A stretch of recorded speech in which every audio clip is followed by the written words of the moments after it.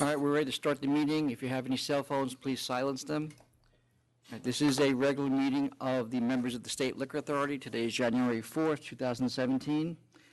In attendance today are Chairman Bradley, Commissioner Ford, General Counsel Riano, Associate Counsel Morsico, Deputy Commissioner of Licensing Held, and myself, Secretary of Authority Donahue.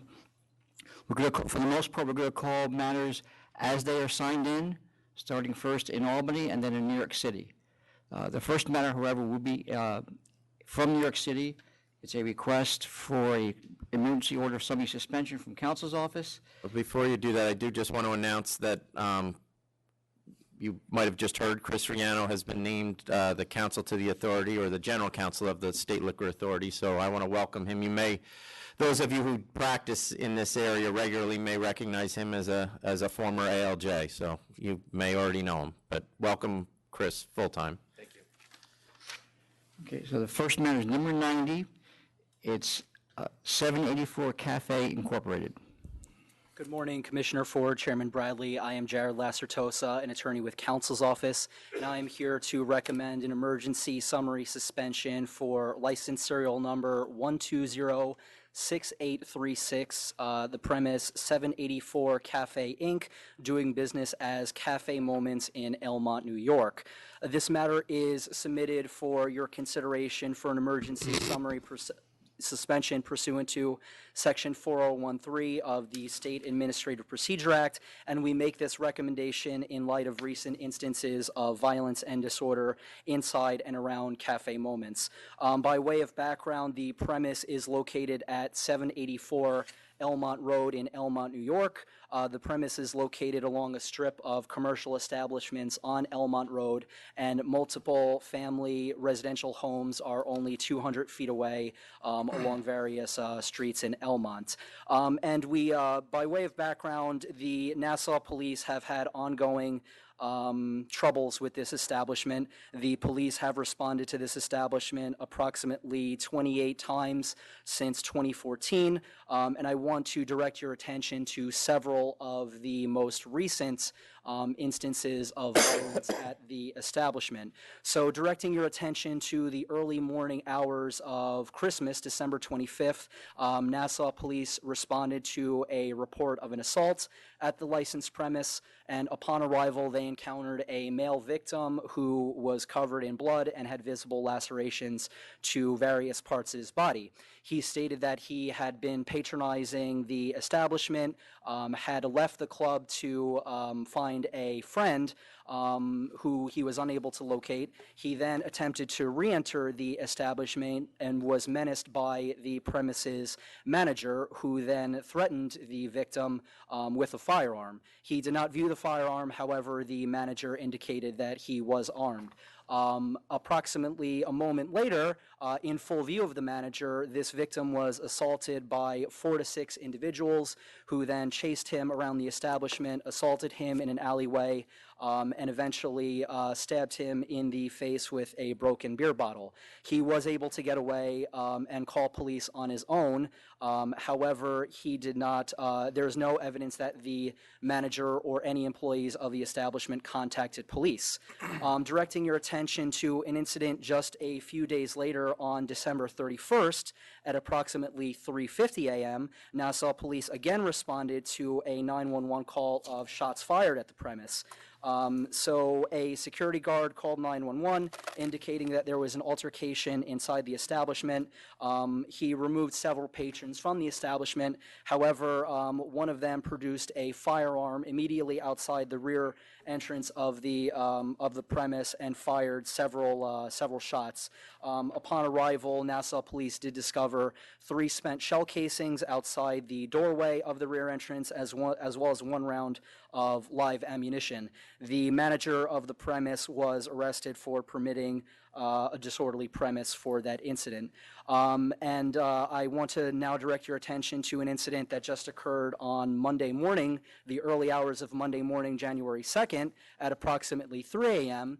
A male victim entered North Shore LIJ Hospital suffering from 21 stab wounds, and he indicated that he had been entering the rear of the establishment when he was knocked unconscious by unknown assailants and then stabbed while he was unconscious. And then he was transported to the hospital by a stranger, not by ambulance. So what these show is that the premise has become a focal point for police attention. I also note that the premise has failed to conform to its application in that they are not supposed to have managers according to their method of operation. They did not indicate to the authority that they would have security guards. There has been a disorderly premise sustained in 2015.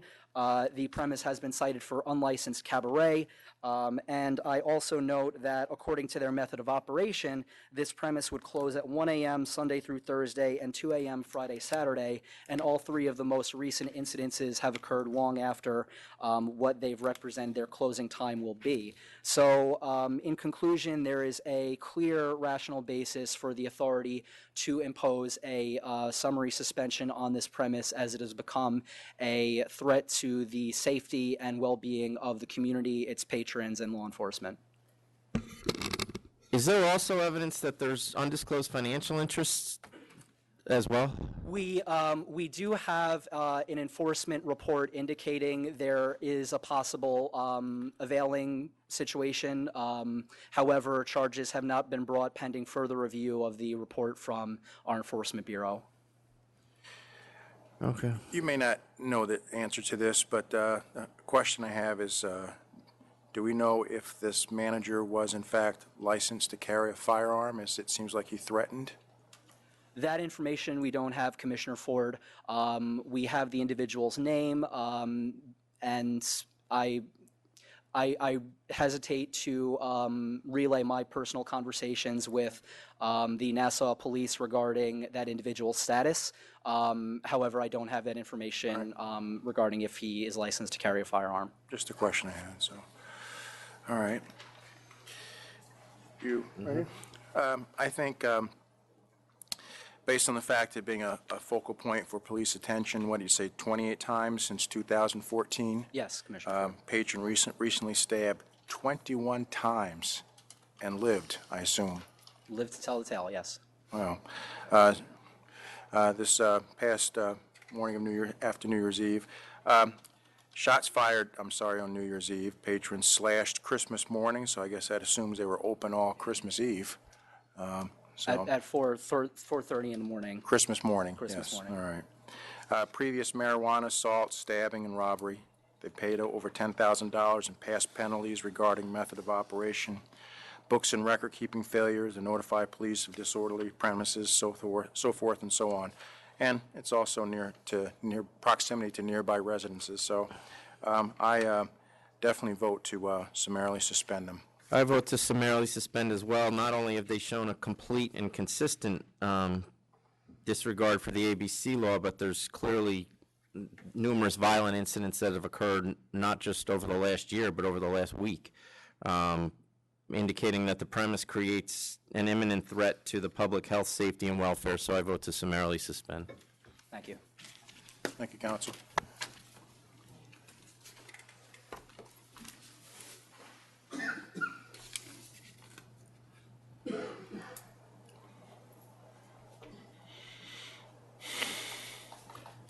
All right, we have two matters in Albany. The first is three items combined, the 74, 88, and 89, Dean P. Widows Incorporated.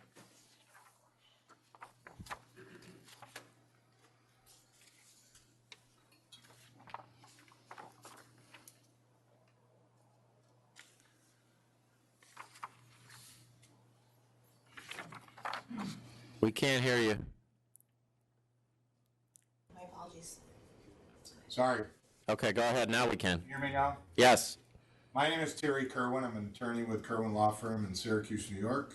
With me today is Dean P. Wittles, the sole shareholder, officer, and director of the license holder Dean P. Wittles, Inc., serial number 216-3276. We appear today on 3 matters involving underage drinking. Since the latest underage drinking violation was presented to Mr. Whittles, he's taken numerous steps to eliminate this from happening again, and I'll go through them briefly. One, the bar was previously allowing 18-year-olds to enter the bar, wouldn't let them drink, but they had a different stamp or wristband or patch. Now he's eliminated that practice, and you must be 21 years of age to enter the bar.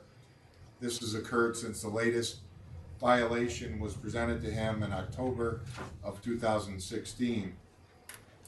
Since that time, he's also learned that there were 2 bartenders and 2 security guards who weren't properly fulfilling their duties and obligations to the bar. So he's terminated 2 bartenders, terminated 2 security guards. He's required his full staff to go through the ABC ID and alcohol awareness class, which was presented by Sergeant Chris Lukens of the Geddes Police Department, which is in Syracuse. They've utilized the Bar Club Stats Scanner. One of the recommendations from the course that they took in October was to implement the use of black lights, which they've done. So all of these measures that have been taken by the license holder, he believes will eliminate us from ever being in front of this board again, at least on these issues relative to underage drinking. As a result of all this, we've submitted a conditional offer and proposed a penalty in the amount of $18,000, which he's prepared to pay if it is approved by the full board. Thank you. So you're up on SU Hill, and you allow under 21-year-olds into the establishment. So is it a bar that's a restaurant, or is it a restaurant that's a bar? How are you operating? It's just a bar. Okay. So why would you let under 21 in the first place? What we did, sir, is 1 day a week. We had more of a dance atmosphere for the kids. So it was on Tuesdays. We would have them come in 18 and over. They were marked accordingly as they came in, and they were there just pretty much just to dance. That has been ceased.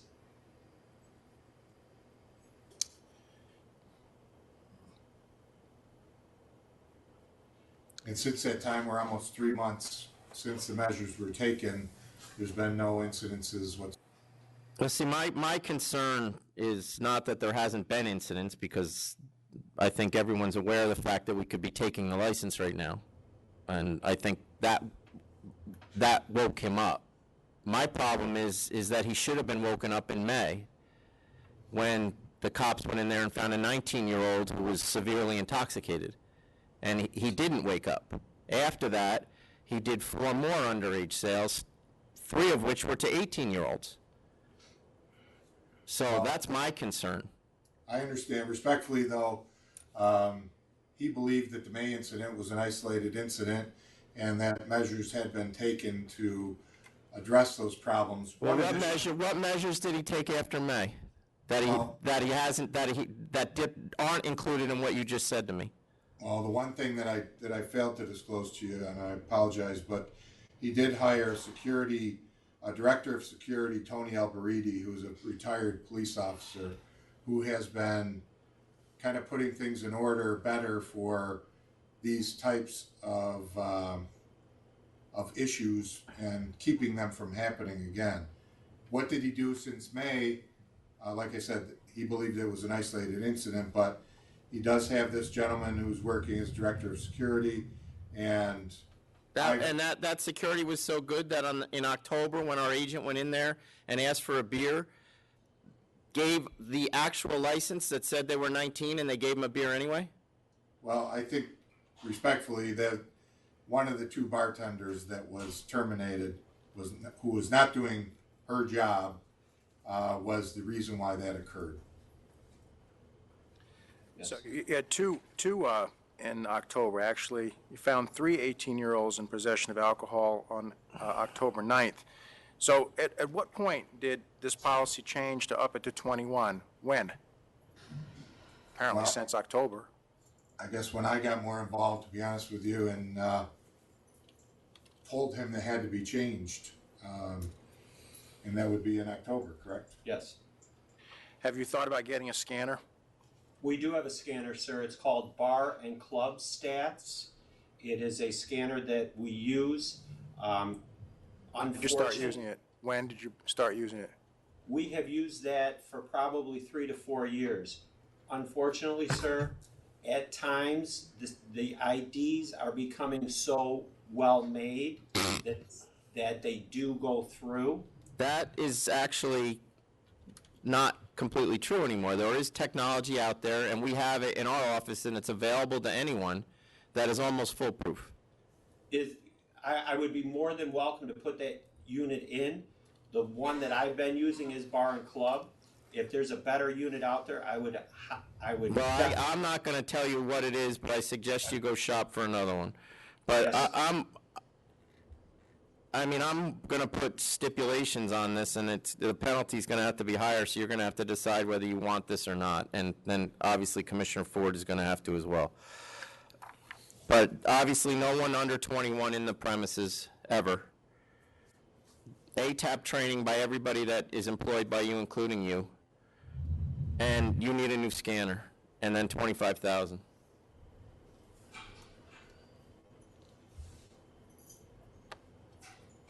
I'm going to concur with the chairman. No one under 21. I mean, you're on Marshall Street. That's the biggest party block on SU Hill. ATAP training, new scanner, and $25,000 fine.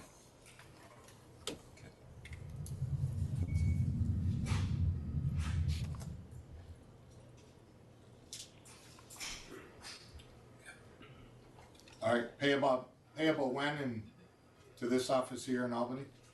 Does that mean you're accepting that counteroffer?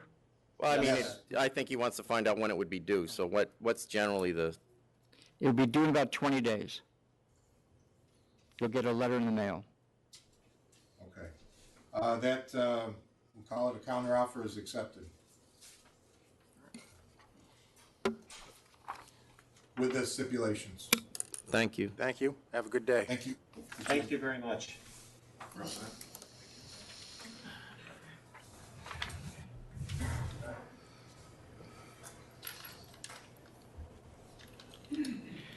Chairman, can we just take a brief recess? There appears to be some IT problem. I'm not sure if the meeting's getting recorded or not.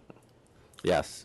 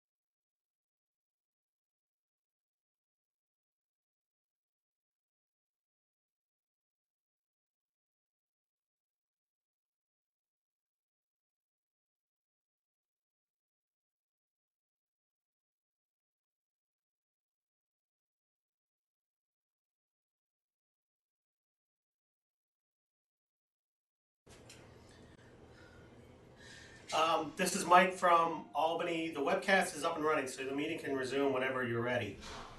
Okay, Mike.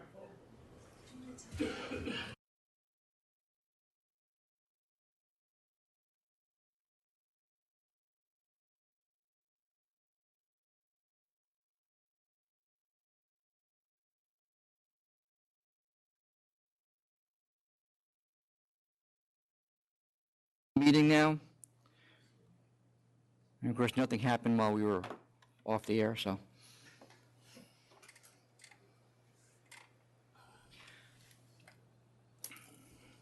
There was another matter signed in Albany. Oh, what is This it? is 75 and 76, W 2005 Fargo Hotels, Pool D Realty Corp., and Erie HW, W 2005 Fargo Hotels, Pool A Realty LP. It's a request for reconsideration. Yes, thank you. Good morning. I'm Sandy McDermott with Schenker, Russo and Clark, representing Pillar Hotels and Resorts. Essentially, we're asking for reconsideration of a disapproval of our corporate change application. The application was originally submitted in April. There were a few issues that were responded to in connection with a deficiency letter, which was sent in late June.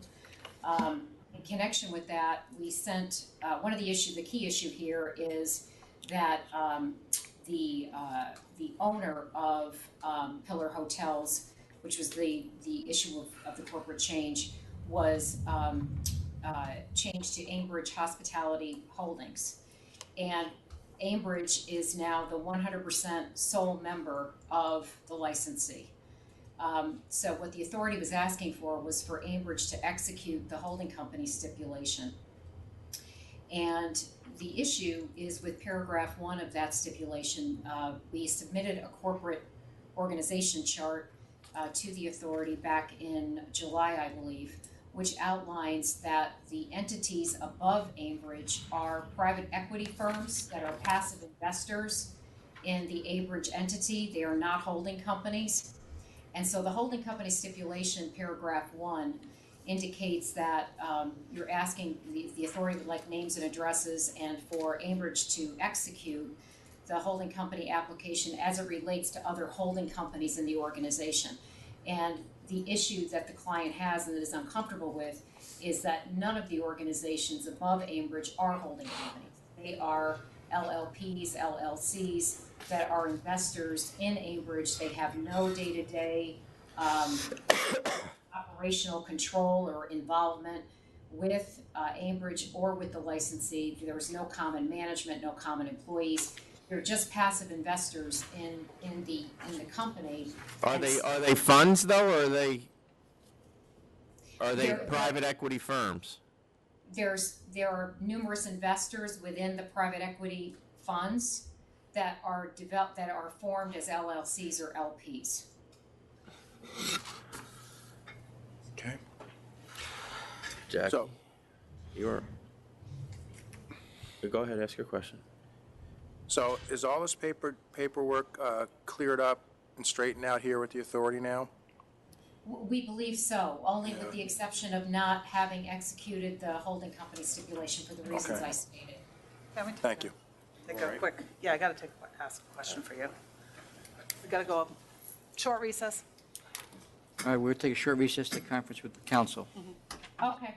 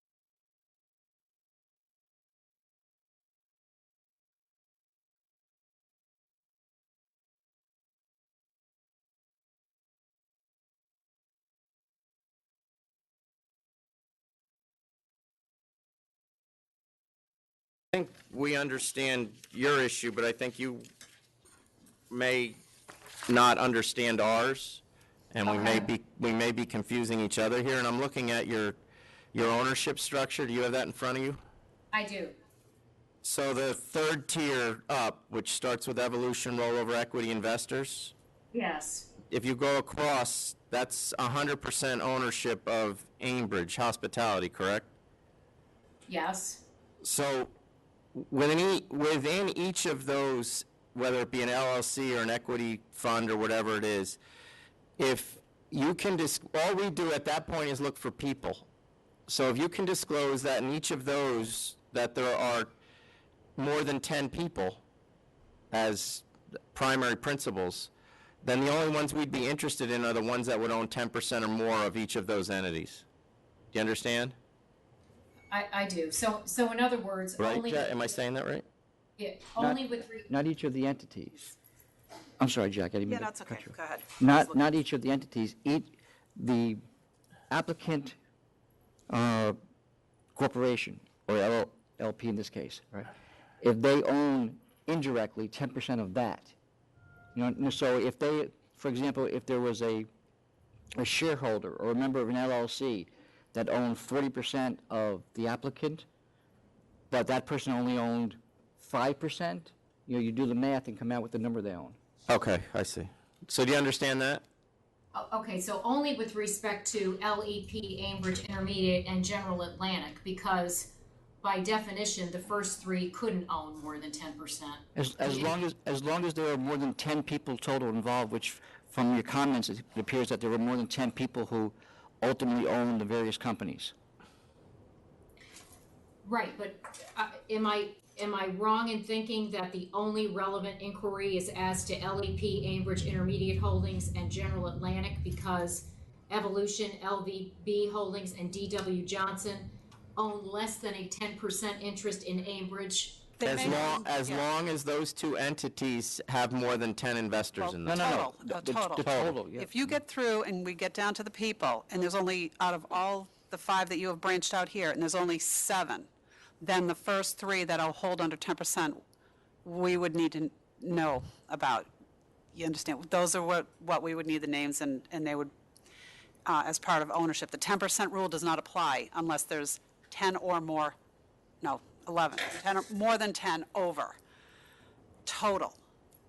You've broken it down into 5 groups, but we, the examiners, at the end of the day, need to get down to the people and who owns what percent. Okay, Okay. I apologize. Let me just clarify this then. So, and I'm just, so I can write this down so I don't bother you again. So, let's take as an example Evolution Rollover, okay? That entity owns 5.9% of Aimbridge Hospitality. What is it you would need to know about that entity as it relates to the people? The whole application on this. Go ahead. Yeah, this may be something we could, Yeah, we can do that. I mean, I'm going to grant the reconsideration, and you can sit down with them. I'm just telling you that our inquiry is not going as far as you think it is. Oh, okay, yeah. all right. Set it up, we'll get an examiner to go over it with you. That would be Just have your terrific. information so we can, make an I assessment. mean, we're not as to going to how be many. digging into the private equity funds and every person that's invested in them and that kind of thing. Okay, gotcha. All right, So I'll Return grant the it- reconsideration return and it back me to and we'll go licensing. Back to it. okay. Grant reconsideration also. So call up licensing, and they'll set up a meeting and explain the whole thing. Okay, is there anyone in particular in licensing I should ask for? Yeah, ask for Susan. Susan, okay. All right, thank you very much. And I'm sorry, I have one more question. Would that be in Albany or New York City? Albany. Okay, thank you very much, I appreciate it. You're welcome. All right, we don't have any other matters in Albany, No further matters. so we'll go to New York. Is everybody clear about the 10% stuff now? We don't want to have this discussion again, right? Because there's going to be a quiz later. All right. The first item in New York City, or the second item in New York City, is number 53. It's Beverly Morton. It's a package store application. Did Ms. Morton sign in? Right.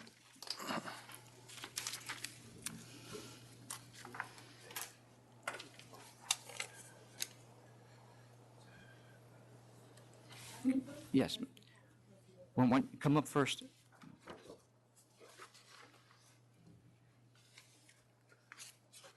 Good morning.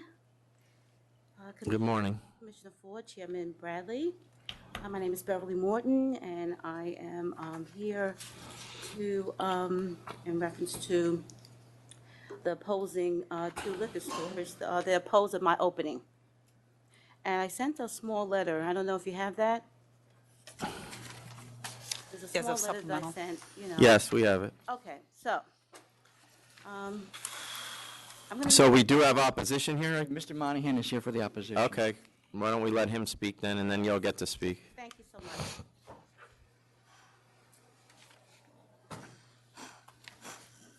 And are you also opposition? Are they your clients? Okay, go ahead. I represent two of very close existing package stores. Mr. Chairman Bradley, Commissioner Ford, Thomas Donahue, and members of the authority, good morning and Happy New Year. You can still say that, right? It's only January 4th. Close enough. My name is Tom Monahan, and I represent two existing licensees. The first is Hicks Wines and Liquors, which is approximately 2.5 blocks away from the proposed site of this applicant. 138-28 Farmers Boulevard. The applicant is right on the same street and avenue across the street on Farmers Boulevard. And Ann Hicks, the sole shareholder, officer, and director, is present here to answer any questions you might have. The other of my clients is an LLC, TKS Liquor Stores LLC, and that's located at 131-18 Merrick Boulevard. It says it's in Springfield Gardens, but I don't know, maybe it's in Jamaica, but there's a lot of confusion concerning the addresses in connection with a statement that the proposed site is in Springfield Gardens, but I choose to use the zip code 11434 as the basis for my presentation. Now, I've taken the time to enlarge the area diagram, which is on the internet under the State Liquor Authority aegis, and I would like to first of all point out a very significant, what I believe to be shortcoming in that diagram, that area diagram, and that is there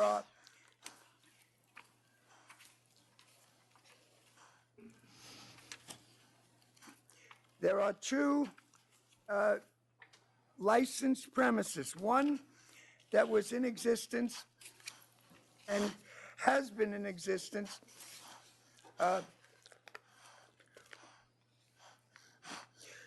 for 20 plus years, and that's on the diagram. You can find that. I've designated number 8, and the name of that liquor store is L&L Liquor. It's significantly an open store, and they never received any notice that this application was being considered by this authority. The license number is 1245960. Now, I'm told. I checked the distances, Mr. Monahan met with me earlier, and I checked the distances. We have them in driving directions, 1 mile. Well, That's why we wouldn't have notified it's them. approximately a mile. And we only do the 5 closest, right? Yeah, we had others, more than enough, Yeah. 4 to 5 others under a Oh, all mile. right, move to your next point. Well, wait, respectfully, I have to point this out, Judge, Commissioner. The major portion of the land area in this community is occupied by Rochdale Village. It's 120 acres, and it's got approximately 5,000 units. There are 13, I'm addressing the population question right now. It's, it has 50 13-story buildings, and it's a city within a city. It has its own post office. Now, to say it's over a mile away or a mile away, that's considering you have to go around Rochdale Village. But as the crow flies, What's your point? the area is already being well-served by the existing licensees. Then There's just no say need- that. What? Then say that. All right, I thought I'd give you some background, but, all right, and I have a copy of an email that was sent by the proposed licensee on the 30th of, December 29th, and respectfully, it's meaningless in that it considers a 500-foot radius as the be-all and end-all. In other words, she's saying that since this proposed site is more than 500 feet away from any other liquor stores, she should be granted, and that's it. There is no other evidence that there's been a change in the demographics. This community. Do you have any population numbers? I have.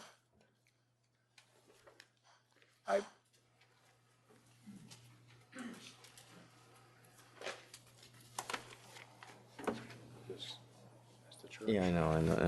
And then I guess the next question, which Commissioner Ford just brought up to me, is there a reason you're not bringing up the 200-foot issue here? Oh, no, I'm just following in my mind, I have the 3 points, but my original opposition is a glaring, what I think to be example of the deficiency of the application itself. There's a Baptist church immediately across the street. Now, I have seen no evidence that in all of the filings by this applicant, they don't even acknowledge the existence. Indeed, their area diagram, their plot diagram, is remarkable for its uselessness. It's like it has blocks, and it doesn't delineate any of the other stores, and more importantly, it doesn't indicate Hicks Wines and Liquors, which is 2.5 blocks away on Farmers Boulevard. And But we have it. Huh? We have it. Hicks. Oh, yes, sir. Oh, and I insist that we take close attention to that reality. And if we look at the sales letter of Hicks, the gross sales letter, unfortunately, this 25-year family-run business in the neighborhood's got a name, it knows all the clients, knows everybody on a first-name basis. That All right, can I talk to store- your clients? Yes. Wait. Hicks? Both of them. Oh. Okay. I'd like to introduce, if you will, hi, Mr. Kuldip Singh. Okay, Mr. Singh, this church that seems to be very close to your store, is it open? Wait. I'm sorry. It's not close to his store. It's across the street. Well, both stores are within 0.3 miles away. It is close to his store. Respectfully, I'm sorry. I miss. Can he answer the question for me? Sure. Is the church open, sir? Yes, on Sundays. And are there apartments above it? Yes, there is. Do you know who's renting the apartments? Do you, ma'am? Does anybody? And I submit. We never did anything on that? It looks like they just made the field visit and They tried phone numbers, things were disconnected. Didn't appear that anyone was there. But you both will attest the fact that that church is operating on Sundays? And I submit to you, Mr. Chairman, that no evidence has even been brought to this authority's attention by the applicant that this building even exists. And all you gotta do is go there and look. You could throw a stone and to reach it. Okay, thank you. One more, I'd like to answer a question that I overlooked. Okay. You asked about population. I have from the census, population census website, the 11434 zip code, the estimate withdrawn. The census of 2010 has 59,129 people in that zip code. And as of updated 2013, it says 62,800 people. That's a little bit under 3,000 people. I consider that to be a negligible amount of turnover or additions or subtractions. And I also note that it's a Mitchell-Lama housing project. It's a co-op project, and it's largely middle-class people, but they're being adequately served by the liquor store that's in the confines of the Rochdale Village. But they never were notified, and I'm not faulting anybody, I'm just saying it would be very significant. And also, All right, we're gonna hear from the applicant now. Thank you.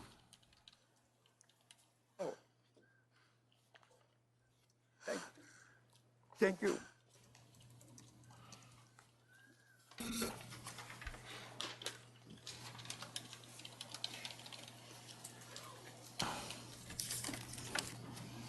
Thank you for allowing me the opportunity to present my findings here. Again, my name is Beverly Morton. I am doing business as Morton Liquors. I'm sorry, I can't hear her, so I'm just getting a little close. Well, if you don't mind, if you Oh, can stand sure. a little bit to the side. Maybe, Ms. Morton, maybe you can speak into the microphone that way. Yeah, why don't you stand off to the side and she'll speak into the microphone? A little bit further. How's that? Is that a little better? No, pull it down. Is that a little better? Yes. Okay. So, Keep speaking into it though, ma'am. okay, and I can speak a little louder as well. Okay. So in response to the opposition. Well, I don't really want you to respond to it. I want you to talk to me about the church. Okay, Our investigator went out there and found the church to be 164 feet away from your location. that is not a 501B registered church. There's nowhere in the church directory that lists this facility as a church. I did my research before I even embarked on this endeavor, and there But is. you never raised the possibility to us that we probably needed to investigate it? No, sir, because when I did my investigation, there was no indication that this was a registered church. You know, I'm from the community of Springfield Gardens. My family moved there in 1966. One of my neighbors, a reverend, had a church in his basement. He had a Divine Ministries in his basement, but it wasn't a church. My mother sent us over with little change, and he had an altar, and he had tambourines, but it wasn't a church. Well, we don't really use the same determination that you're using as to whether it's a church or not. Yes. So it was important for us to know that it was there. Okay. So it wasn't listed as a legal as a registered church. It's still not listed. If you look on the listings of any of the Baptists, any of the Christian Do you churches. know there's apartments upstairs? Do you know There are apartments upstairs. who rents the apartments? I'm not sure, sir.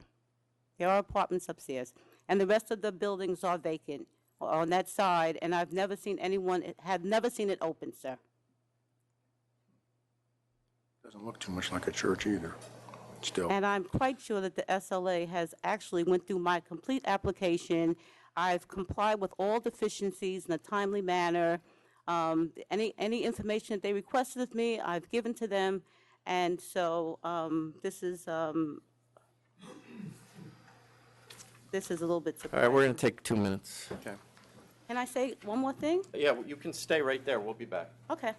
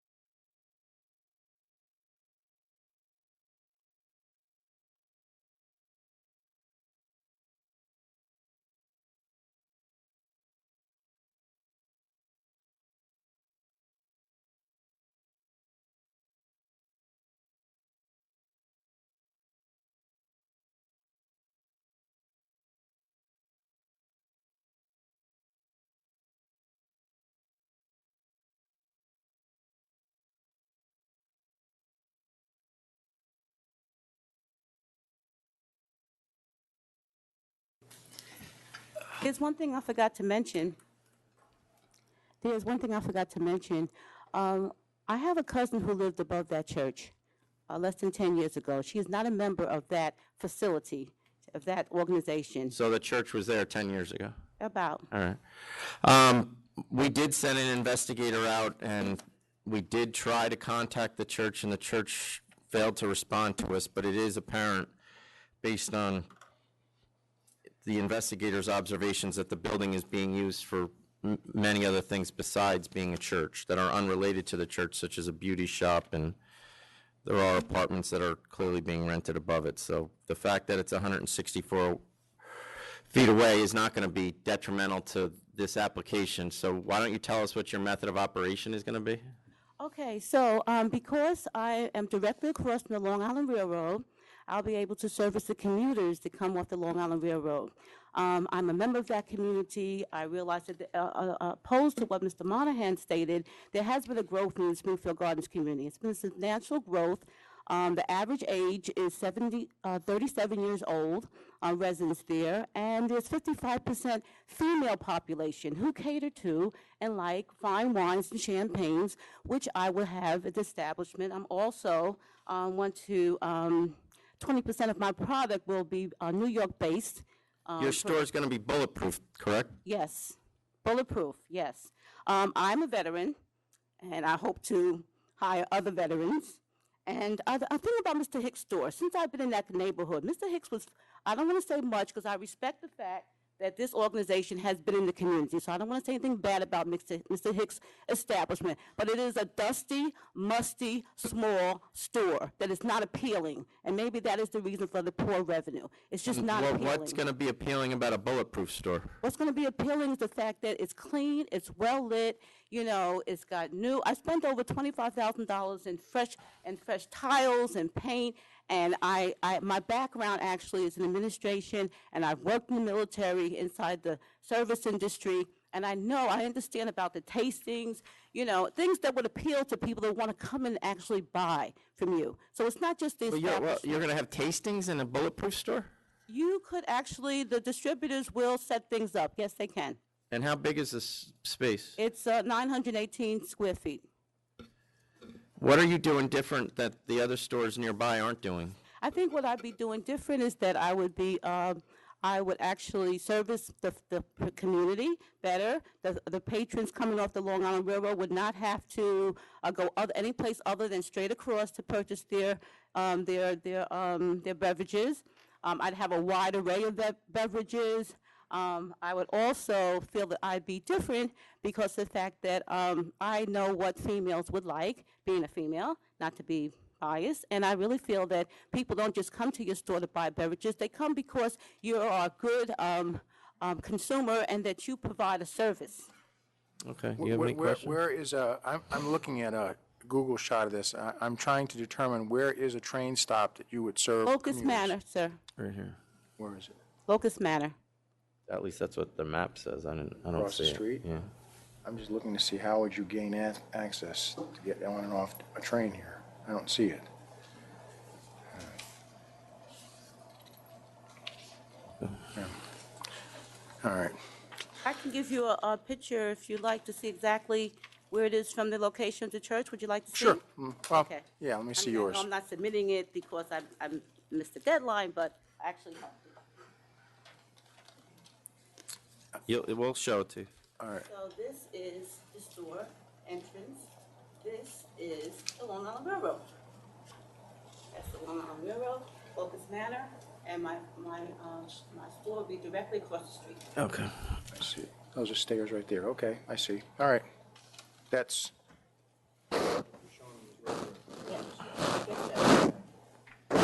Couldn't zoom in that much. Thank you. Okay, thank you. All right. Here, you can take those back.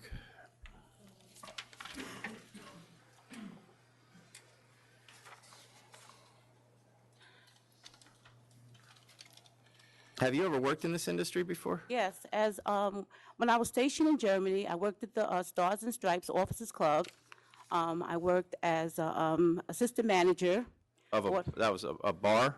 That was a Or the officer club is a restaurant. on premises? Yeah. Mm-hmm.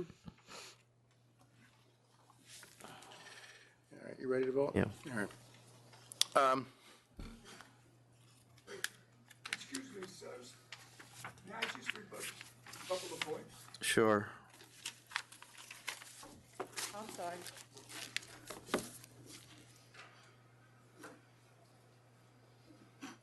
As I stated earlier, there's 120 acres. I don't want you to restate I everything. know, I just wanted to point this out, if you don't mind, Commissioner, that the people that get off the train at Locust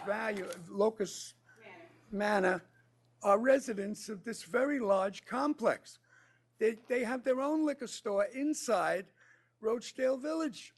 They're already being adequately, the public convenience and advantage. You're not rebutting, you're restating. So we've heard that, thank you. All right. I'm looking at everything around it. I see the closest store, their numbers have dropped off significantly. So there's something else going on with that particular store, in which we don't know of today. But all the others around it seem to be holding their own. And I do agree, being the proximity to a travel destination like that would be a public convenience and advantage, so I'm going to vote to approve. I'm going to vote to deny. As Commissioner Ford pointed out, the numbers of the closest store, which is only 2.2 miles away, have decreased by over 75% in the last 3 years. And while the second closest store's sales have gone up, the two of the other 5 closest are significantly flat. There's 5 stores within 0.8 miles. I've seen no increase in population, and So that would determine that there is an increase in demand for alcohol at this area. So I'm going to vote to deny. Thank you. The next item is number 84, Sharky's Eclectic Sports Lounge LLC. Morning, everybody. Happy New Year. Happy holiday. Robert Romano. We submitted a previously conditional no contest plea of $3,000 for satisfaction in full. I'll accept.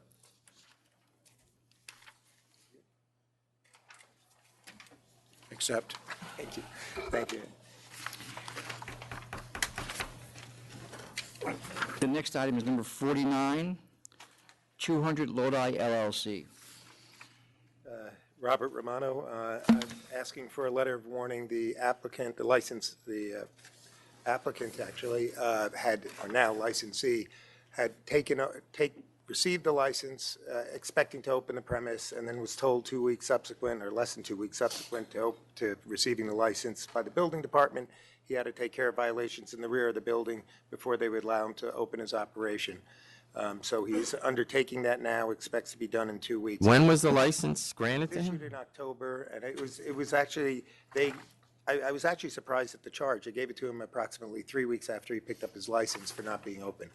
And you generally have a 2-week, my understanding is that you have a 2-week window to open once you pick up. Somebody must have complained.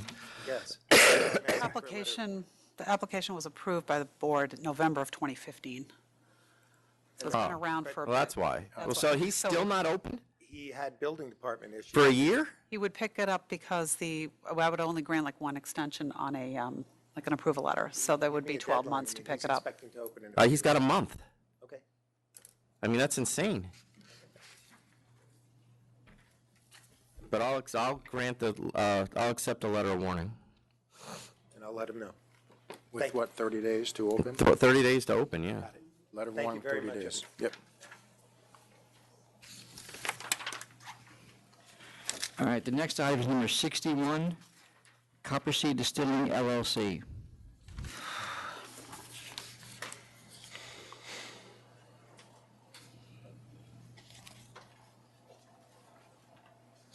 Morning, Leonard Fogelman, attorney for the licensee. This is Michael Kinslick, who's the principal. We've submitted an offer. What I'd like to suggest to the board is that the offer submitted might be a little high. He's been licensed for a few years. He's a small. Can you just explain what happened here? to me? I think Michael could explain even better than I can. I understand that one of your principals passed away, so is that what caused a lot of this, or? No, that didn't cause it. It was an oversight that allowed our. There are two issues. One is the death of one of the principals, and we have to file a corporate change, but we haven't been able to file it because there's issues with the family and getting letters testamentary and filing a corporate change, which hasn't been done yet. You've gotten a copy of the death certificate, so you know that one of the principals is deceased. The other issue concerns the late renewal application. And so there are two charges. One is concerning the death, and one is concerning operating without a license. Well, when did Mr. McDonald pass away? He passed away in January of last year. Okay.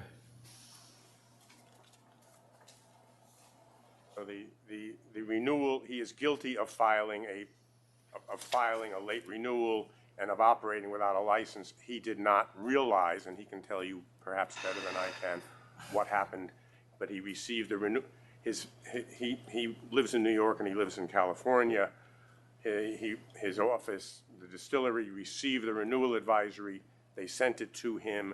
He somehow did not see it. He was not aware that his license had expired. He continued to operate despite the fact that he did not have a license.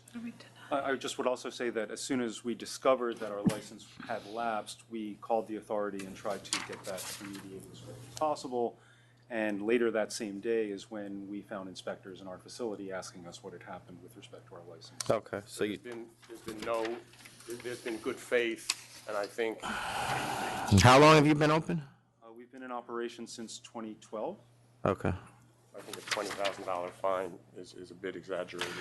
So I'll go to 5,000.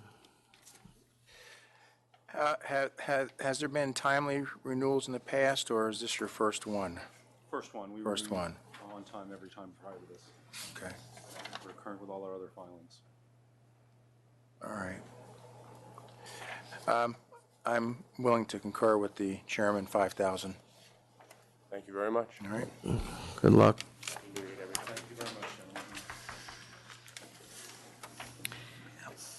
gentlemen. The next item are items number 21, 22, 24, and 25. It's BBRVC Incorporated. Good morning, Chairman Bradley, Commissioner Ford, Happy New Year. Max Bookman. With me is the licensee's sole principal, Sean Killarney.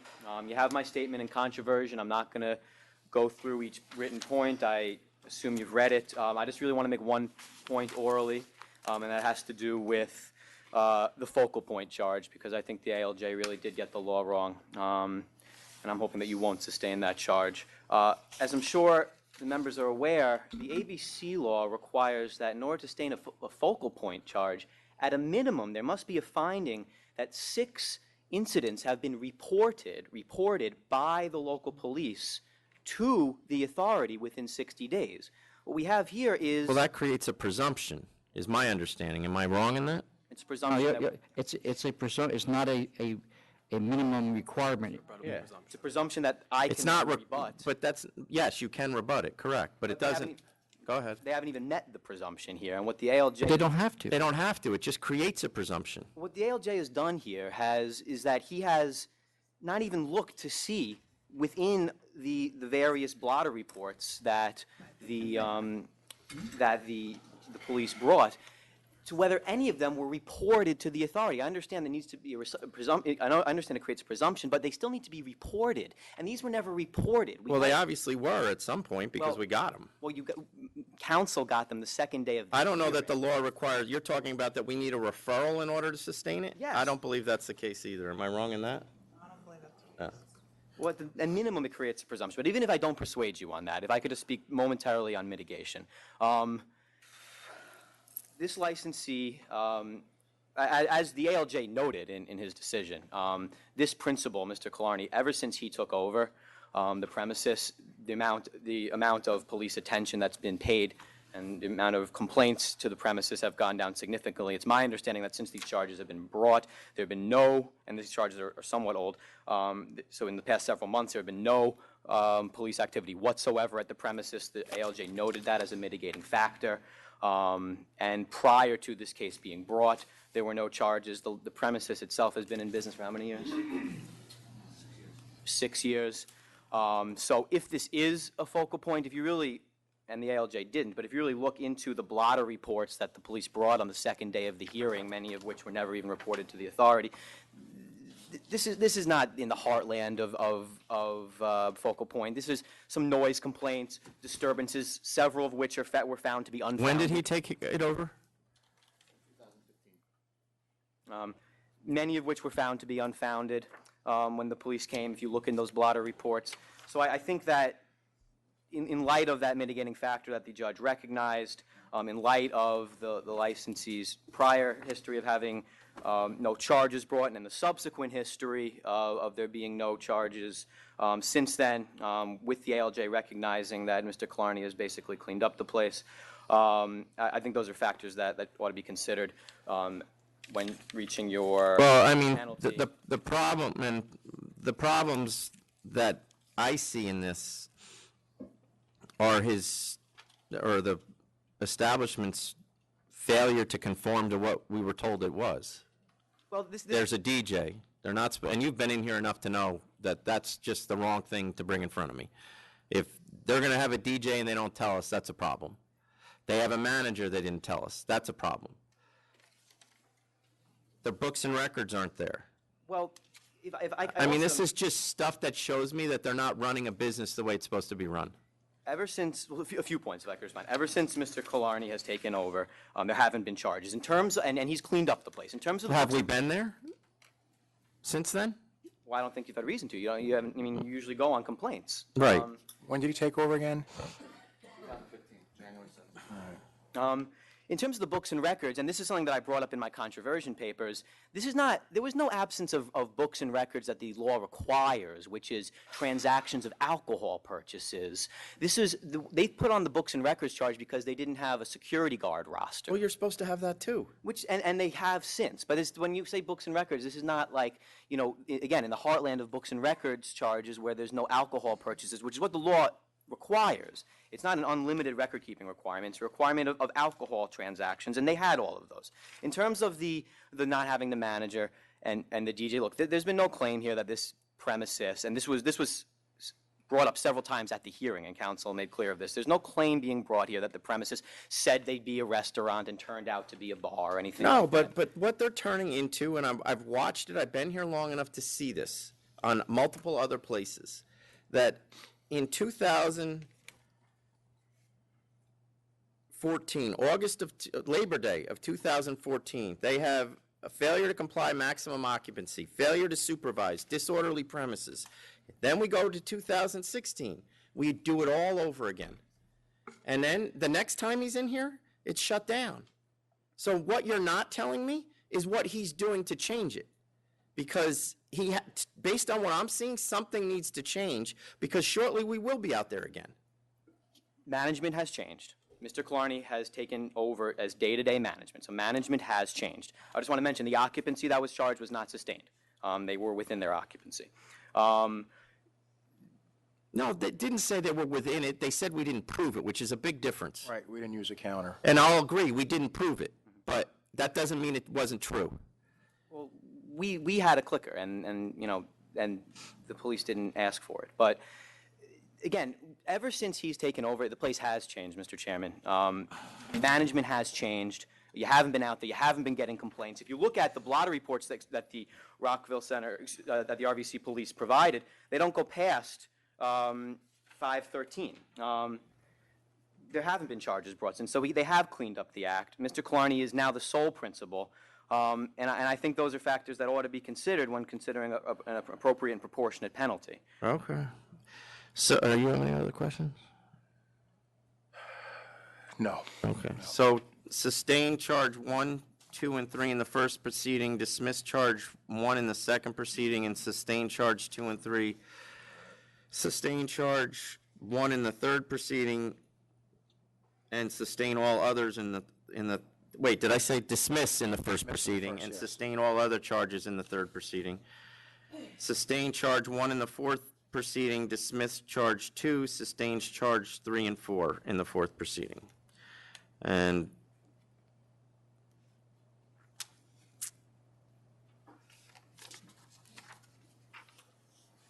$20,000.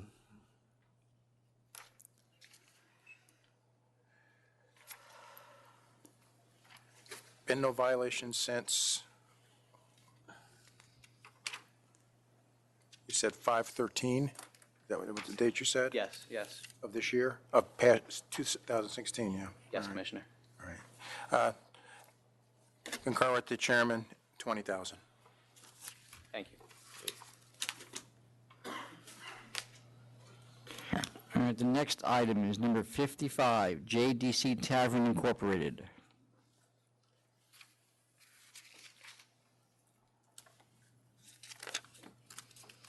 Good morning, Chairman, Commissioner. My name is Henry Warakomsky. This is an application for a new liquor license. I understand the previous license was suspended for certain violations.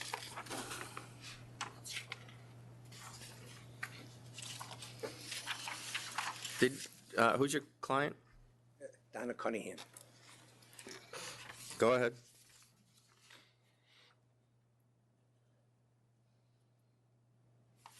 Go ahead. All right.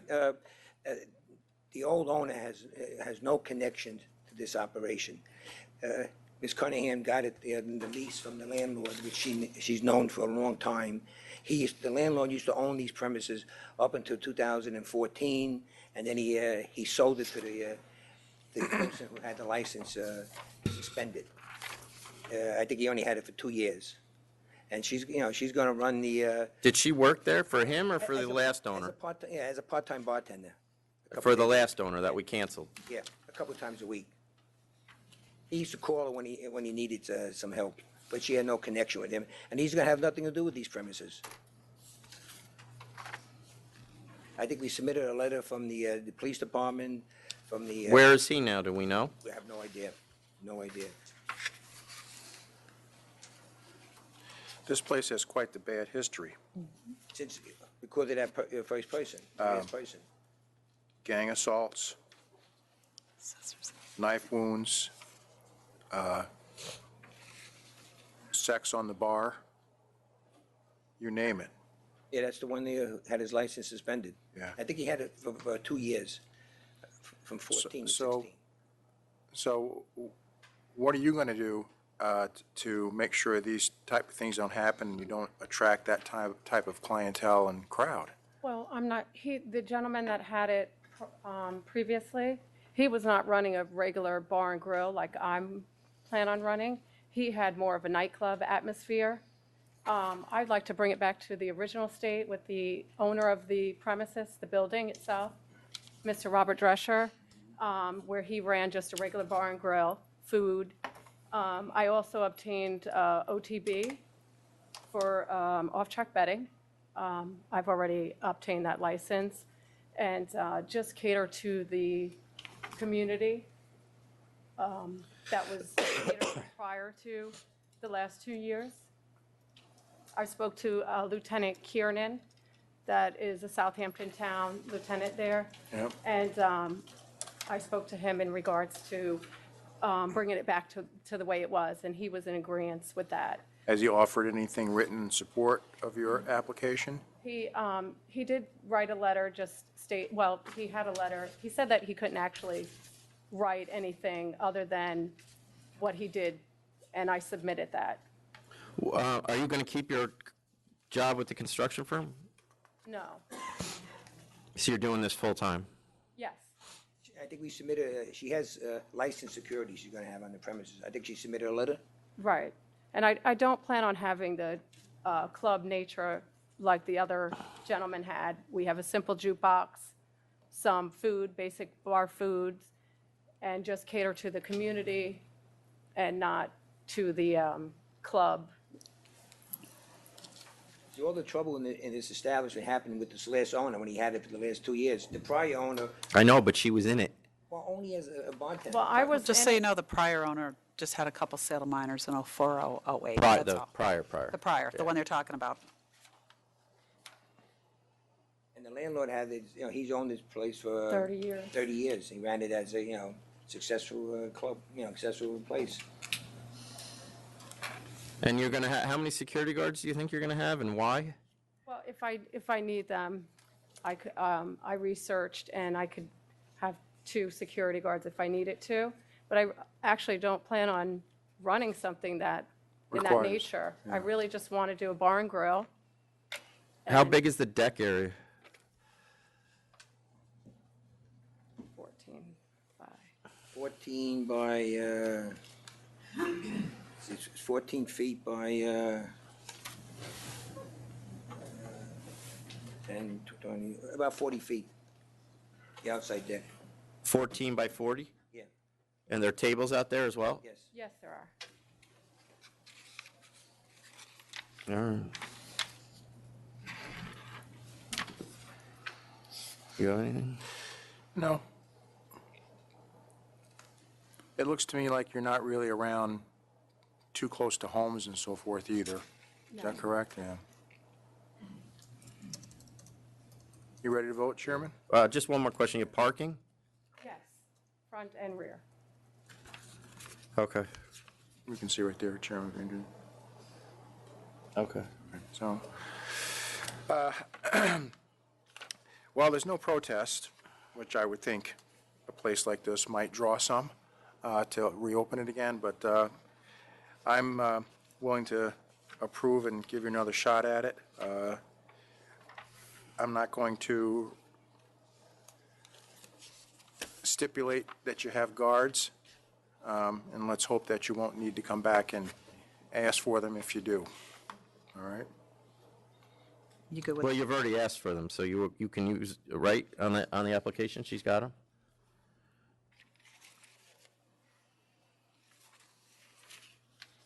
She has no. Will there be security at the premise? She had indicated no. So if you are going to use security guards, you got to amend your application, but that's up to you. What are your hours going to be? Till 2 a.m. weekdays, and Friday and Saturday till 4 a.m. 11 to 2. 11 to 2 and 11 to 4. Yes. Okay, we had 11 to 3, 7 days.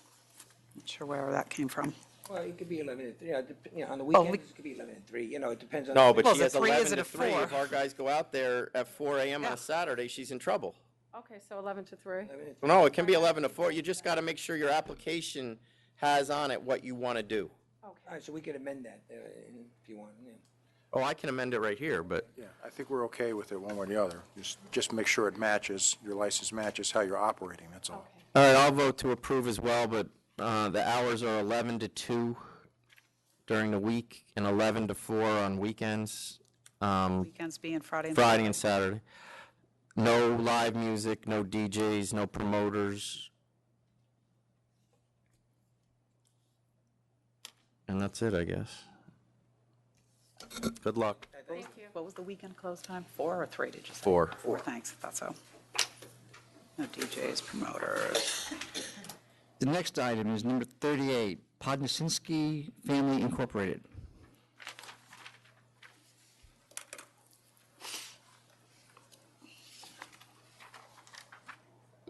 Charles Lynn for the licensee. This is a CNC. Really? You're doing enforcement now. Did you oppose this one when it was granted, or? I was the attorney for the applicant. This is a CNC offer, $6,000. I'll accept. Accept. There's a transfer pending, and I have a bank check for $6,000, so there's no delay on the application. Can I give this to the secretary? You have to ask him. That's what I'm asking. Or you want me to mail it? I would prefer that you mail it, so I don't have to handle the check. But I can send it right out before. All right, Yes. thank you. The next item is number 39, Eastern Liquors USA, Inc.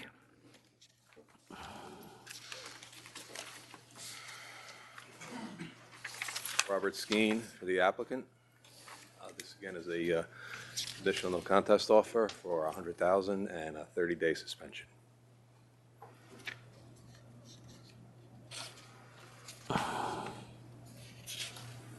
Are your clients here or no? No, my client could not make it today. He is aware of the seriousness of the charges. We have I imagine he in is. fact, the discussions with him. He's a small businessman. This is a significant penalty for him, and he has learned his lesson for sure. All right, just for the record, there's 168 charges. Improper credit, sale at unposted price makes up the large majority of them. The offer is 100,000 civil penalties plus 30-day suspension with permission to continue posting prices and accept payments from retailers, and also engage in authorized out-of-state activities, correct? That is correct. All right, I'll accept. Chairman, just for clarification, because we have some months with 30 days and some with 31 days, is this going to be for a month or just 30 days? 30 days straight. What do you want? Well, no, my concern is that if it's imposed in a day with 31 days, then there's one day when, and they haven't priced. So let's make it 31 days. Or a month. 31 days. I don't think that's going to make a tremendous No. amount of difference. Thank you very much. You're always thinking, the secretary. And that was it for the day. That's why he makes the big bucks. The next item is 105B, Rivers Edge Wine and Spirits, Inc.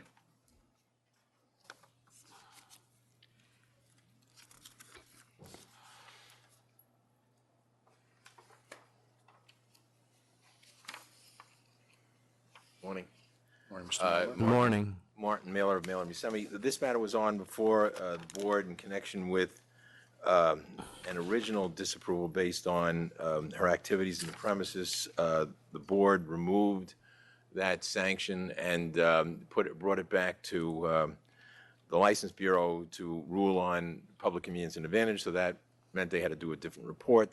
They're now coming. It's now coming back before you. So what was the, refresh me, what was the What initial problem? What happened with this woman was she's had a series of bad luck for a number of years, and what she did was she went to this place for two reasons. Oh, right, it's a availing, right, okay. Yeah, Yep. all right, and you took that off Yes, the table. yep.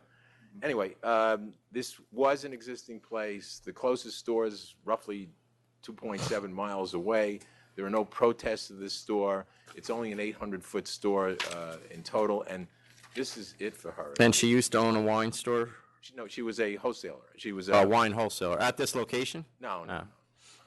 having nothing to do with that. So the four closest stores, as you pointed out, the closest is 3 miles away. It has increasingly consistent sales, at least I should say. That did go down last year, but they have been very consistent. The next closest is 3.3 miles away, shows a small decrease, and then the other two are just too far away. And 2016, that's just through the middle of the year, or is that for the whole year? What, it doesn't say. That is for,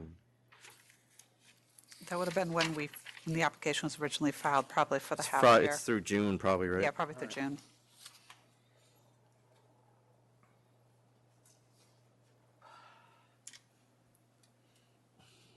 And this is going to be an open store? Open store. She's the only one working the store in the beginning. Hopefully, it will do enough business to warrant other employees, but for the moment, she will be the only employee. And she literally lives above the place, so it's hers. She'll be there the entire time. She's not. She's it. She's going to be a one-woman operation. All right, I'll approve. The other two of the stores, one is 4 miles away. Two of the four closest are significant distance away. The fourth closest is 9 miles away. The third closest is 4 miles away. So I'm really just concerned about the two closest, which are both over 3 miles away. And as I said, the closest has shown consistently strong sales, so I will vote to approve. I vote to approve for the same reasons as the chairman. You did it. Thank you so I'll much. talk to you later. Thank you, by the way. You're welcome. Next item is number 60, Vignoli Ltd. Again, Martin Mailer of Mailer Buscemi. My client is here. This is a very small boutique wholesale operation. that completely cooperated with the New York State Liquor Authority in connection with its investigation. He did have invoices for something other than what was posted. In a sense, they were inadvertent. He had changeover in his organization. He now has backed person that has righted the ship anyway in terms of that. With respect to the extension of credit, it was explained in my letter that it was just the way business was done. He couldn't get his foot in the door in some of these places. It will not be repeated. He understands that. He only grosses about $2.5 million a year in the state of New York. The penalty suggested is a significant penalty. Basically based on. So are these, when you say to get his foot in the door, are these retailers strong-arming him to do this? That's the way business is done in the state of New York. I mean, I don't have to give a great lecture of two behemoths known as Southern and Empire that control the industry, and they walk in and they have all the products, and in order for him to, by the way, this man is beyond a sommelier. He's extremely knowledgeable. He lectures on wines. He has very high-end wines, and he deals more with with restaurants than he does with liquor stores. But the nature of the business is, in order for him to get somebody's attention, they want something, and that's just the nature of the Well, business. that, I mean, and I get it, but I would hope I'm that not- he would report it. I realize that's probably too big a hope on my part, but. Well, but if we did, look. I know. He's not repeating this thing. I know, I get it. It's not going to happen again. All He's right, been in so most of these, there's 37 instances where the licensee sold wine at prices other than those that were posted, and then 20 instances where the licensee extended credit to a retailer beyond the final credit date for the month. There's been a conditional no contest offer of $60,000 I'll accept. And I'm assuming there is a compliance system in order for the unposted price at this point? Oh, absolutely. No, he has back the person that knows how to feed it into the computer and then send it to you, and they're selling at those prices. Okay. Based on no adverse history, been in business since 2001, I'll accept the 60,000 as well. Thank you very much. All right. Thank you very much. All right, Chairman, the next item I have is number 7, which is Amit Liquor and Wine, Inc., but I know that Mr. Flynn is not here yet. He represents the applicant. So I want to hold. All right, so pass him over. The next item is number 8, 231 El Valley Seafood Corp.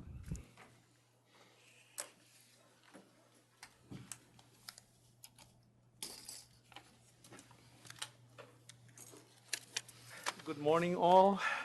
My name is Hector Tirado.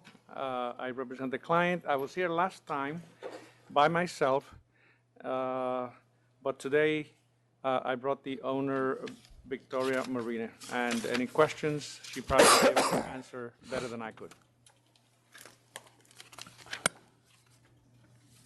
So, and you may have answered this the last time I was there, why, she was requested to go to the community board, why did she not go?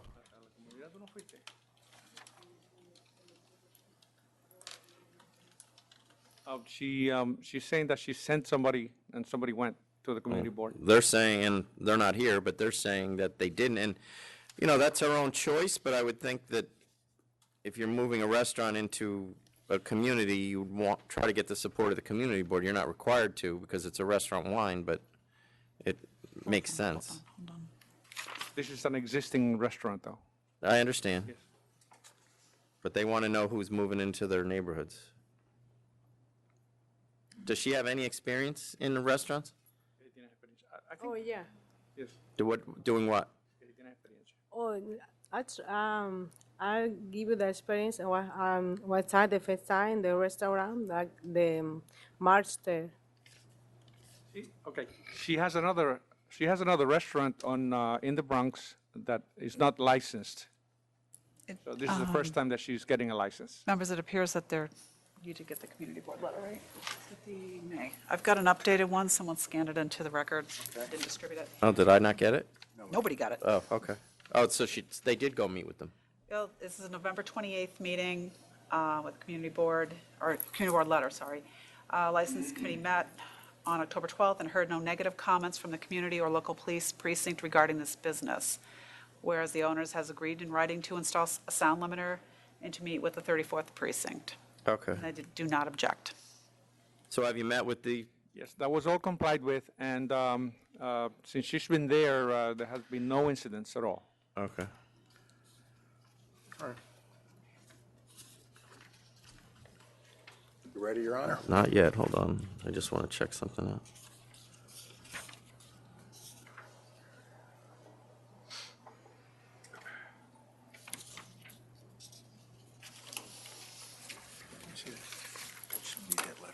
Oh, yeah, let me clean it up here for you. What's the other restaurant she owns?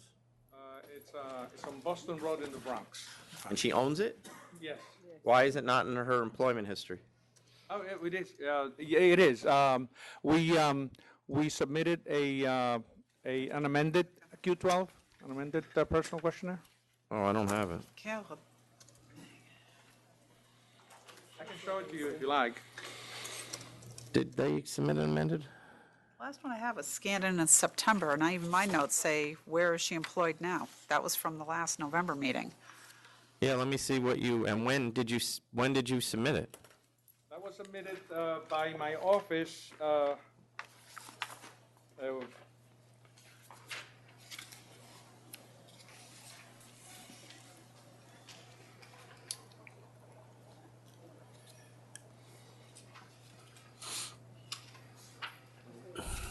What is it?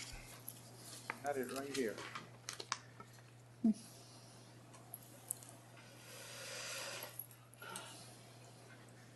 it her, Victoria?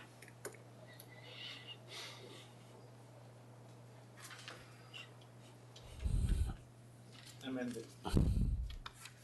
That was submitted to the investigator.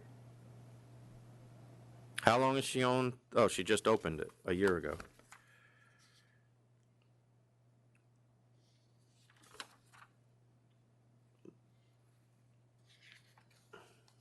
$122.16, Jackie. We don't have any of this. You sure you submitted this, Shad? No, that's just a date that's on here. It's No, not the, show that to Jackie so is she'll that know. the same one we have here? Gotcha.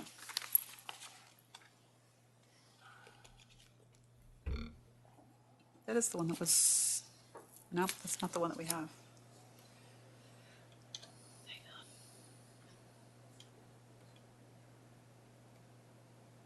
Why wasn't the first restaurant on the initial application?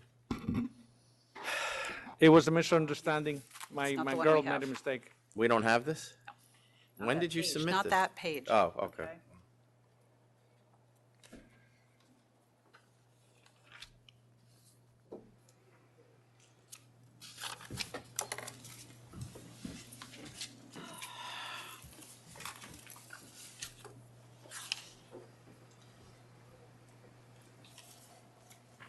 Okay.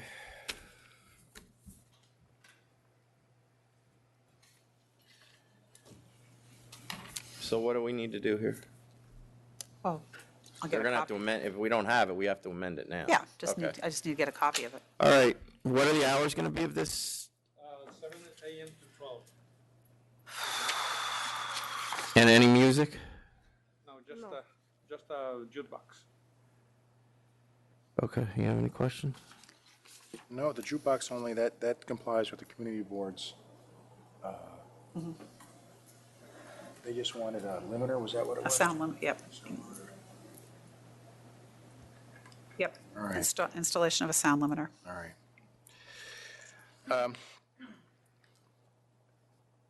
I'm okay with that, except that the community board did ask for a sound limiter, even on the jukebox. Can we do that?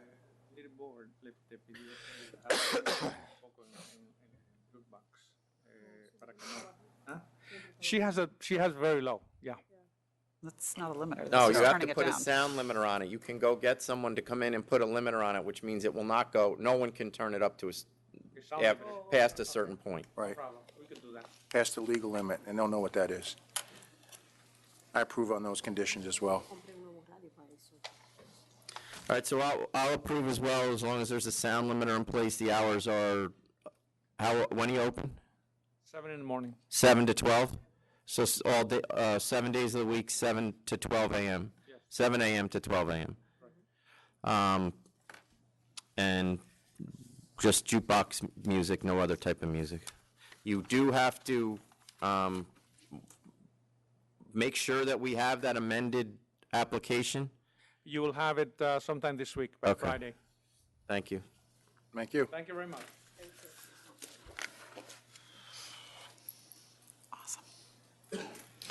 All right, the next item is number 52, BRL Wine and Liquor Incorporated.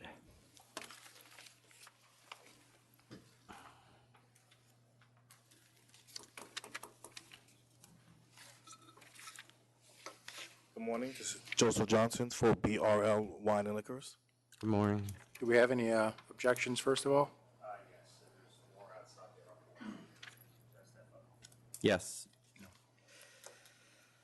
Hi, Glenn Wright. I represent Zingda Liquor Corp. Hold on, who else is here in objection? Okay, just stay against the wall so we know to let you talk. Okay, go ahead.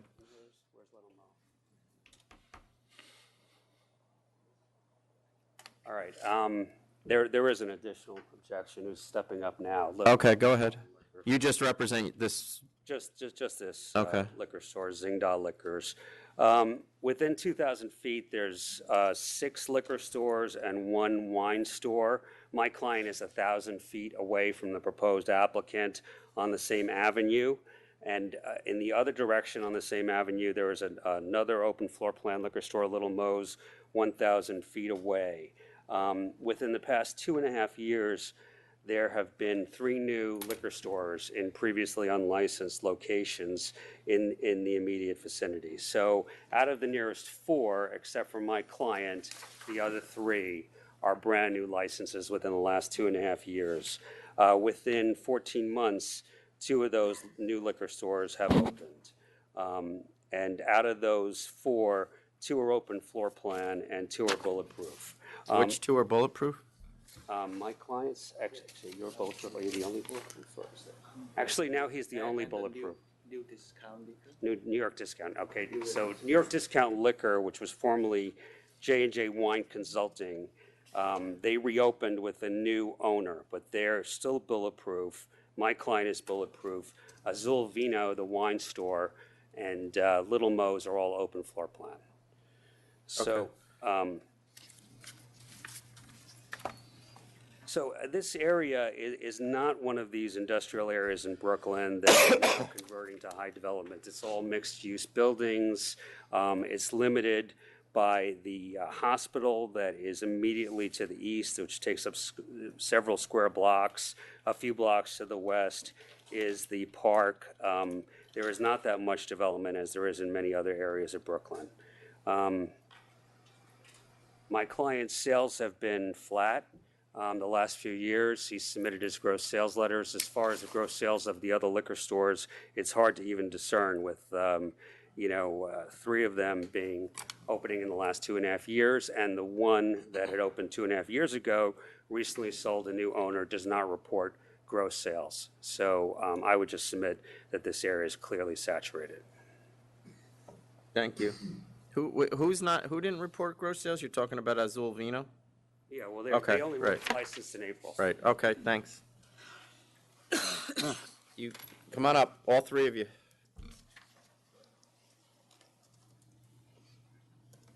Go ahead. Tansy from Crosstown Liquors. And do you have anything to say, or you're just protesting? Yeah, because this area is totally saturated, and we Okay. don't want another one to open. Okay. You're getting to be very familiar to me. Yes, that's probably Chairman Bradley, because we had a quite contested license hearing for my store, which is on Flatbush. We're about 10 blocks away. That was in March of 2014. And so we had a contested hearing, which at the time, we just got the license by the hair of the chinny chin chin, as they say. It was a split decision. And the reason at that time was saturation. Since then, as others have said, more stores have moved in. So just respectfully, I would submit that the area has a large number of wine and spirit stores. And you're not one of the 5 closest? That's correct, Chairman. Okay, how far are you approximately? Approximately 10 blocks. Okay, so half a mile, all right. Thank Give or take. Hello, Chairman.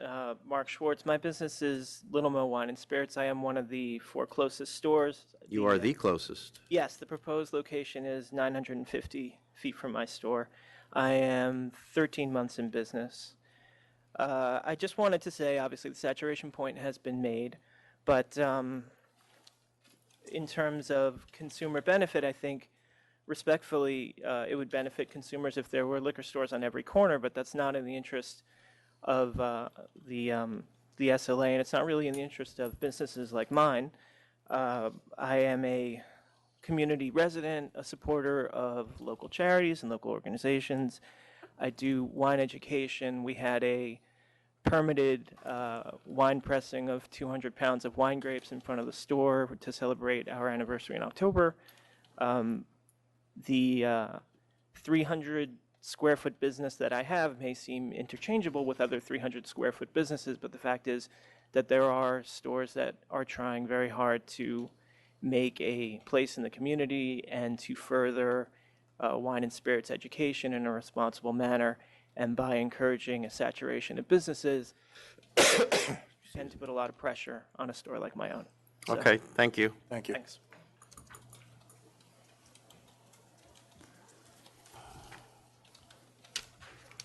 Good morning again. Good morning again. Good morning. Joseph Johnson for BRL. The Beverly Lawn right here, the applicant. We propose a liquor store that's an open liquor store. We kind of feel that the neighborhood, when we're looking at it, when they have stores that have bulletproof glass and things like that, that it's not very friendly. My client came to me and she mentioned that she wanted to have an open store, which was kind of inconsistent with the rest of the country, and that people could come in and enjoy shopping and looking for different products and taking their time. She also wants to educate the people that come in there with responsible drinking and things like that. She also wants to have different tastings and things like that inside her store. Mr. Schwartz mentioned his store, which is 905 feet away, but he's primarily a wine store, and we're going to be a liquor store, not primarily wine. In contacting his store a couple of times, I have found that he doesn't serve a lot of liquors and stuff that the community requires or needs. So we're not actually in competition with him.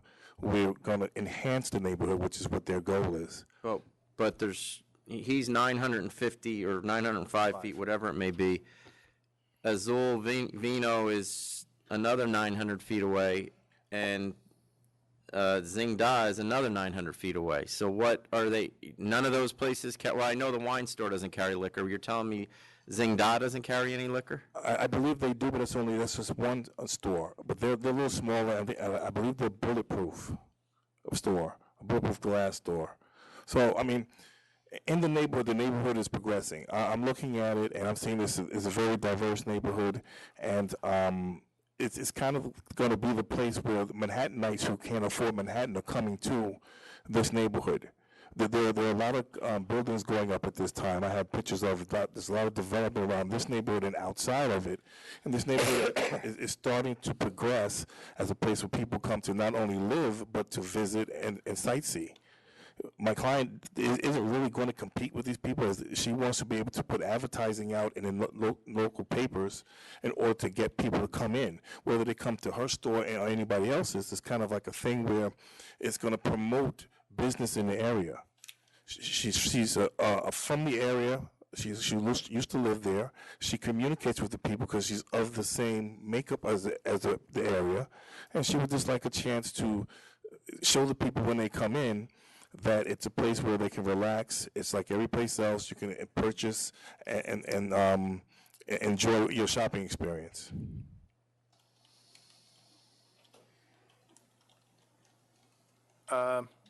Crosstown Liquors, is that an open floor plan?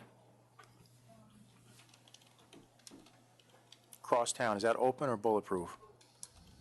What about Infinity? Anyone know? Open? Bulletproof? Bulletproof.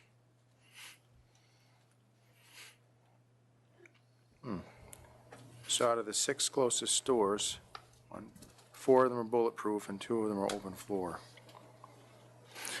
I just think that if the neighborhood's growing, and it is, that we should be able to offer people different places to shop, which would, again, we're not here to take any business from, just enhance the neighborhood. It's a place where people can come. When the train is I believe, up 207 feet away. So it's a train that carries about 2.2 million people per day. So the train is there, the bus stop is there. There are a lot of people getting, in that area fluctuating. As it grows and the buildings are going up, the apartments are going up. Where I just saw online where there's a studio that's going to be $1,900 a month. So Of the 20 of the 2,100 square feet, excuse me for cutting you off. Sure. How much of that do you plan to be retail? About 950. I have the pictures of the store. It's shelves and everything's open, and it's going to be a nice layout, something that people can be comfortable with. I mean, I'm not from the area. I live in Valley Stream, but it's always a pleasure when I can go to a place and take my time and look around and be able to shop and see the different varieties. And I believe this neighborhood needs that also, and more of them. Okay.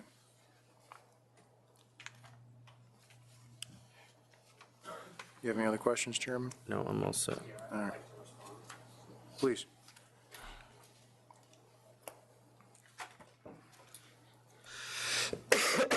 He didn't mention that 1,000 feet in another direction, there's another liquor store. So there are 2 bulletproof liquor stores 1,000 feet away, and then 2 wine stores, if you consider Little Mo's a wine store. But I believe he's going to step up in a minute and address that he also carries a wide selection of liquor.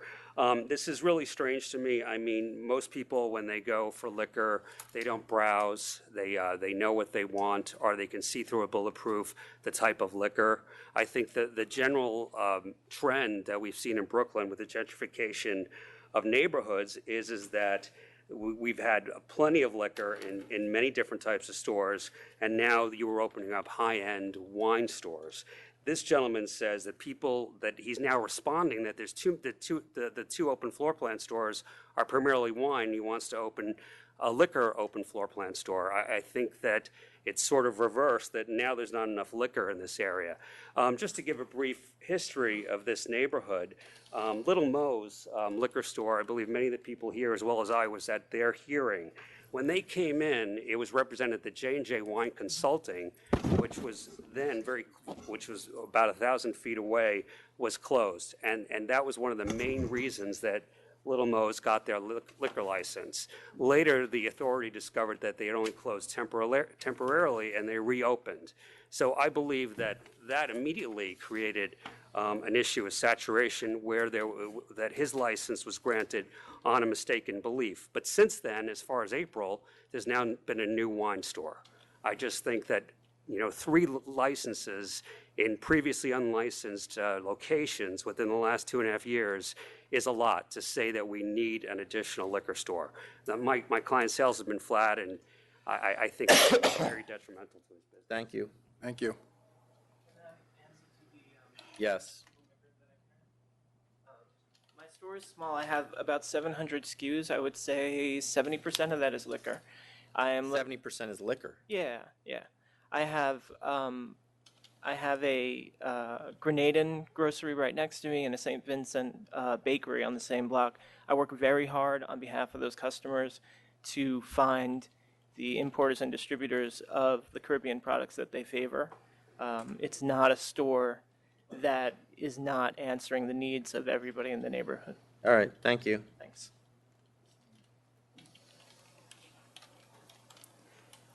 Can I just say one more thing? Yep. I went to his store and I saw there was primarily wine. But again, I actually like his store. It's pretty nice. It fits in with the neighborhood too. But I did call around, and some of the different liquors that I know that people in the neighborhood would want, he doesn't have. I have a list of them that when I called around, he didn't have them, if you want to see them. Sure.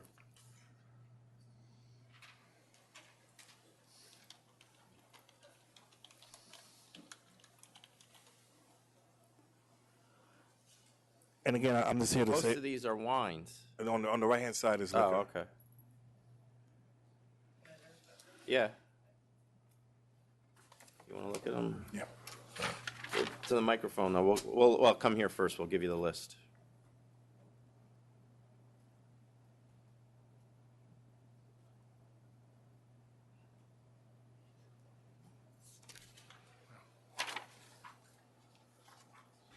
Are you Little Mo's?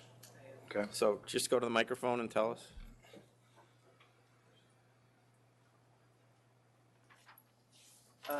Yeah, going by this list, I don't carry a lot of these brands. They're readily available at all the other Bulletproofs in the neighborhood. Okay. Yeah.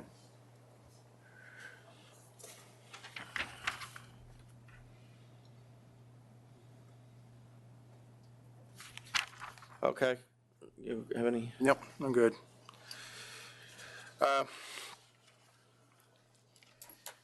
Based on the fact that half of the 1, 2, 3, 4, 5, 6, half of the 6 closest stores were licensed last year, for which we have no figures. So it's hard to tell completely with a really good, clear picture about the public advantage and convenience. So based on that alone, I'm going to vote to deny. I'm going to vote to deny as well. There's 1, 2, 3, 4, 5. There's 6 stores within 0.4 miles, 3 stores within 0.2 miles. And this is not a reflection of your clients at all. It's this area. We've put 2 new licenses. The 2 closest stores were just put into this neighborhood in the last year. We have no numbers that reflect even how they're affecting the other stores' sales or whether the demand has increased. We do favor open stores, and I think if there was an area where she could get into that was surrounded by Bulletproof stores, she'd have a better shot. But because the 2 closest are already open, and the numbers in the neighborhood, while they seem to be going up, they're not increasing so extravagantly that we need to put a 3rd one right there. So I'm going to vote to deny as well. But this is, I think you deserve a store. It's just this is the wrong place for it. Good luck. Chairman, do you want to stop now? Take Yeah, care we of have the to matter? take a 15-minute break. Actually, it's probably going to be, well, what do we have coming up? I have 4 more matters signed, 5 more plus the other matter for 12 o'clock. Are any of them enforcement? One is. Yeah, do that. Okay. We're going to call number 86, which is NYC Cloud 9 Corp.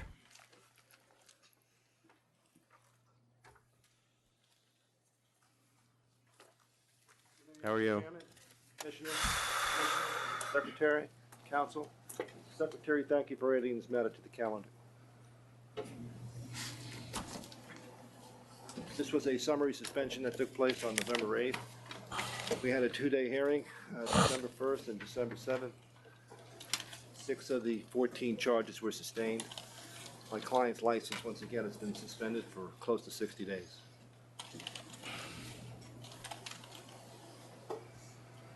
So dismiss disorderly premises, all the disorderly premises charges, which are 1, 2, 3, 4, and 5. Sustain 6, 7, 8, and 9. Dismiss 10. Sustain 11. Dismiss 12. Sustain 13. And dismiss 14.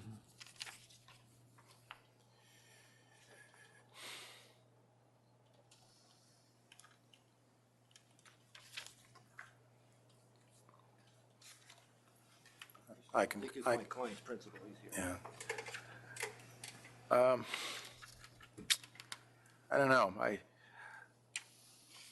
I'm going to concur with reservations here. I mean, shootings, ongoing traffic and noise issues. No, whatever you, if you have anything in mind, spit it out.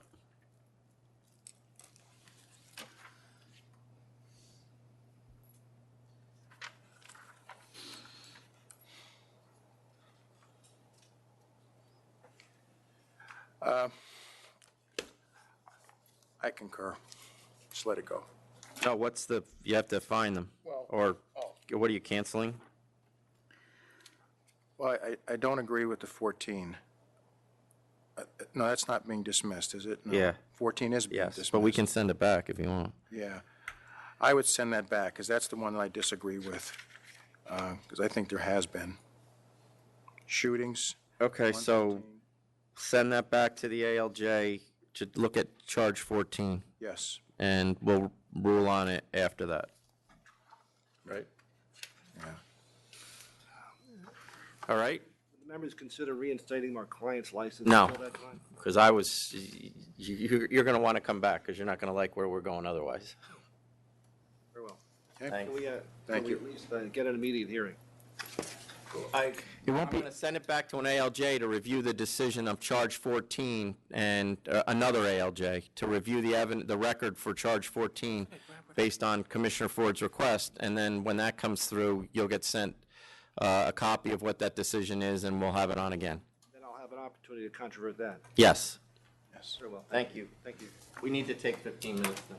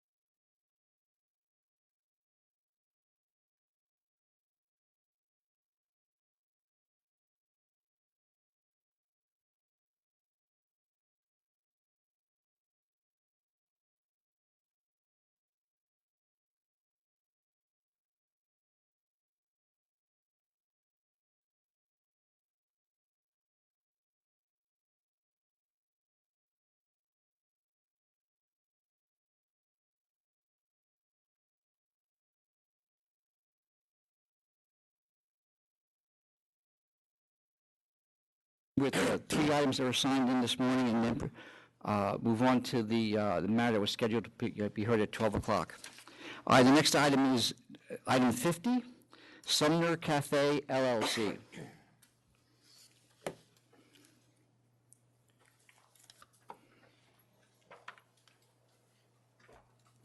Is anybody here for that? It was signed in. Okay, okay.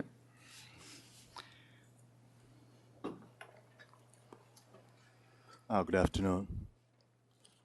My name is Anthony John. I'm the managing partner for Sumner Cafe. My attorney couldn't be here today. Do you want him? Sorry? Do you want him here, or are you asking for an adjournment, or do you want us to go forward? No, we can go forward. Okay. What do you do now for a living? I'm actually managing the cafe right now. You're managing? Sumner Cafe. What did you do before that? A few years ago, I used to be part of a nightclub. Since then, I'm an accountant, so I went back to accounting and consulting other small nightclub owners.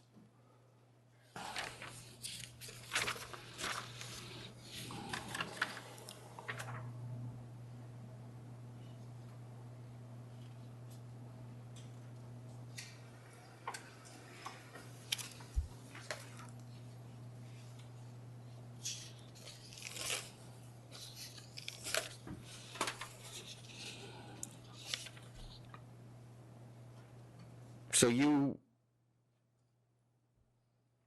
formerly owned Bromley Associates? I was one of the partners, yes. And that license got revoked? That's correct. And you're pretty much open in the same kind of place now that you used to have? No. Heavens, no. This is a small cafe. We do predominantly coffee, brunch, and lunch.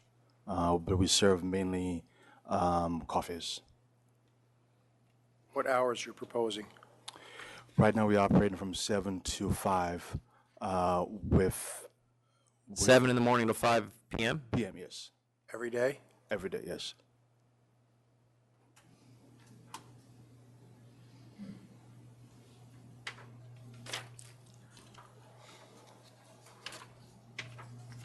Did you meet with the community board? I realize you didn't have to, but did they ask to meet with you? They did not ask to meet, no. And let me also say that I purchased the cafe from someone else who also had a similar type license, beer and wine. They had a license at this place? Yes. Was there any history there, Jackie, do you know?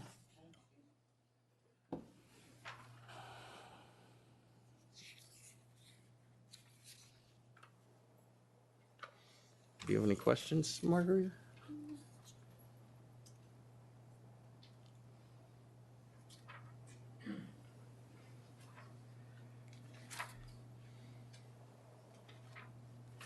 What about this being less than 200 feet from a church? Is that an issue? It's a restaurant wine, so they're, They're all exempt from that? yep. All right. And the recording music, that's no DJ, that's just background music? Just background music operated by my baristas. No loud music, no DJs, no promoters. Just it's a coffee shop. Okay.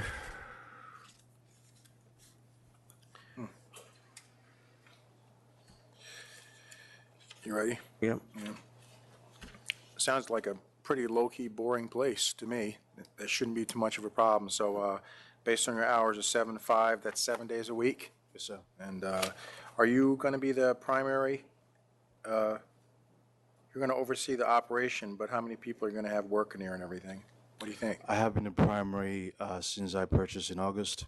Right now, during the daytime, I have 3 to 4 others working. All right. So all that'll be on your application. We have all of that, so good.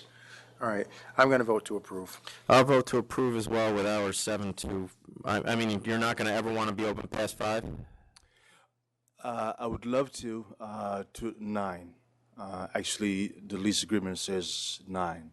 Because I'm going to put the hours on your license. Why don't I say 7 now, and then if you need to go to 9 at some point, come back. So can I ask for 9 now? No, because my concern with you is that, and I realize that was a few years ago, but you had a nightclub, and the nightclub went really bad. It did. And I'm believing you right now on what you're saying to me, that this is not going to be a nightclub, but the closer we get to 9 and 10, then the less I believe you. So why don't we we'll say 7 to 7 for now, and then if, in 6 months or a year, file to change that. Okay, thank you so much. And I'll approve based on those. 7 to 7 it is. Thank you so much, thank you. And when can I start? You receive a letter from the authority finish the application. Okay. So don't go home and start right away. Wait till you get the letter. Yeah, wait till you hear from us, all right? Thank you so much, thank you. The next item is number 69, Sagona Enterprises Incorporated.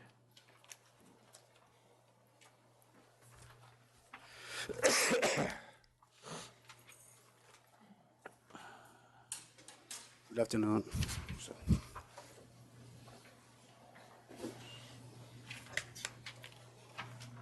Is there anyone in protest or objecting here? No, okay. No one from Community Board 10?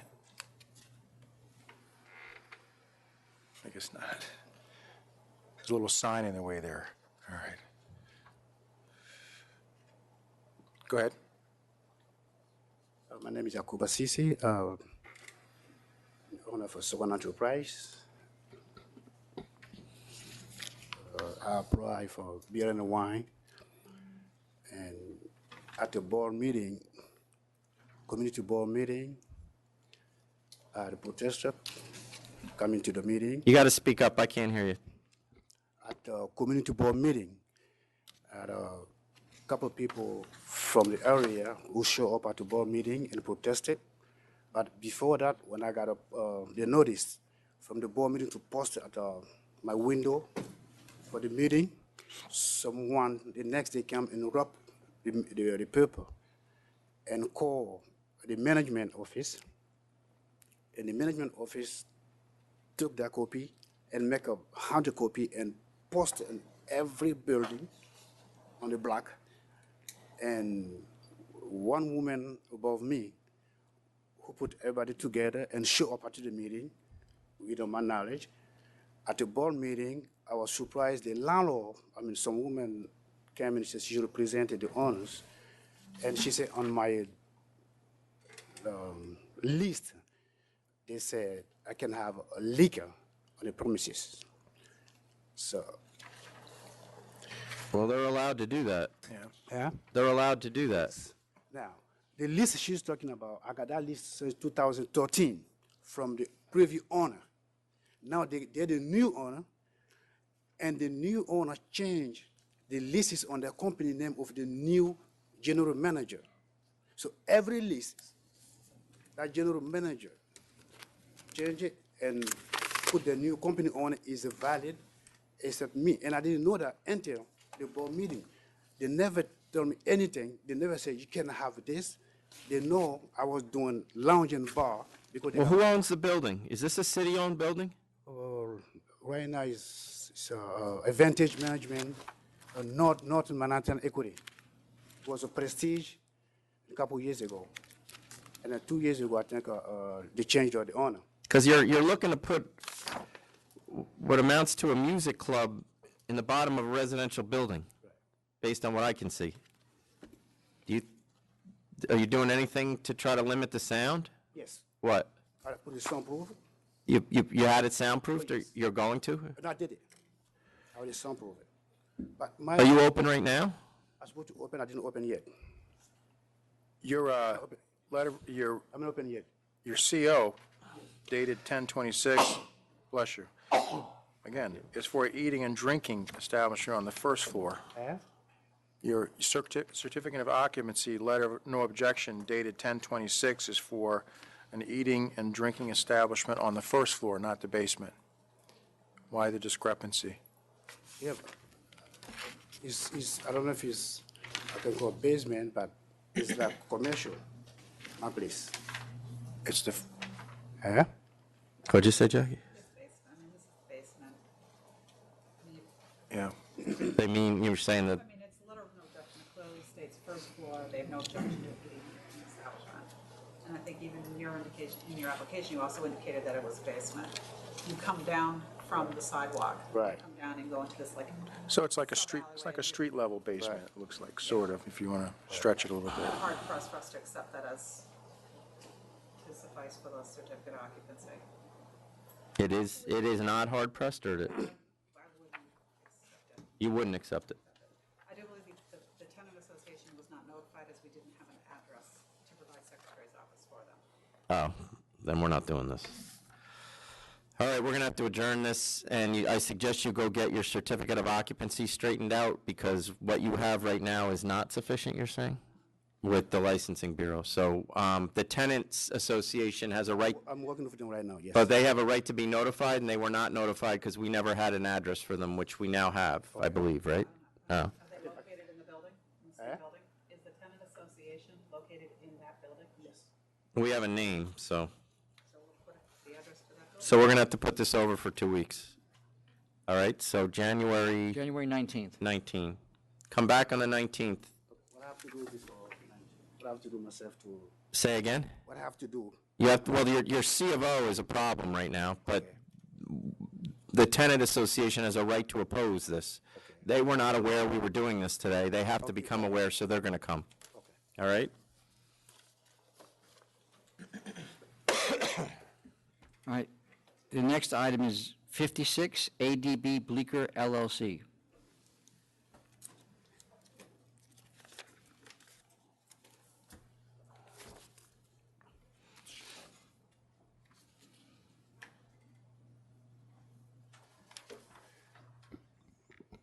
Good afternoon.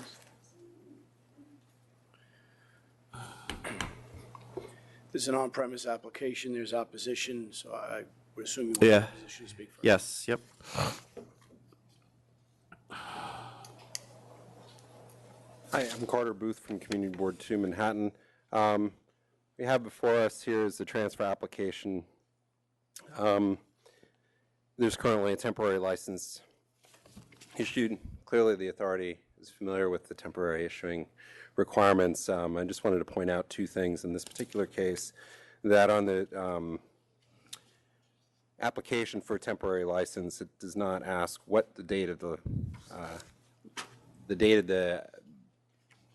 current or the previous licensee or the current licensee, what the last day of operation was, number one, and number two, you don't require submission of a certificate of occupancy or any other permits that show that the application is allowed to operate, because presumably the idea is that they should already be in place. In this case, they're not. In 2003, this is a transfer. You're saying they don't have a certificate of occupancy? That's correct. There's no current C of O. What happened to the other one? The previous license was there for 15 years, wasn't it? That's right. There was a temporary certificate of occupancy that expired. I believe it was issued a number of times, and it stopped being reissued in 2008. The licensee also received, the previous licensee or the building owner received violations for operating without a certificate of occupancy, and the remedy was clearly indicated that they needed to go get a new certificate of occupancy. I have copies of that, which I can provide to you.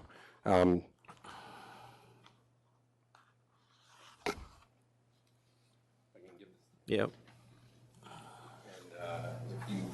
Do you have this?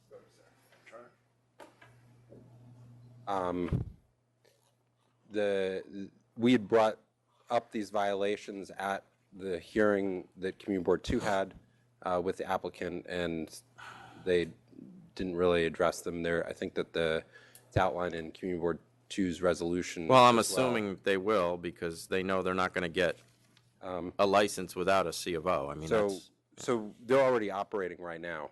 Just right. So one of the things that this is a transfer application. This is based on the premise that the licensee was already operating and approved in this manner, but the 2002 500-foot hearing report and the determination by the authority very clearly outlines that this location is supposed to be a restaurant. There are about, I'll give you copies of that as well. There are about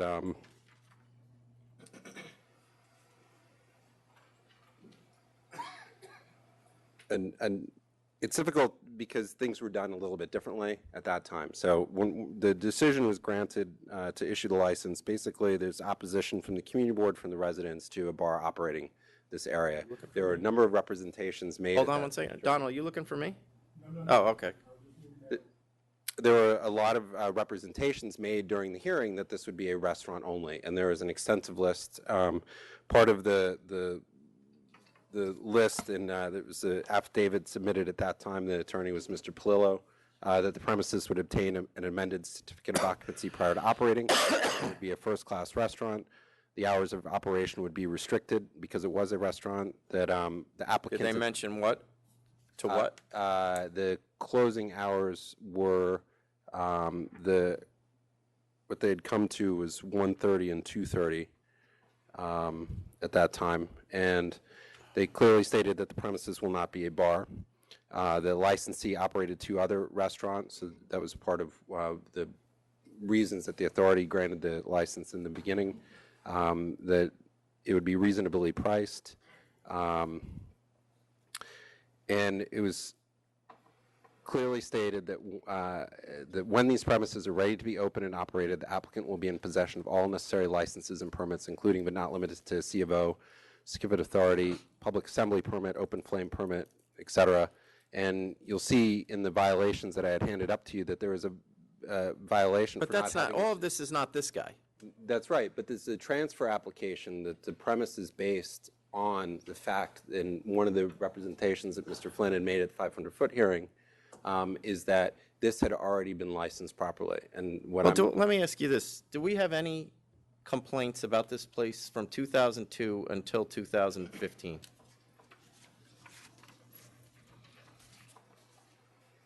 It seems to me that if it was improperly operating for that long, how could we not know that? So you had case number 75687, which was... What's the case number? 75687. The details aren't very clear, but one of the... So I have that here. So that's refusal to appear and testify and a non-bona fide. For number 1, right. And then number 2, I'm not sure that it says that it was not operated as non-bona fide. So I'm not sure what that was. It couldn't have been too bad. It was a dissolved corporation. It was what? The corporation had probably dissolved maybe because of back taxes. All right, and so it was wasn't put back about in. hours, it wasn't about music, it wasn't about anything. So Okay. where that brings us today is that, so we had an application in front of us, and it's before you now, which is a transfer application. You have before you, is they're coming and saying that there's a licensee that was at the place that could operate until 4 a.m., which was not the case. Well, they did, though.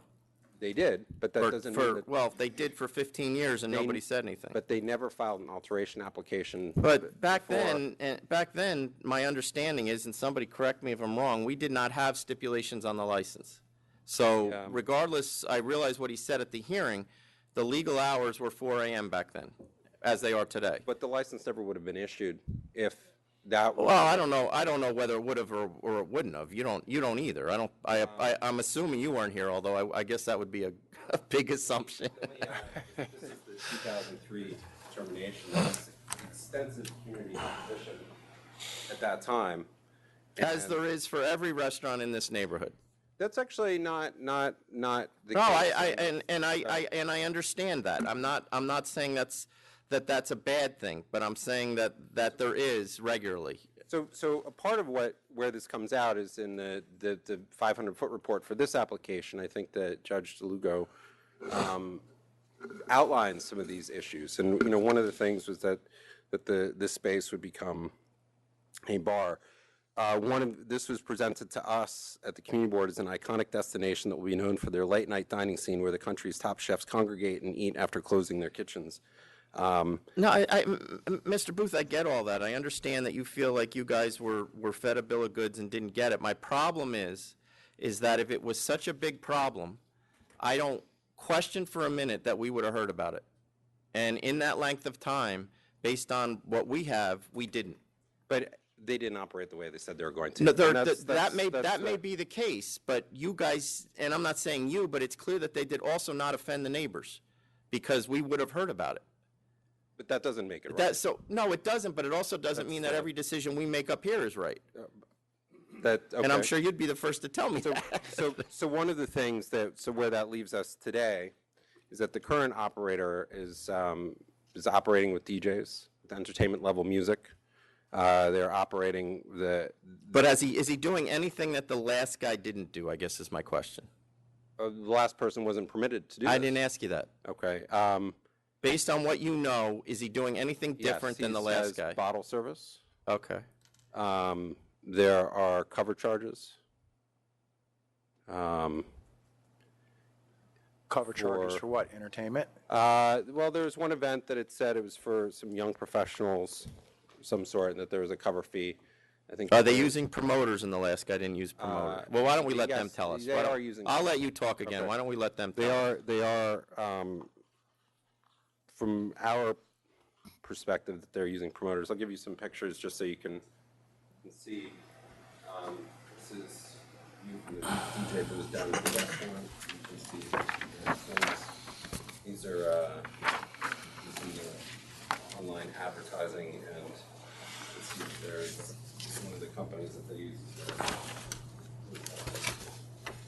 Motions. Oh, I think I took, sorry. Oh, is this mine? Yeah, I think I just, I grabbed that by mistake. Yes, off okay. the- So, you know, this is not what is represented. They end their food service and it becomes a lounge at 11 p.m. All of these issues were raised when they came before the community board as concerns, and they were not concerned and went ahead with this and had gone ahead and opened the fact that there were no permits in place as far as the C of O, et cetera. Well, And it was not- if this is granted, that they're going to have before it's ever permanent. You're going to be aware of. I mean, you're aware of that. They already have a. No, I license, understand that, but and before it operating becomes a permanent place, they have to have a permanent C of O. The other issue, and I think that this is one of the main concerns that we have, is that what the community board and this premise has only was issued a license because it was going to be a real restaurant with real restaurant hours. And if you look at the determination from 2003, you'll see that that's clearly the case. It's discussed at length. And the only reason I think that if you read that determination that the license was issued was because of the affidavit that was submitted, and that outlined how the operator was going to operate their business, and it was all about being a restaurant. So and I think that in Judge DeLugo's recommendation now, you'll see that he also had concerns with the later night hours of operation, the fact that they're using a DJ, that all these things just, they go outside of the specter of what a restaurant is. And even in today, what we're being presented and what the community board was presented with is a restaurant. If you look at your questionnaire or the application, it says restaurant, restaurant, restaurant. Another big thing is that they say that they don't have security. I walked by there about, it was a week and a half ago, they had a velvet rope outside, had somebody outside, standing outside, guarding the entrance. So we're already looking at a very different operation, even than what's before you. And I think those are pretty much, the main issues here. And I think that what the applicant had said to us the time when they came, they said, look, we have to operate with DJs until 4 a.m. or our business isn't going to work. And that's really not what a restaurant is. And I think that, we can sit here and talk a lot about what a restaurant is and isn't, but I think in this particular case, operating for 5 hours as a lounge out of your 11 hours of operation is not a restaurant. Okay, thank you. Just want to take this opportunity to correct a few things that were said. The establishment has a temporary C of O, not a permanent C of O, but a temporary C of O. They have one now? Yes. Okay. They're operating under. My client tells me that they have a TCO, and that's what they use to begin operations. Food service is permitted and available all hours of operation. It does not shut down at 11.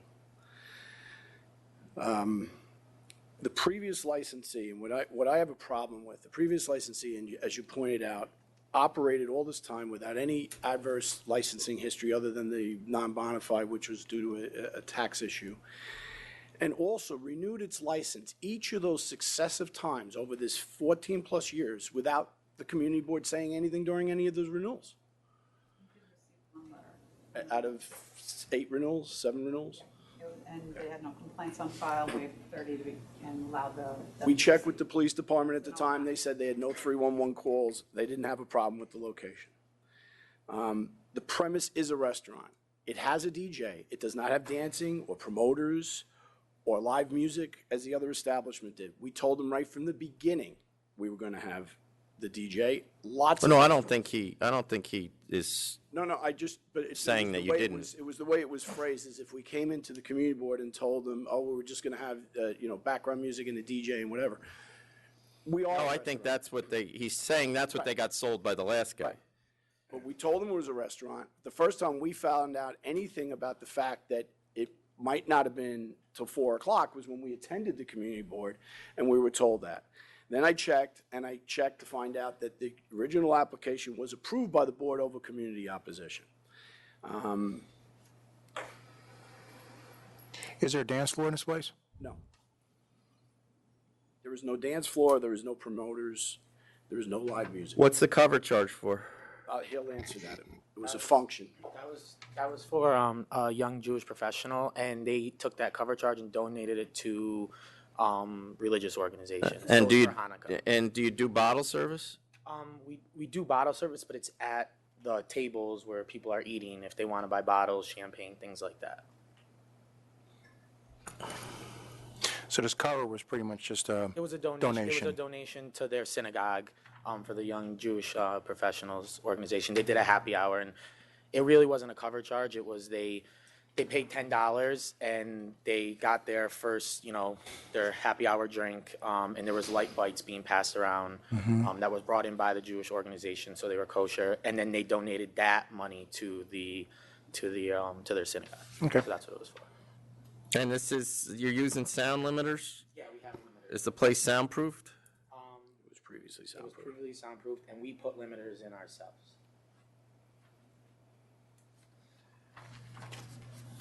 I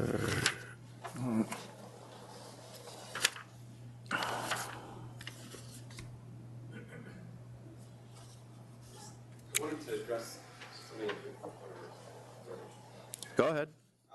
So one of the things that is a little bit confusing, and I'm not sure that it's accurate. The stipulations are not actually placed on the license, but the Padavin Law in 1993, is part of overcoming the opposition. Say that again. The Padavin Law, which is the Right. 500-foot law, when it came into effect, part of the accommodation was coming to a meeting of the minds through the stipulations. Stipulations may not have actually been printed on the license, but the representations that were made in order for the license to be issued were in fact what the stipulations.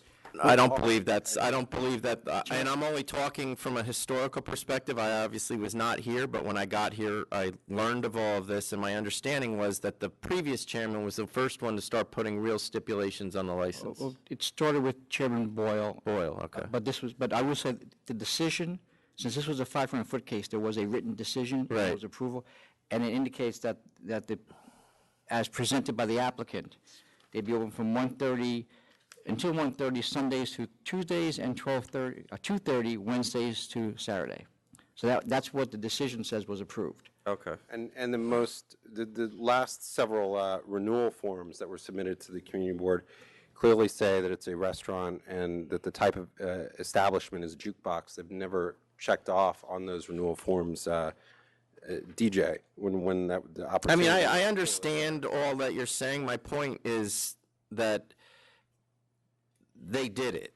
And I'm not saying that means the next guy should be able to do it. The bigger issue I have, and the thing that's more important to me, is that they did it and they didn't bother anybody. The reason that I put limits on things, if I thought no one was going to bother anybody, I wouldn't put any limits on it. Now, it's obvious to me that the guy that was there last time blew the limits out of the water. I'm not going to deny that. But he didn't bother anybody. That's clear because he was there for 12 years, and we don't have one complaint. So I think that that I can certainly understand the point that you're making with that, but I think that you also need to go back and look at this stretch of Bleecker Street. There's only so much energy that a community can put forward as far as complaining about people, and those complaints are going to be directed to the loudest operators. That doesn't mean that other people operating out of compliance with what they said they were going to do is okay, but you can't go and look at, I'm not sure exactly what the number of licenses is in that It's area. 36. Right, and at that time when the license was issued, I think that in the in that report, it says that there are brunch operations on 7 different places in 2002 on that block, just to give you an example of the types of issues that were there. And just because there were no complaints doesn't make it okay. Well, it doesn't make it okay, but we're not talking about a year. We're talking about a decade of no complaints. And it doesn't appear that his method of operation is all that different than the last guy's ended up being, is the only point I'm making. I can give you just the, I have a printout just from the previous licensee's website, which you can see it is a different operation.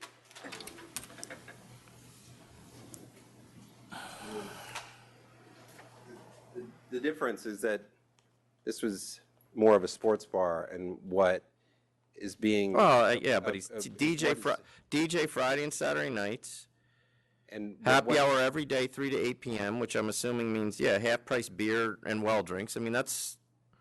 Right, and the point is that this is a high-end lounge, but you go and look at the price points. So you think this is a bigger problem than the last guy? Because I don't, the way I'm reading it, it would be less of a problem. Oh, I think it's the same problem.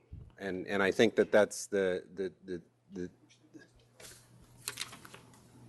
I'll leave it to you. I mean, this is... No, I understand what you're saying. I get it. This is precisely the issue of why I'm here. I know. Why the community board has issues with a lot of these applications, exactly this. But this is also a place that has been licensed for a significant period of time without issue, that it's not a new empty lot or empty building that we're putting another bar into. It's already been a bar. And there was not, from what I can tell, other than the fact that you have reservations about the way they're going to operate, there was not problems. So a part of what occurs in this area is that the 6th Precinct has dedicated police officers on the weekends that are in this area because of this type of saturation and the types of issues. These issues are a consequence of this. And I understand that, but should someone be unable to sell their business who is not causing that issue because the other people are bad actors around them? Because that's what you're basically telling me, is that the guy that owns this place previously should not be allowed to sell it to somebody else and operate because the people around him are causing problems. He was forced to. Well, whatever the reason may be, maybe I'm just talking in general. But it's a 500-foot case, and a part of that is, and I think that if you review the recommendation in this particular case, it really discusses these very issues, and it talks about the differences. Well, I mean, it talks about the issues, it talks about parking, it talks about traffic. You haven't given me any indication that he's going to increase that. You haven't heard whether I'm going to put limits on whether there's going to be lines outside or things of that nature. So the only thing you presented to me is that the guy that was there before went beyond where he was supposed to go. And that I will agree with. But to the detriment, it looks like, of no one. I don't think that's the case, and I think that... Well, I don't have anything in front of me showing it to me. That's what I'm saying. Or do we have anything in our files? One of the things that I think that in this particular case, and as far as being in a community in New York City, if somebody's not abiding by every little thing that they're saying, the community board is not going and coming to the authority and saying, hey, this guy's not following the rules. And I recognize that. Investigators or anybody to do any of this. This premise operated, this idea of a temporary certificate of occupancy, that they have one, it doesn't exist. But what I'm saying, what my point is, I understand you're not going to go check every operation, nor do I expect that you would. But I do know that the minute one of those operations becomes a problem because they're not operating the way they're supposed to, you do go check them. Or you do have people file complaints, as you should. We don't have any. So just as an example, I submitted a complaint about this, and I said there is no certificate of occupancy. And I had submitted that complaint a few weeks ago. And Well, we're not going to go check a pending, and he apparently has one, is what he's telling me. have him produce it for you. I You don't. can't. Well, we know, That's we know if he gets a license, he's got to produce a certificate of has a occupancy. No, he has a temporary license. Right. Today is the license. But the permits are supposed to be in place in order for them to have a temporary license. Yeah, not for temporaries, apparently. The premise, the idea is that it should have that before. It will before it's licensed, I know that, permanently. Okay, do you have anything to add? I have nothing to add other than the fact that this is what we've told you it's going to be. It's a restaurant. Yes, it has a DJ, but it is a restaurant that we have checked with the precinct. They had no problems with the place either. And we'll answer any other questions you have with regard to the operation. What about TVs? You plan on having TVs? We have one projector. It's on a screen, and we only use it if an special event comes in, like a corporate dinner, and we need a projector projected onto the. We have no TVs. No TVs. But not like you'd be having like a Super Bowl party or something like that? No. Okay. It's not that type of place. All right. And other than the DJ, there's no live music? No live music, no promoters, no dancing. We'll agree to every one of those things, just as we told them. All right. Ready to go? There is a promoter. Well, they won't be in the future, but. Yeah. What's this? He did send this up. This isn't. Okay. That's in-house. It's not a promoter if we're. Whatever it is, if you look to one of the later That's- games, that's- there has a that's- list of about 20 DJs that Yeah, work that's for- that's. What is just paying- what's booking P- for DJs. They That's book the They book the DJs. DJs. That's it. It's not a It's promoter. not a promotion company. It's just a booking agency for the DJs. Why are they on the front? Because if I put their logo on there, I get a discount on the DJs, and so they can book other DJs. And who's ADB? That's us. That's us. Yeah, it's a cross-promotional thing that they want to have, so their name is out there. Okay. What hours are you thinking about? We have been and wanted to open and operate till 4 a.m. 7 days a week? No, we're only open Tuesday through Saturday. Sundays and Mondays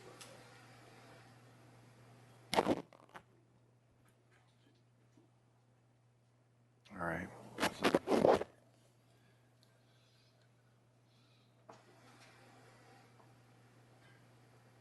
So when would you open?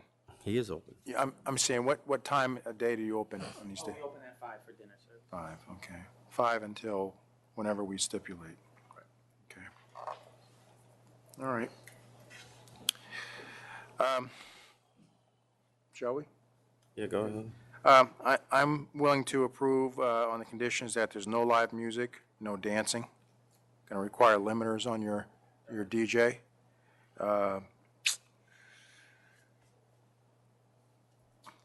All music to be quiet, conversational. No promoters, no velvet rope lines. Hours, I think 5 until, and I'm based this on the history of the place, that it's not been an issue. 5 until 4 on the weekends, Friday and Saturday. I'm not willing to go to 4 on Tuesday, Wednesday, and Thursday, though. Make me an offer. What would be a reasonable compromise? 2 a.m. on those days? Yeah, I would go to 2. So 5 to 2, Tuesday through Thursday, and 5 to 4 on Friday and Saturday, with the other stipulations. You have to see what the chairman wants to also, so. No, I can live with those. All right. So I find that it is in the public interest. This was previously licensed as a restaurant, and it was, even though they clearly represented in 2002 that they would be closed around 2 o'clock, I think, or 1:30. They clearly have not done that. Oh, it was actually 2:30.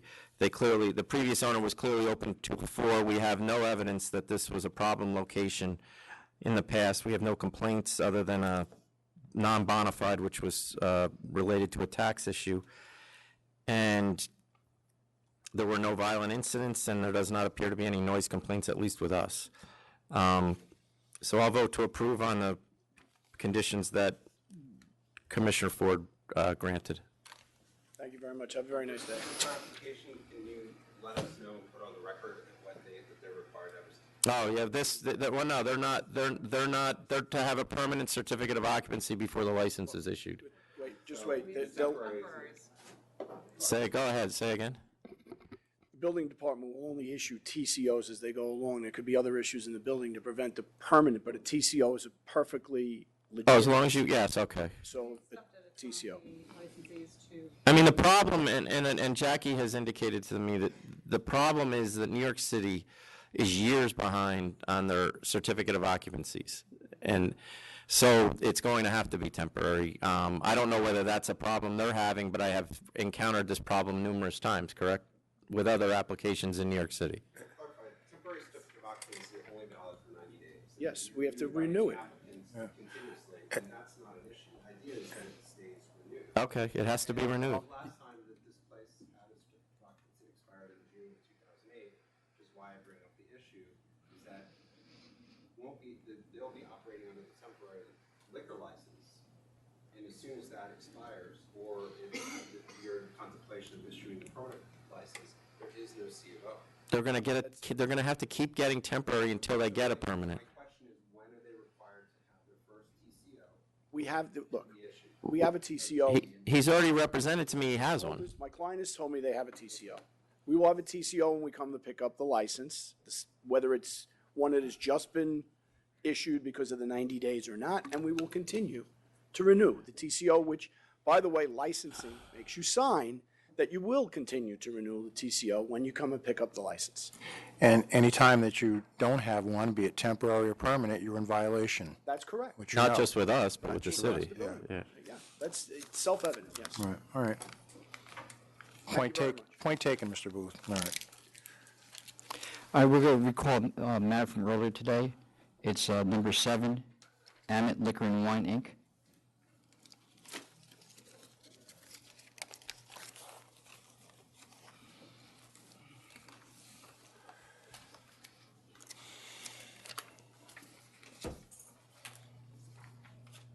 We're recalling it? I wasn't here. Oh, when okay, I got it. The license matter was called. I got it. This is a request for reconsideration, which is up here. There is opposition. I believe technically you have to decide whether reconsideration would be granted before. Yeah, why don't you go first? I know you've got a long agenda in front of you, and I won't belabor points. I had sent to you the request for reconsideration quite some time ago. My client appreciates the fact that you got it up here. It outlines specifically why we think a license would be in the public convenience and advantage here. We included all the demographic information, which was attached to Exhibit C. We included information about the Aqueduct Resorts World Casino, which is nearby, and the clientele that would bring into the area. We've given you petitions with signatures from the immediate surrounding residents. We pointed out that it will not be a bulletproof store, which I believe the first time you heard this application, the person that presented it to you represented it was going to be a bulletproof store when it was not. That was put forth to you improperly, or I should say inaccurately. We pointed out where its distance is for convenience to the subway line as to the bus stops in the area, and we think that there's enough for you to reconsider based upon all this new information that was not in the original application. More importantly, the fact that it was represented to you that this was a bulletproof store when it wasn't. I mean, that was one of the issues, obviously, was the bulletproof store, but I also had issues with the sales numbers of the competing stores, the nearby stores. There's 4 stores within 0.7 miles, and 2 of the stores we don't really have updated numbers on because they were just sold even though they've been around a while. That's a good point. And then the first one, the closest store, which is just 0.5 miles away, has had, flat sales for 4 years. And it doesn't look like at the time, and I realize this was a long time ago, at the time, it didn't look like it was going to match even those numbers. Well, you had flat sales at that one store. The other stores, at least from the sales that I'm seeing that were provided to me, one store had rising. Again, the year is incomplete, didn't have the rest of the year in the holiday season. The other store had substantial, third store had substantial numbers, and the fourth store, you're right, there was an old owner, so it was impossible for them to provide sales. But those sales did not look like they were flat without the rest of that year. I think it's important to note that most of these stores have been around for over 20 years each. They have changed ownership, but they've been here for quite some time. And I'm sure the opposition will tell you which one is bulletproof and which one is not of the competition.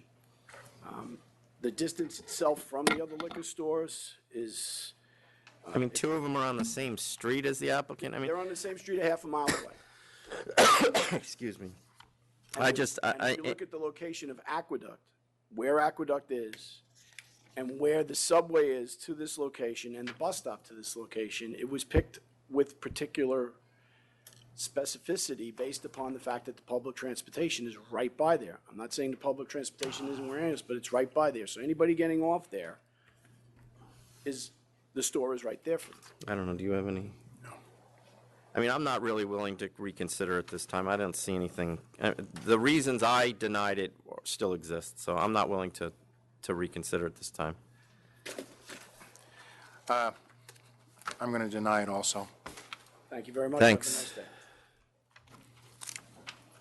a nice day. All right, the next item is 105A, New York Fine Wines and Spirits, LLC. Afternoon. Teresa Russo on behalf of New York Fine Wines and Spirits, LLC. I'm joined today by my co-counsels, Maston Sanson, Robert Schaefer, and Victoria Graffio, and also by the applicant, Mr. David Trone. Mr. Trone has been in the industry for over 30 years. Well, I know we have opposition here, so we're going to let them do their thing. He's been waiting patiently. Mr. Melner, long time no see.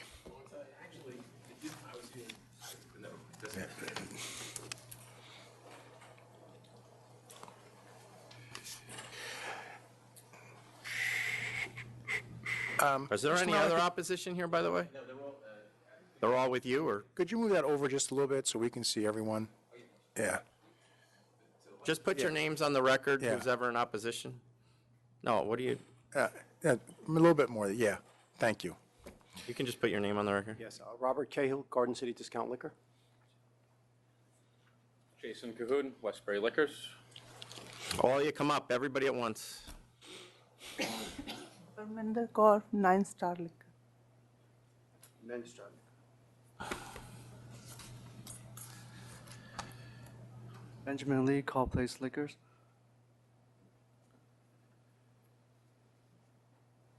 Old Country Wine, the Liquor Depot. Okay, thank you. And you're representing all of these, Mr.? I'm representing the four closest, but let me go into it in a minute. I'll explain further as to what is going on here. As you know or should know, Mail and Buscemi do not generally come in and oppose liquor license applications. As you should also know, we also represent something called the Retailers Alliance. The Retailers Alliance called me and said, look, the four closest stores here are in opposition to this application. And when Jeff Saunders, the president of the organization, explained why, I realized that maybe Mail and Buscemi can break the rule that they normally don't do, and that is oppose a liquor license. I mean, I've submitted to you, as a matter of fact, I mean, not only as a Retailers Alliance in opposition to this thing, Metro is in opposition to this, and the Upstate Retail Package Store Association is also in opposition to this, and I believe you received letters from all three organizations. We did. Explaining that they're in opposition. So this isn't just something where a new competitor is coming into town and let's all roll up our sleeves and see who's better than someone else.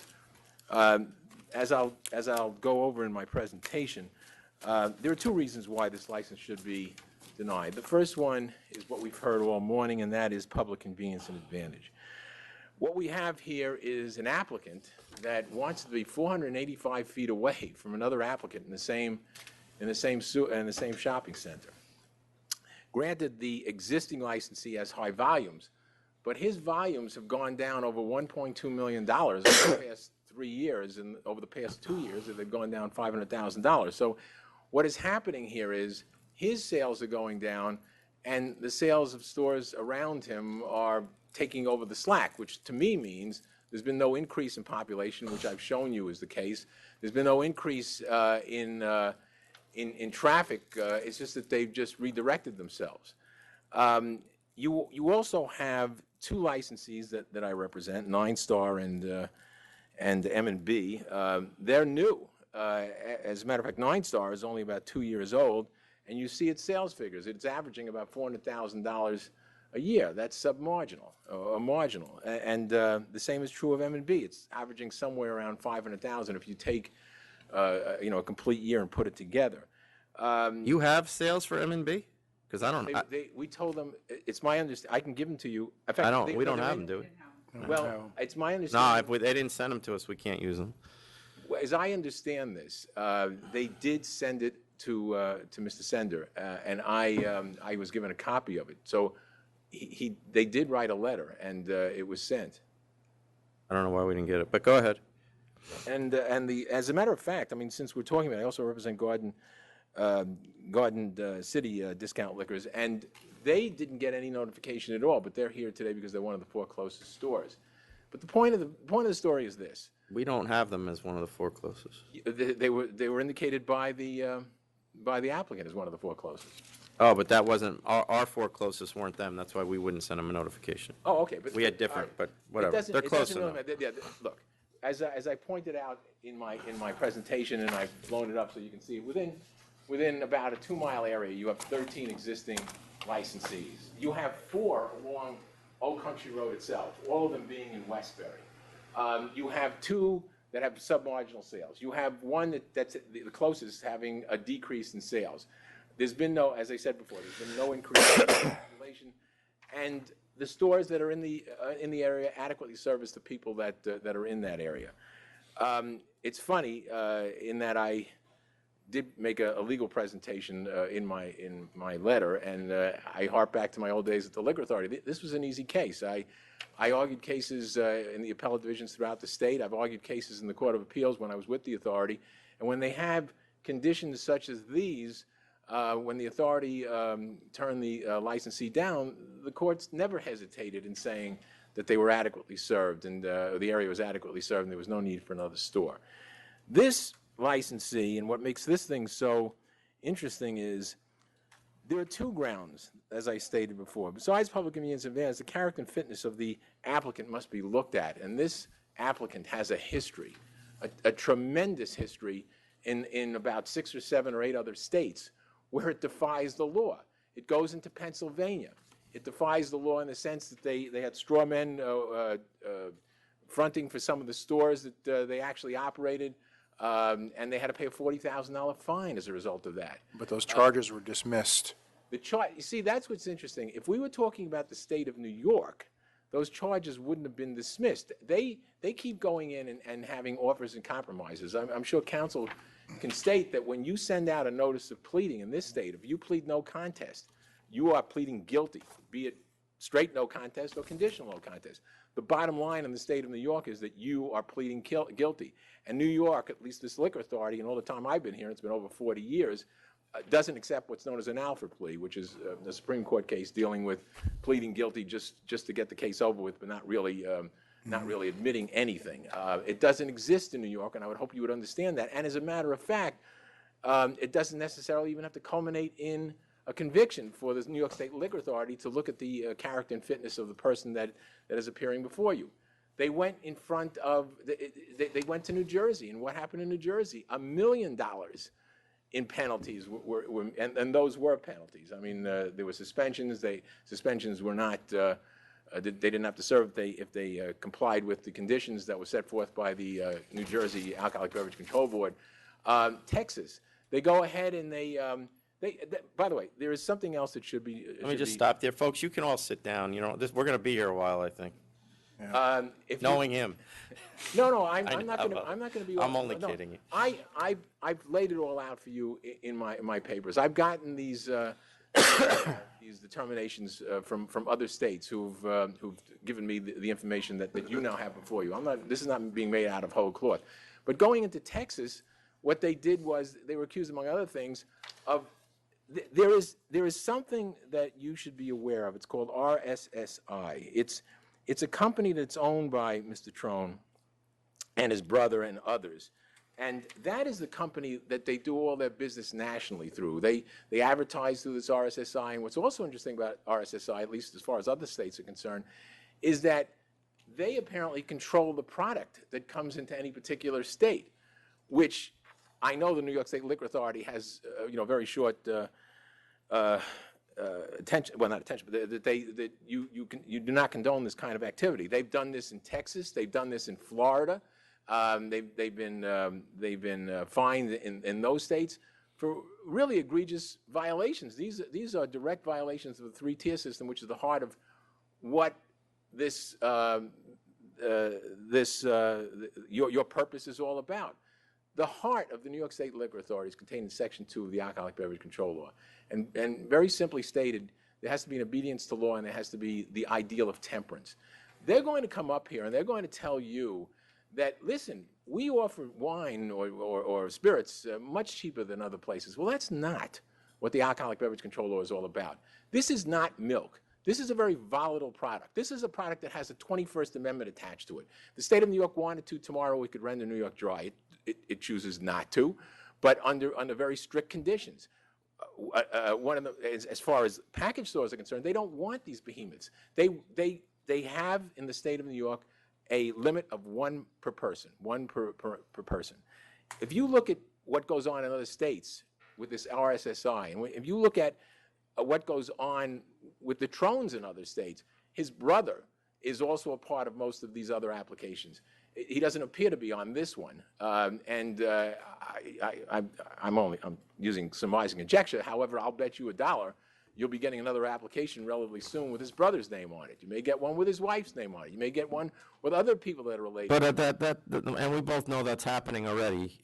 Involving other families. Absolutely correct. But they don't have the common connection of this RSSI, this parent company that controls the finances, that dictates policy, that goes from state to state and tells the applicants what they have to do in order to do business as Total Wines and Liquors. What's also interesting about the application itself, as I look at it, it does say there's going to be a manager. I don't know who the manager is because that wasn't given to me. But it also says that Mr. Trone will have a lot to say with the operations of the premises, at least initially. That, I know because I do these applications all the time. If I presented something like that, the examiner would have kicked it back to me saying, no, that's not what we want. We want to know hours. We want to know the time. We want to know exactly what you're doing in the premises. That's not contained here. You have to look at everything. You've turned down licenses today based on public convenience and advantage. Just that alone, given what you have here with 13 stores surrounding them, with marginal sales on 2 of those 4 stores, with no increase in population, you don't need to look at that. I have that in my as well. Oh, I like colors. I know you do. Actually, the one I have in front of you, want another one? I'll give it to you in color as well. But there's one other thing that should be looked at. So wait, the black dot is the premise, and then all the reds are. This is the premise. This literally is Westbury. Which Okay. Is 8 feet away. Right. All of these along here are the various stores. Okay. All right. No, I saw your map. I just wanted to make sure I understood it. Absolutely nothing will be gained by this application being approved, except for a lot of trouble and problems on the part of the New York State Liquor Authority attempting to police this licensee who has a proven history of circumventing the law. One final observation with respect to this. Mr. Mailer, could we just hold on for a second? I think we have an issue. I got a text, they can't see the video. But are we recording, though? Yeah, it's recorded. All right. Can I go on? Yeah. After they're through getting a license, they stick their nose up at the licensing agencies. A great example of this is Connecticut. Connecticut has a law about minimum prices. New York doesn't have that law. But the law is the law. They say they're going to abide by all laws. They deliberately put ads in Connecticut saying, we are going below the prices that we're allowed to. You, public, are being deprived of a better price because we are being told we're going to get in trouble. And they did it anyway. They got fined for that as well. But what they don't seem to want to understand is that you're supposed to operate within the rules, which is why every other organization in the state of New York relating to retail is in opposition to this thing. There seems to be a set of rules for everybody else, and then there seems to be a set of rules for the total wine operators. They actually ran ads that said, the state of Connecticut is depriving you of a cheaper price. Cheaper prices are not the criteria here. Temperance, obedience to law, an orderly market. You just don't have all of these violations, and then they just slough it away saying, well, it was inadvertent, we didn't really mean it, we're remedying the situation. They have a history of doing this. This is not an isolated incident. I would ask that you look at everything, and then in the end that you deny this application, because another store 485 feet away from an existing store, within a mile or so of 5 or 6 other stores. And is that store that you're talking about, the 485 feet, that's associated with a Costco? Well, it's right outside of Yeah, Costco. okay. Yes, it's associated with Costco. Okay. I would ask that this not be. Oh, one further thing, and that is, if you add up the total of the square footage of the existing stores that you know about, they don't even add up to the total square footage that this applicant. They want, first they said 43,000 square feet. Then your investigator asked for a clarification, and it went down to about 26,000 square feet. I submit the other 4 or 5 or 6 stores within the area don't even have 20,000 square feet of space. You constantly look at these things, and this store is so out of whack to the equilibrium of this area of Long Island that it can't be approved. And if they're going to go and tell you that we're interested in a greater base, then you can use the material that was given to you by another store, something called Simplicity Wines, which shows you that in the last 2 or 3 or 4 years, you've turned down at least 15 applications. And in fact, you turned down 2 in the Westbury area in the past couple of years. The last one being, I have it here.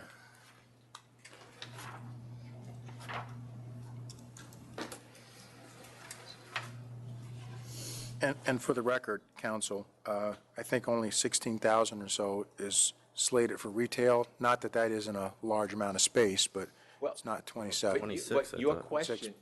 16 is retail. Yeah, but your question in your application is the total square footage of the other stores. I'd be willing to bet that if somebody said 4,500 square feet, it's not total selling area of 4,500 square feet in another store. So, Point taken. It's not exactly fair to just say that of the 26,000, maybe 16 or 18,000. That I'll be willing to bet that's more than double than any of the retail space. Yeah, of the other it's still stores. pretty large. Yeah. But I just want to point out also that the last application, or one of the last applications for this area, was something called Super 7 Wines and Liquors.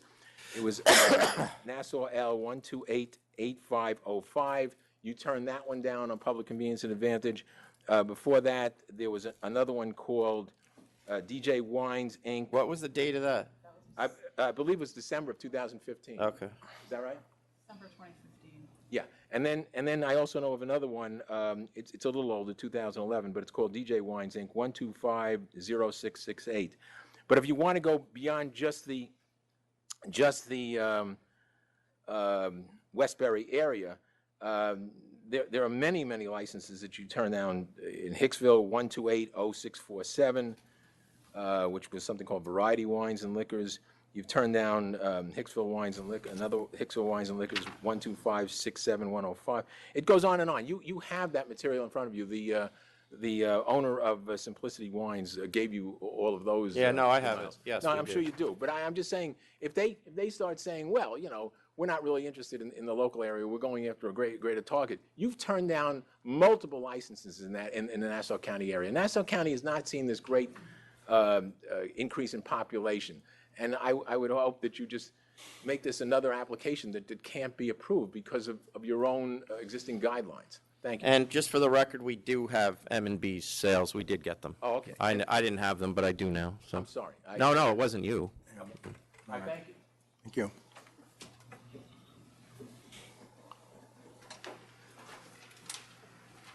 Firm would like to respond to some of the character arguments, and then we'd like the opportunity to present why we believe that this application is very unique and it serves public convenience and advantage. It's very different than any of the stores in the surrounding areas. Okay, thank you, Chairman Bradley, for hearing us today, and Commissioner Ford, thank you very much for allowing us to be here. First of all, I'd like to address the misstatements from the previous attorney. Either he does bad research or he flat out made a lot of misstatements. It's pretty simple.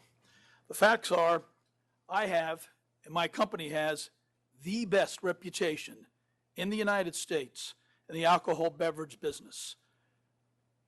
We've been Retailer of the Year 4 times by every major publication in the United States. Our record with the ABCs is impeccable throughout America. First, we'll start with the first comment he made regarding sales of the other stores. We took those sales, and we'll show you them in an exhibit later. Those sales are not going down. They're indeed going up. Second area is in Pennsylvania. We were attacked by the state through political means, and all the charges, as Commissioner Ford mentioned, were dismissed 100%, and the Republican Attorney General was behind that. Well, let me stop you there. Before, there were criminal charges, and there were also civil charges, correct? There were no civil charges. We were sued by our competitors, but there were no civil charges. So there was no contest taken or anything? They were completely dismissed? Everything was dismissed, and the criminal charges were 100% dismissed, and then we gave a $40,000 offer in compromise. All right, so that's what it was. So what was the $40,000 for? $40,000 was an offer in compromise to the government itself from the criminal charges, all of which were vitiated and dismissed 100%. You're missing the question, I guess. $40,000 you paid. Normally, I was a DA for 11 years. When I dismissed charges, nobody was paying the DA's office. So what was the $40,000 for? That was a gift to the state. I spent over $3 million defending myself and owed still to my lawyers over $1.5 million at the end for being unfairly attacked by the Republican Attorney General Ernest Priate, who went to jail for corruption and served 2.5 years in jail. A gift. It settled the case and ended all the scrutiny in Pennsylvania.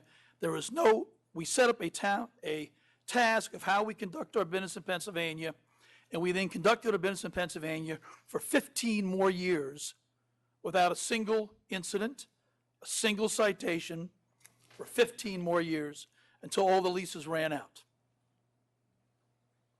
Okay, go ahead. But there was no. Oh, so you're not in Pennsylvania now? No, Pennsylvania is beer only. Pennsylvania has wine and spirits as their state store system. Okay. I built the first store there in 1984. Oh, right, this was all about beer, I remember. Right, beer okay, only. go ahead. Yes, sir. In New Jersey, there was also no fine. So there's never been a fine. It was another offer in compromise for the state of New Jersey for an investigation we couldn't figure out. Nobody could explain it to us. And so we made a settlement and an offer in compromise, no charges, and everything was dismissed, and that was that. RSSI is the main corporation which I own 5% of, my brother owns 5%, and the trust from our children own the other 90%. So it's 100%. Who controls the trust? The children have trust. There's trustees for each trust, but the children are the beneficiaries. 4 of the children of the 5 are above the age of 21. But they're generation skipping trusts, so the trustees all above 21 that control those trusts. The applicant in this case is myself and only myself, and we've disclosed our relationship with RSSI through your group and through Jackie Flug and commissioners in the past 2 years at various meetings in Albany to make sure we are doing business as New York would like us to do business. In each state when we go in, the first folks we go to meet, just like in New York, is the ABC in that state. Whether I'm in Sacramento, Austin, Texas, Tallahassee, Florida, we go meet the ABC, myself, with our council, say who we are, because we know we're always going to be attacked. We're always attacked by our competitors, because at the end of the day, it's about public convenience and advantage, and good competition means more public convenience and more advantage. We believe in a three-tier system. Everything follows a three-tier system. RSSI does not own, it's not an importer, they're not a distributor. Every product that comes to our stores comes through the three-tier system. In Connecticut, we work with Governor Dan Malloy and Attorney General George Jepsen to try and change a corrupt and overcharging system in Connecticut where the small package stores have gone together and create a minimum bottle law which basically overcharges all the people in Connecticut. Governor Malloy and ourselves, Attorney General's support, tried to change that law for 3 years. At that point, we made a decision to, with their acknowledgement, we met with them both, and also met with the ABC, Commissioner Jonathan Harris, review with Jonathan Harris and the Director Jack Succi our plan. We explained to them that we were going to violate the law, and then after we violate it, that would give us a nexus to bring our lawsuit. So the same day we violated it, we sued the state of Connecticut. The governor held a press conference, wished us luck, said it was a good thing for the citizens of Connecticut, and we're currently pursuing that. So we advertised below price to create a nexus for the suit, stopped that, paid them a settlement, no fine again, settlement, which we knew we would have to do, but that created the ability to sue the state, and we will change that law in antitrust court, as I've changed the laws in other states, such as Maryland and Pennsylvania, on similar antitrust suits. Let's go back to... No, let's stop there. So I mean, are you looking to change the law of this state? No. They haven't, you don't have a minimum... Well, any part of it, not the minimum pricing, but any part of it, the price posting, I mean, is that the plan here? No, we have no law in this state that we've identified. Because my job is to actually protect it. One of my jobs. We have no plan to change any laws in this state, but if there is a law that we think we better serve... And that's what I'm asking you. Is there a law that you feel is better serves your company by changing it? It's not about my company, it's about the consumer. So typical type of laws... Then let's deal with that. That's what I'm asking you. Do you believe there's a law in this state that you're interested in changing? No, right now you have Sunday sales, which we think is important, and we're working to change that now with the governor of Minnesota, Mr. Dayton, in concert with him, and the speaker. So that's a state I'm working on changing the law. But your posting laws, your quantity discount laws, all meet and pass the test of the Commerce Clause in the Sixth Amendment. Other states, like Connecticut, did not. Maryland did not. I won the case in Maryland. I will win the case in Connecticut. The consumer is one that's being overcharged by package stores. I think that's a good thing.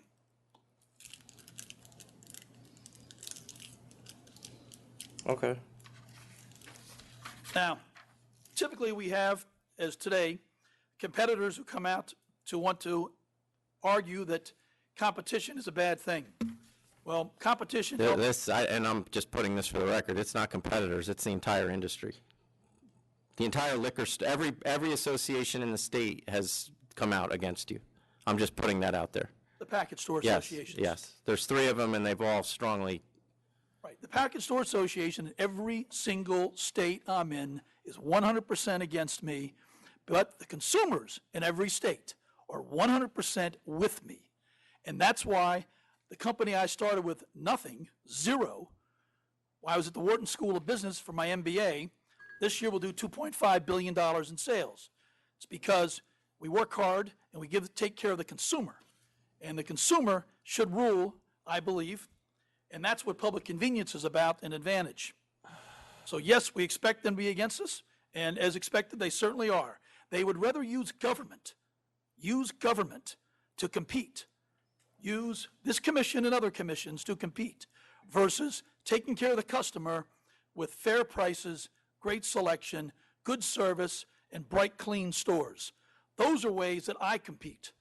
But the package stores and all your associations would rather use government to stop good competition. And we also have a lot of support, too, as will come in later, from wineries all over this Yeah, state. you do. And legislators over this state. And the legislators, not only from the district, assemblymen, senators, and from other districts, all realize that legislators sometimes have to make tough decisions. And not everything is popular. And it's not about a popularity contest. It's about what's right for the voter, what's right for the people. And I personally ran for the U.S. Congress, the Democratic ticket, last April and lost in a 9-person race in a primary. And I understand you need to take some positions that are not popular with everybody, but you have to do what you think is right for the people, the voters. So what we want to talk about here today is public convenience and advantage, because that's what this comes down to. It comes down to the consumer. The consumer. The consumer wins by a unique shopping experience. That's what we provide, a unique shopping experience, a destination store. We're offering the public something that's not available in this area. It's not available anywhere in New York, and it benefits all New Yorkers, not just Westbury, but all New Yorkers. Our store will pull, or my store will pull, 20 to 40 miles distance. We're not a local store. We're a regional store. And that's because of how we operate, which we'll talk about. 20 to 40 miles of distance, the destination store. How can we do that? Well, let's start with selection. Yes, we talk about price, but selection's the real key. We offer fair prices, but we're not a discount retailer. We have good prices, but what really we have is an experience. We're an experiential retailer. Experience starts with selection. We carry over 9,000 wines, is our plan. Our nearest competitors, if you check the chart, carry between 150 at Westbury, the Costco liquor, up to 977 at M&B liquor. That's quite a difference. In the area of spirits, we carry over 5,000 spirits. The chart we turned in shows our competitors carry anywhere from 132 spirits at the Costco up to close to 500, higher than that at the M&B liquors. So we're carrying 5 to 10 times more. The M&B information may be incorrect. We took it from their inventory, which they gave us, which they've now told us is an inaccurate inventory. They don't have an accurate inventory. But that's another story. Bottom line is, selection is absolutely the key. But we offer also something that's really important and unique, and that's the largest selection of New York products. Consistent with the governor's Taste New York program, we offer a New York State shopping bonanza, showcase for Taste New York, a total showcase. We desirous to carry over 3,400 New York wines. That's in addition to the 9,000 from Bordeaux and Tuscany and Napa. We have a list of all those wines presented in our exhibits. Our nearest competitors carry 2 New York wines. The next one, 2. The next one, 4. The next one, 4. So that's an average of 3 New York wines versus our desire to carry over 3,000 New York wines. And that's because we understand local retailing. Every state I'm in, we are the largest supporter of whether it's Texas wines, New Mexico wines, Washington State wines. We support the local economy and the local wineries, and our reputation is the best.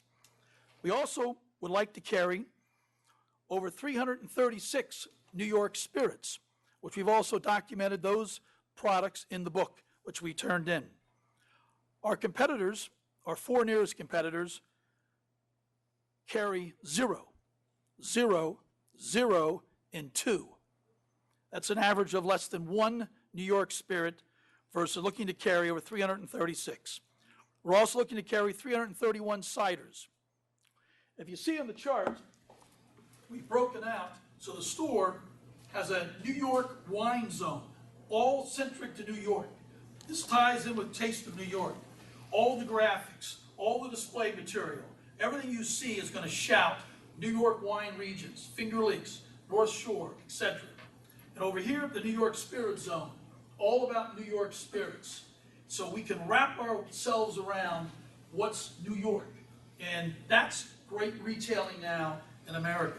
Then we have a tasting and demonstration area for only New York products in the zone of all New York. This is 100% for tasting New York products, which we'll taste every Friday, Saturday, and Sunday. Then the rest of the store is products from Napa, Tuscany, all over the world, another 9,000 products in wine and 5,000 spirits, with another tasting area for the other wine, and then a third tasting area for the spirits. So we dedicate a lot of experiential space towards showing the customer they can find the right wine for the right price, for the right occasion, for the right food. That's about getting it right for our customer. And I think that's really important, and that's how we've been successful. We've also built a wine and spirits education room. This room will seat over 60 people. We hold wine classes, New York State wine classes, absolutely. Bordeaux, absolutely. Napa Valley, absolutely. We hold spirit wine classes, New York State spirits, absolutely. Tequila classes, single malt scotch classes. We're professional educators with our team and our staff to help the consumer learn and become more educated about product. These are experiential things that no one else in the state of New York does. This is our Bordeaux box over here, and high-end box, all temperature and humidity controlled, with wines that go up to $4,000 to $5,000 a bottle. Nobody sells these type of wines. We're the largest seller of Bordeaux and classified growth Bordeaux in the United States by a long shot, because we seek to carry, to invest in these kind of products. So that's how the store actually lays out. Mr. Trone, can I interrupt you to ask you a question for a second, please? I read in here someplace that you also had some intentions to eventually add groceries. Yes, sir. Where? And that's a perfect question. It segues exactly into my next point. Thank you very much. And we're going to show that in a second. But what we have is taking the store, and it's about one-stop shopping. So we, at a later date, will apply for a grocery license. And in that grocery license, throw the slide up right now since Commissioner Ford asked about it. Excuse me? Yeah, it'll be an adjacent store with an entrance over here that's unlicensed, as the ABC has stipulated us how it should be handled. An unlicensed entrance that goes two different directions, the beer and wine store here and the grocery store here.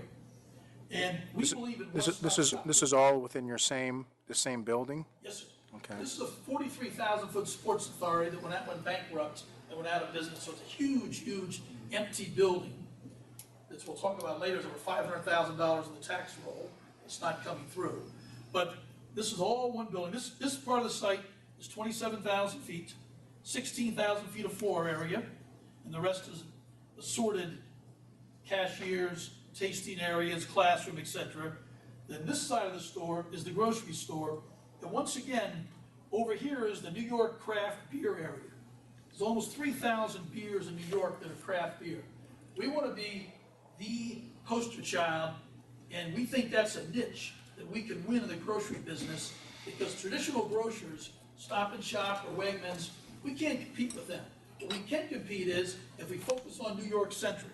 So the New York craft beer zone, and over here the New York grocery section, which will carry New York apples, jellies, cheeses, all the various New York products.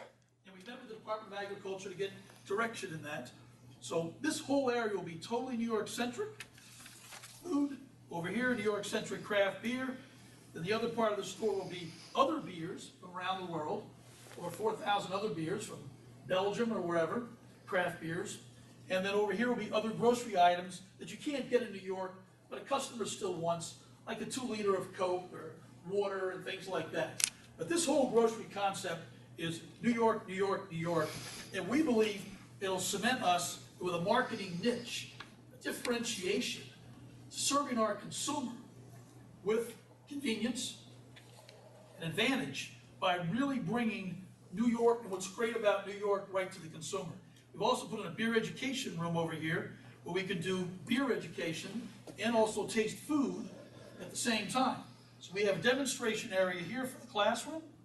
We have a tasting area here that's totally New York food from grocery, New York beers. Then a third area over here that's tasting from all other. That would be beers from Napa, or not Napa, but New Jersey or Florida, wherever they might come from. The large beer cooler in the back, huge cigar humidor. We have the largest selection, probably the largest retailer other than J&R of cigars in America. So again, more selection. This one-stop shopping is what really brings convenience and advantage to the consumer when it's all right here in one stop. And none of our competitors, none of them, have this ability to bring everything together under one roof so the customer is better served. And that, I think, is a huge differentiating point. Any questions, Commissioner? Take a quick break. Yeah, we're going to take 2 minutes. 2 minutes. Okay, great.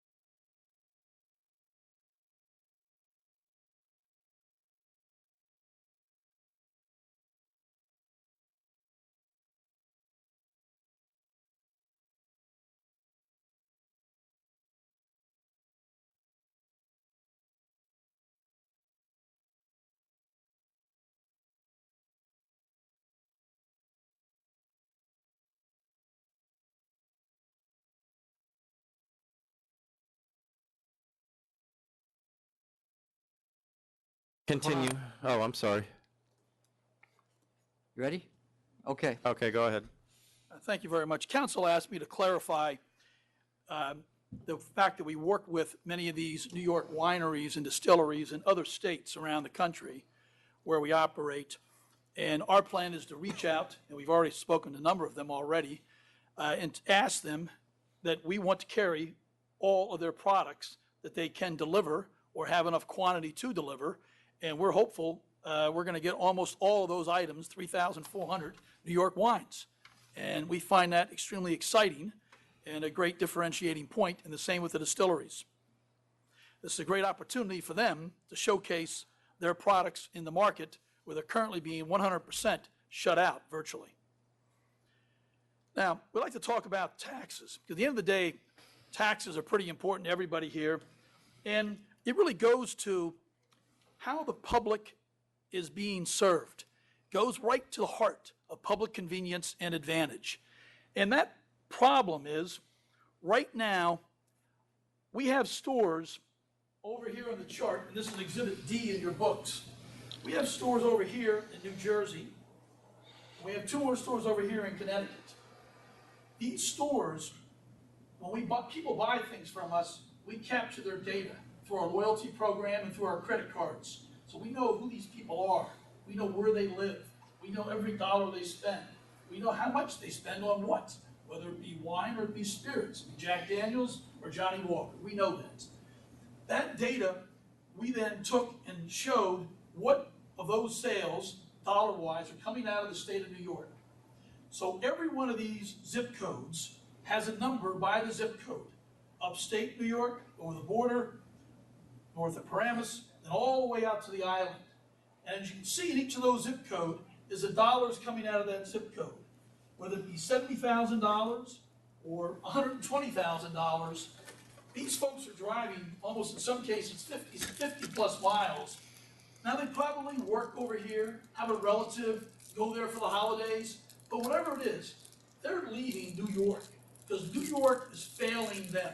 New York is not offering the public convenience and the accommodation in the areas that we can offer, that I can offer on selection, on Your argument is that they're driving from the Hamptons to go to your store in New Jersey? these people are 100%, we know exactly where they live. I believe that, but you don't. But you know why they're traveling? I can't put they're traveling because we have a better mousetrap. They're traveling because So your argument is that they're leaving the Hamptons to come to your store. Okay. we've got Tuscan wines and Bordeaux wines. I believe all of that. I just question whether you know that they're traveling for that reason and perhaps shopped at your store because they happen to be in the area. Oh, they very well could. I'm sure they're tying it in with other things. Absolutely, sir. I totally agree with you that they're tying it with other trips.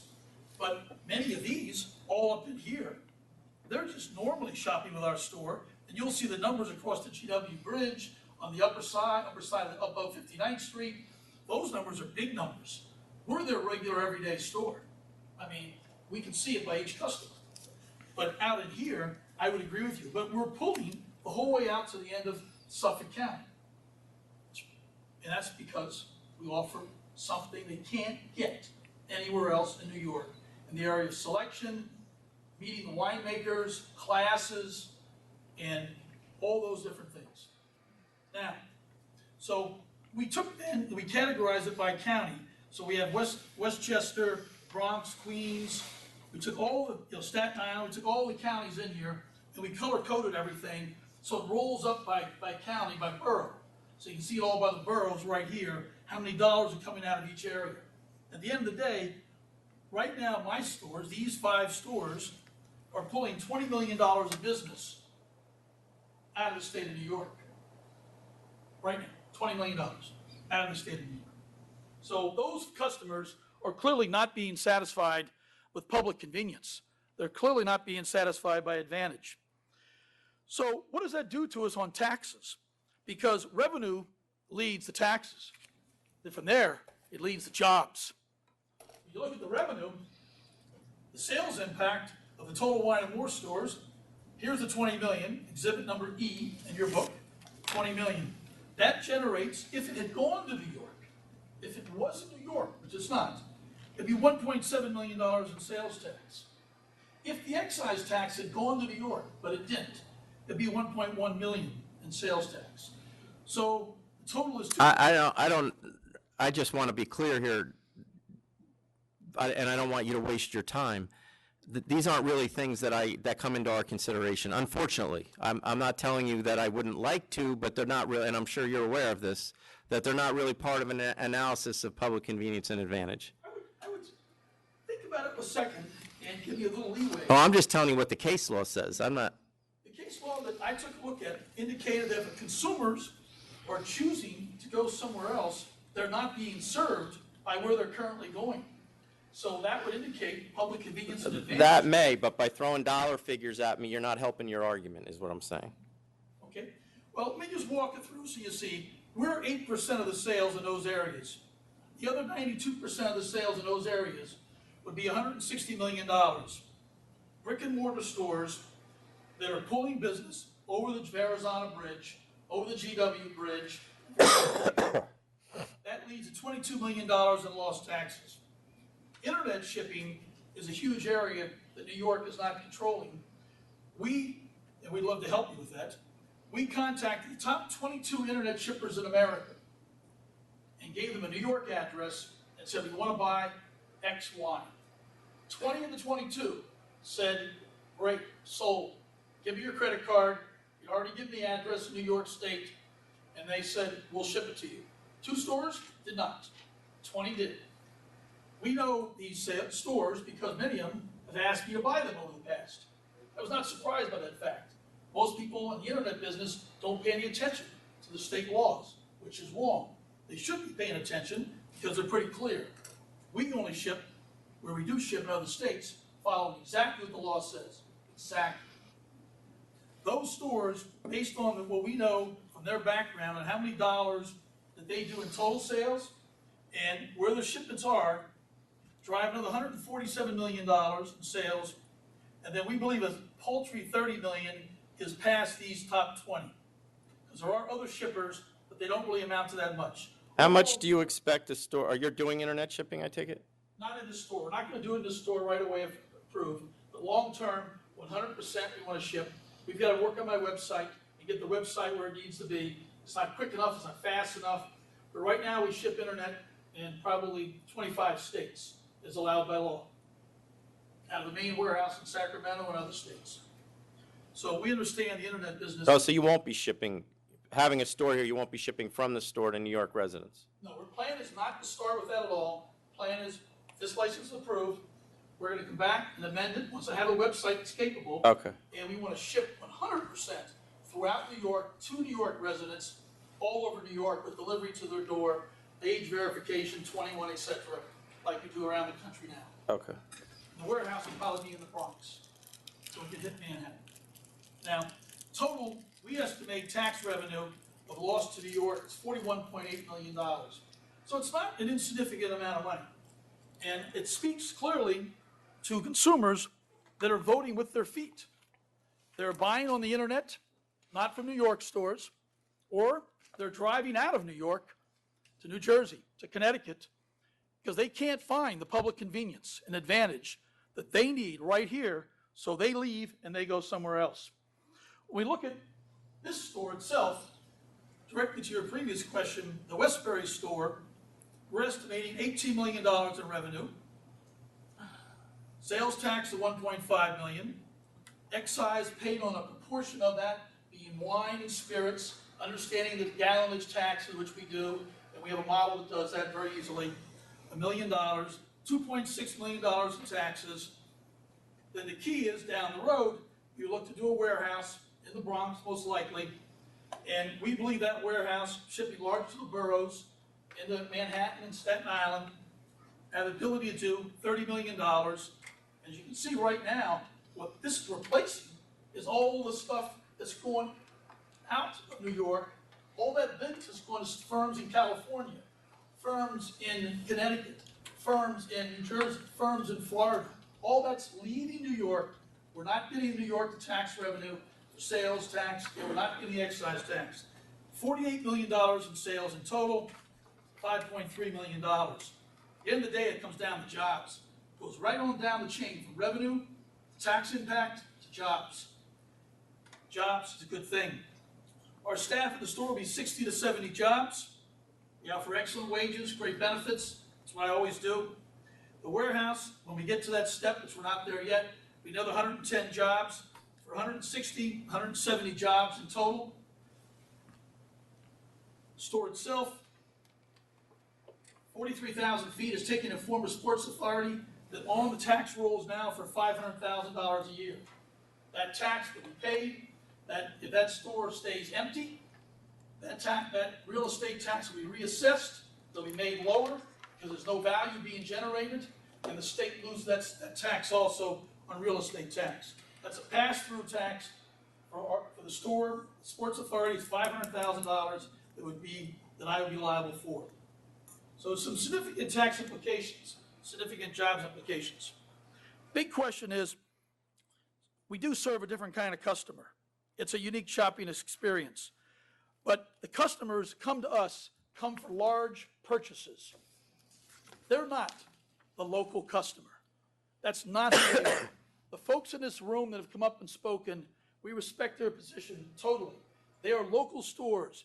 And we've given here in Exhibit G a list of probably 30, 40 stores. And we went to New Jersey and looked at stores that we opened in 2002. We went to Maryland. The oldest store there was 1996 and 97. Then the next page, we went to Delaware. Stores are open there. The oldest were 1991. In Jersey, again, 94 and 98. So these stores were in some cases 25 years. 25 years these stores have been in operation. And our competitors always, it's a Chicken Little. The sky is going to fall down. But the bottom line is, customers don't come to us to buy a single bottle of Jack Daniels. They don't come to us to buy a bottle of Barefoot. They go to their local store. At their local store, they know the owner. They know the clerk. And they walk in and they say, "Sir, I got your Jack Daniels here. I have your Barefoot here." That's how it works in the local business. They never come into a large store that's big. They have to walk and they can't find anything. It's a huge store. So it's a different model, a different store. And if you look at the distances we put in the right-hand column here, you can see these stores all are less than 5 miles from our store, and some are as close as 0.3, 0.4, 0.5 miles. I did look, I noticed none were 485 feet. Yeah.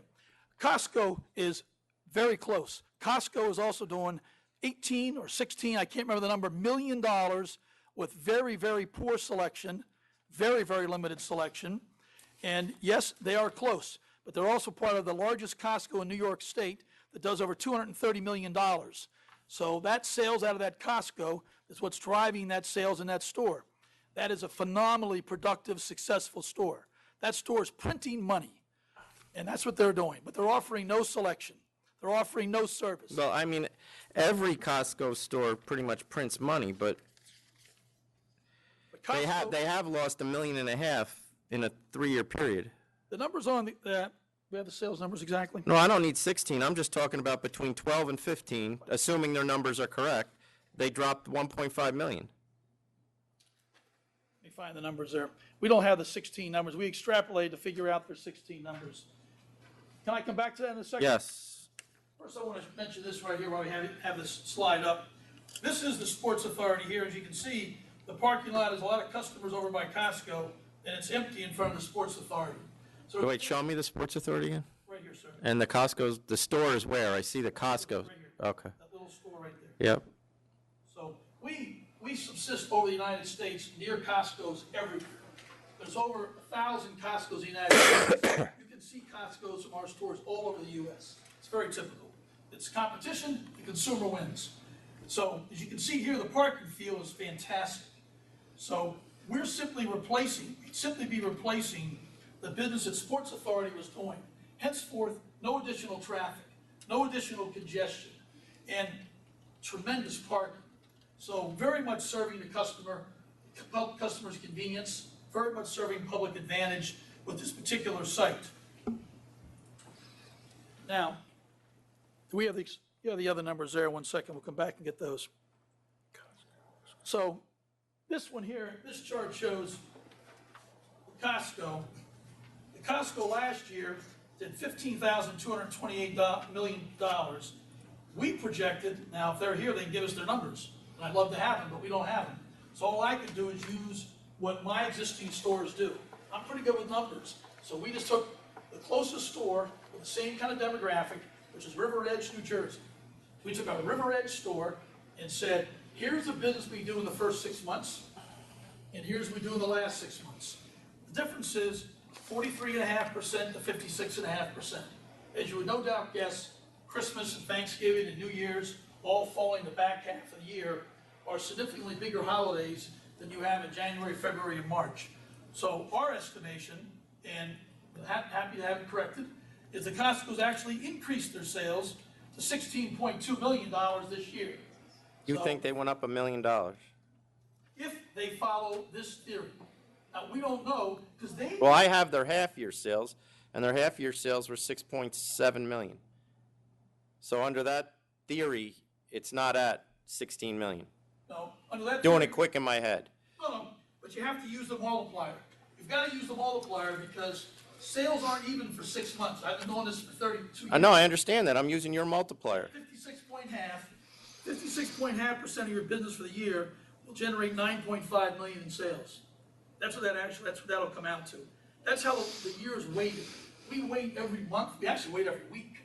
We wait every single week and we project every single day. Believe it or not, we have a projection every single day of the year, every single store. So if you use 56.5 with the multiplier, that gets you 9.5 with 16.2. But we're happy to see the facts. If someone wants to give us the facts. No, all I have is 6 months, but I'm using your multiplier that doesn't bring them to, no, I'm using their first 6 months that they reported to me. That's what we used. That's exactly what we used. And you're saying using your multiplier, they got to 16? 16.2, absolutely. That's the math. That's a bit steep for my experience, but okay. Well, it's 56. No, your multiplier I get. I don't know that I agree with your multiplier. That may be what your stores do, but I don't see. They could not use our multiplier because they inadequately staff. If you inadequately staff your store and have long lines in your store, people know at the holidays not to come to your store. I was in the Costco at the holidays and they had huge lines. Well, our stores don't have huge lines because we create more jobs. We open more registers. So with customers know you're going to get them in and out, you get a nice bump. If they're doing the opposite by not taking care of their customer, not making a public convenience an advantage, by allowing lines and making New Yorkers wait in line, New Yorkers will vote with their feet and they'll go somewhere else. So that number could absolutely be overstated if indeed Costco, Westbury Liquor, is running a weak business. And they are, because I watched it, regarding lines. Now, cover G. The other area we excel in that makes us a destination is the fact that we have team members that really know about the product. We spend 150 hours training our team members. All of our service team members that are trained in wine and trained in spirits, or in the grocery side trained in beer, wear a white shirt and tie. They're professionals, they're well paid, and those folks really can help the customer get the right product. And that's a major differentiating factor that creates public convenience and advantage, is the service and the quality of your people. Not having those lines we just spoke about at Costco, but instead saying we're respecting our customer. We're paying attention to our customer, and we want to treat them like we want our mom to be treated or ourselves. And that means hire more people, create more jobs, and don't have lines, and have people that are well-trained that can help them find the right wine. Each year we send people to Napa Valley, to Sonoma Valley. We send folks to Spain, France. We spend hundreds of thousands of dollars on training our team to simply learn about wine and spirits. If they know about the product, it creates more public convenience and more advantage. And that's pretty unique. Nobody else does that. I was in Costco many, many times here in Westbury, and I looked like I could probably afford a bottle, and I was never asked for any assistance. Never happened.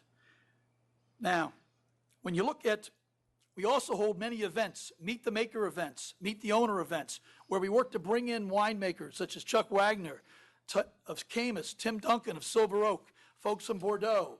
We bring all kinds of personalities and winemakers into the U.S. that come to our stores to meet the consumers, taste wine with the consumers, and make it a real experience. We actually have virtual tastings where we'll have somebody actually in Scotland showing up on a TV screen talking about a single malt scotch from Jura while they're in Scotland. A lot of unique things with technology to help the customer make a better experience.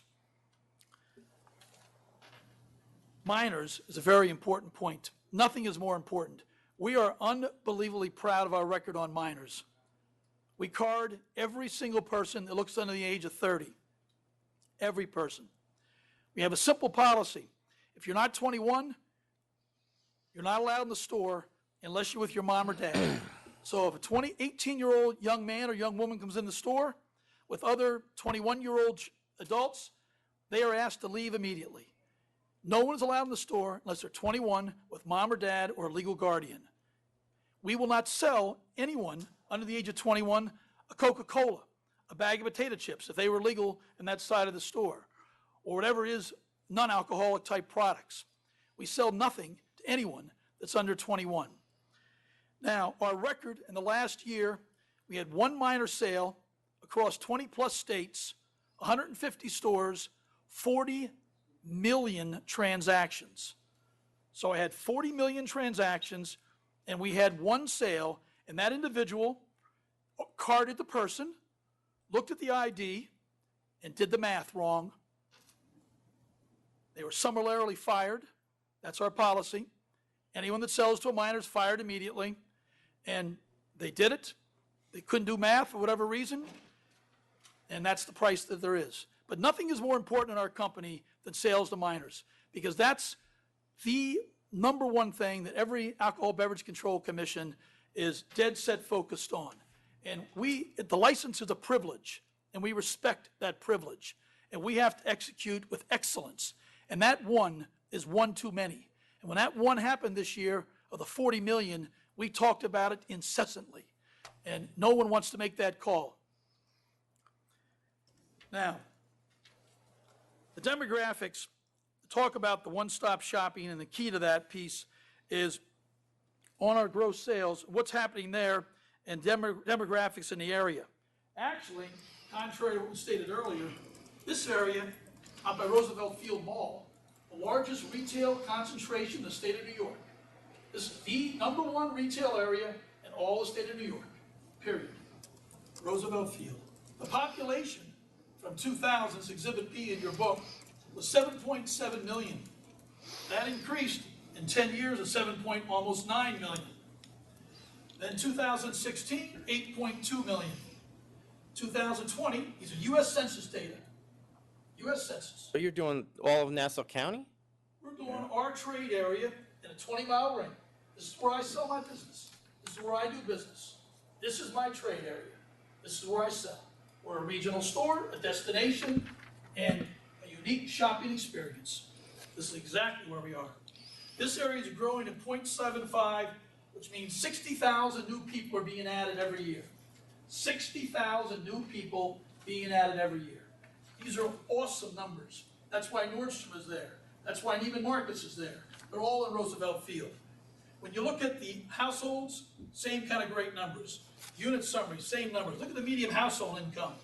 Median household income from 16 to 21 is moving up from 57,000 to 64,000. Median home value is moving up. Per capita income is moving up. All the demographic numbers, income and people, are all moving in the right direction. This area needs more retail competition that's different. It has to be different, and we are different. And that's the case on public need and public convenience, is the difference. This isn't a 4,000-foot liquor store. This is a regional store, an experiential store.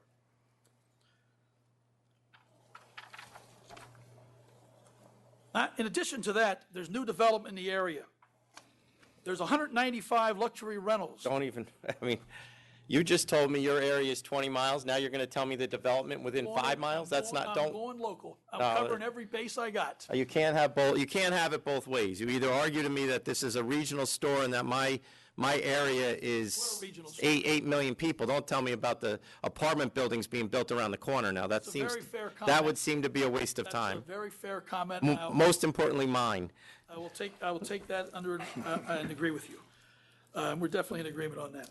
So we believe that this store, the 20-mile store, that actually will pull out the 40 miles, and you've seen the evidence of that from stores in New Jersey and Connecticut. They're pulling 50 to 60 miles out, and you've seen that from internet sales where folks are fleeing New York, fleeing New York. And our proposal is, we'd like to help the ABC in New York, the SLA, and once we can do internet sales and are approved internet sales, we'd be happy to participate and give you the names of the folks that are happy to sell into New York so they can be shut down, because that puts New York retailers at a competitive disadvantage, and it's not following the law. And that's what they should do. They should be shut down. But we'd be happy to provide that information, and we've done that with other states where we've helped them and given them the data. So, as you know, we've had good support from wineries and elected officials, not only in the district, but across the state. And we believe our case is clear on public convenience and public advantage and a totally different, unique shopping experience. Thank you. The only thing that I would like to add, the applicant did a very good job of. Can you just stop for a second? Just because we're not sure this is recording, and I'm sure someone is going to want to. Press nothing. You can't what? I can't press anything. It's frozen. How long has it been frozen? About 15 minutes. We on the phone with Drake now, but he said he I just don't heard. see any issue. All right, we're going to have to take a break. I mean, everybody's going to want to see this again, that's why. I don't, but somebody will. You can wind me up again, sir. We might have to, don't. I'm available.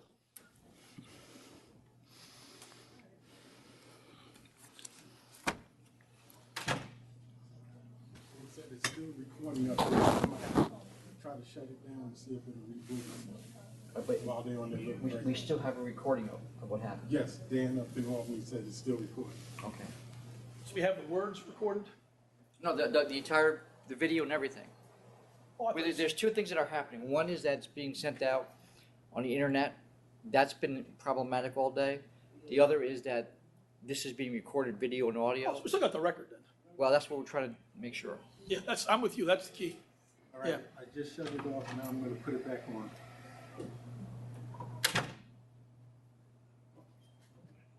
Billions of dollars. I just turned it off now, I just turned it right back on, so it just rebooted itself.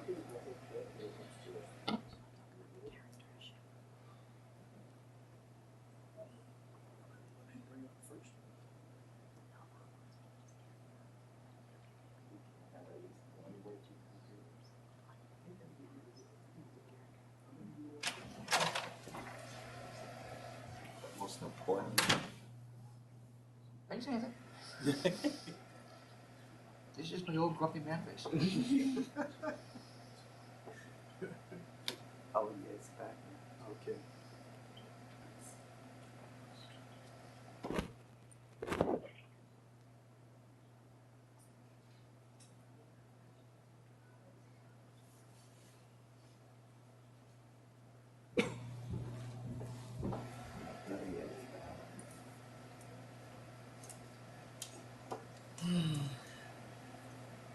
So what about?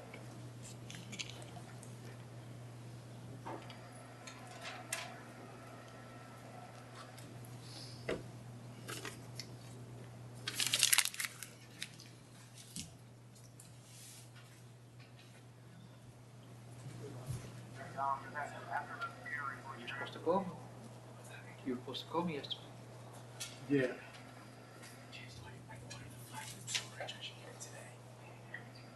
Oh. Put you. Just change.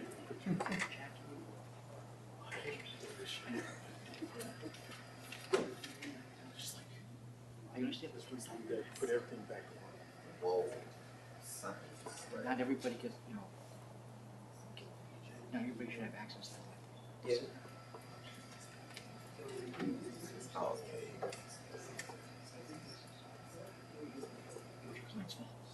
Okay? We didn't have to do anything. limits of what we could do, right? Because he wanted to skip himself. Right, but to be at full speed.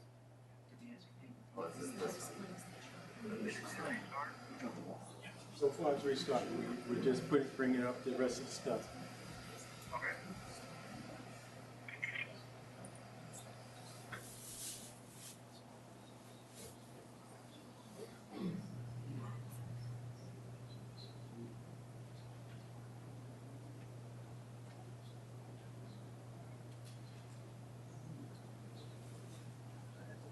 Look at that time and it just wasn't moving. Then I couldn't even move again. No. That's low. So is it going to stay? I'll have to bring the board back up. Anything that we had.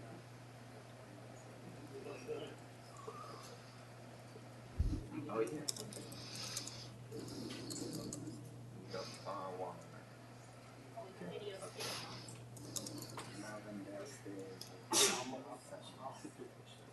Something to munch on. We're good to go? All right.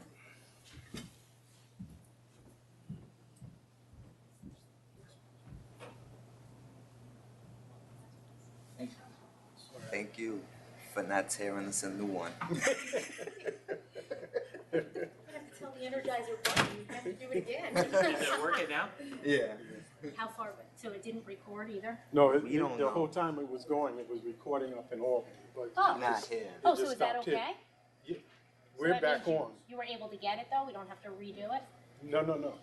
I wouldn't No, want it- that. It was still recording. I have lunch to take. It was Okay. still recording. We got it. Yeah, it was still recording. All right, so we're going to have to ask you to go start all over again. No. Mr. Mailer, we got your piece. We don't. Chairman, I wrote every word down. It's Yeah. okay. So I've been assured that the entire thing has been recorded, although people have not been watching us live for the last hour, which I'm somewhat relieved at, and I'm sure you all are too. Are we, But are we back online now? and are we live now too? Yes. Okay. Do you want to wait for Jackie? Yes. Yes. But it is all on CD, right? Yes, everything is back. Oh, it's cassette tape.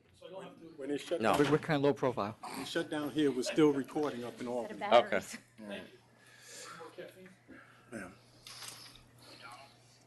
All right, so we are back on, and like I said, I've been assured in Albany that it has been recorded, even though those watching at home probably missed a good portion of it. You can certainly watch it all later. Continue. Well, thank you all for your patience. I think Mr. Trone did a very good job of reflecting how this application serves public convenience and advantage. The only thing I wanted to add is that council made a number of attacks on Mr. Trone's character and fitness.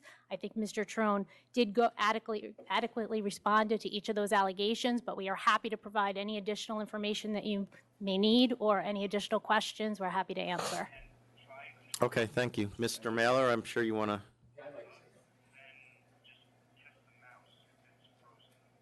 The mouse wasn't working at first. First and foremost, in terms of the statement or the statement by Mr. Trone that he's never been convicted of anything or that he hadn't pled guilty to anything, in terms of New Jersey, I'll tell you point blank that they pled to a failure to maintain or produce true books and records. They pled to that. They were given 30-day suspensions for that. They paid $250,000 per store, $1 million. So it's not like they did not plead to something, which is what they want to tell you. What's more important is this concept by Mr. Trone of quote-unquote public convenience and advantage. Public convenience and advantage to Mr. Trone is allowing somebody to come into his store and making sure that he buys a good deal of spirits and wine. That's not what the alcoholic beverage, the ABC law is about. That's not what the law is about. The seminal case in this area was cited by me. It's called Matter of Foreman, and they define public convenience and advantage. And they define it as follows. Public convenience necessarily refers to the accessibility of stores and involves considerations of distance, overcrowding of present facilities, etc. Public advantage is a broader term which brings into play social and similar problems and involves the state's general policy as to the sale of alcoholic beverages for off-premise consumption. The general public policy, as stated in Section 2 of the Alcoholic Beverage Control Law, is to regulate the manufacture and distribution of alcoholic beverages for the purpose of fostering and promoting temperance and respect for and obedience to law. This gentleman has a history of disobeying whatever it is that the law of that particular state is. He's now telling you, my intentions, at least in Connecticut, is to change the law. So in order to change the law, I break the law. He breaks the law in other states. You know what's interesting? He kept going back and forth between I and we. He'd start off with we or our, and then all of a sudden realize the Freudian slip and go back to I. This man is not alone. He has this behemoth known as RSSI behind him. This is all integrated. His brother, his family, they're all into this. This is what they do. They brag about the fact that they do $2.5 billion in sales a year. They go from state to state. They're in Texas. Mr. Trone applies on his own. After the investigation is conducted in Texas, they have to withdraw that application and then include RSSI. This is not a one-man show. The other part to what I want to say is, I walk in here every week. I don't oppose licenses. That's not what I normally do. But you people have given us a set of rules. I look at the 4 closest stores. I look at the area surrounding that store, and I determine, you determine whether public convenience and advantage will be served. If you want to play the game of going 40 miles out, I can bring in stores. I can bring in big box stores. I can bring in the Stu Leonards of this world. I can bring in bottles and cases and the like. They carry every brand that he carries or can carry every brand he carries. They have the most expensive Bordeaux. That's another thing about New York. You have a Sherry Lehman that has these excellent wines that are in New York, that they're known throughout the country for these wines. So it's not like he's bringing in things that are not known to the country. And what makes this even worse is that he's telling you how we're going to increase jobs, how we're going to increase taxes. Nonsense. In every state that he goes in, stores close. Existing jobs are lost. Just as when you look at the sales figures, and you go for, and that's another fantastical comment made by Mr. Trone. We're showing you actual sales figures of the closest store. We're not making this up. We're not giving projections of what might happen. We're showing you what did happen. 3 years ago, they were doing $6.4 million. Now they're doing $16.4 million. Now they're doing $15.2 million. That's what they're doing, not what they're projecting out from. You know, if you're going to tell me that you're changing the rules and having an increased area over the 4 closest stores or the 6 closest stores or whatever they are, tell me that. I'll walk in prepared to show you that he's not doing anything unique. I was prepared. I did show you that in the other states that he's been in, he's caused nothing but problems. He does break the law. He then works his way out of it by making some sort of compromise, whatever he does. In this state, if he compromises, that's a plea of guilty.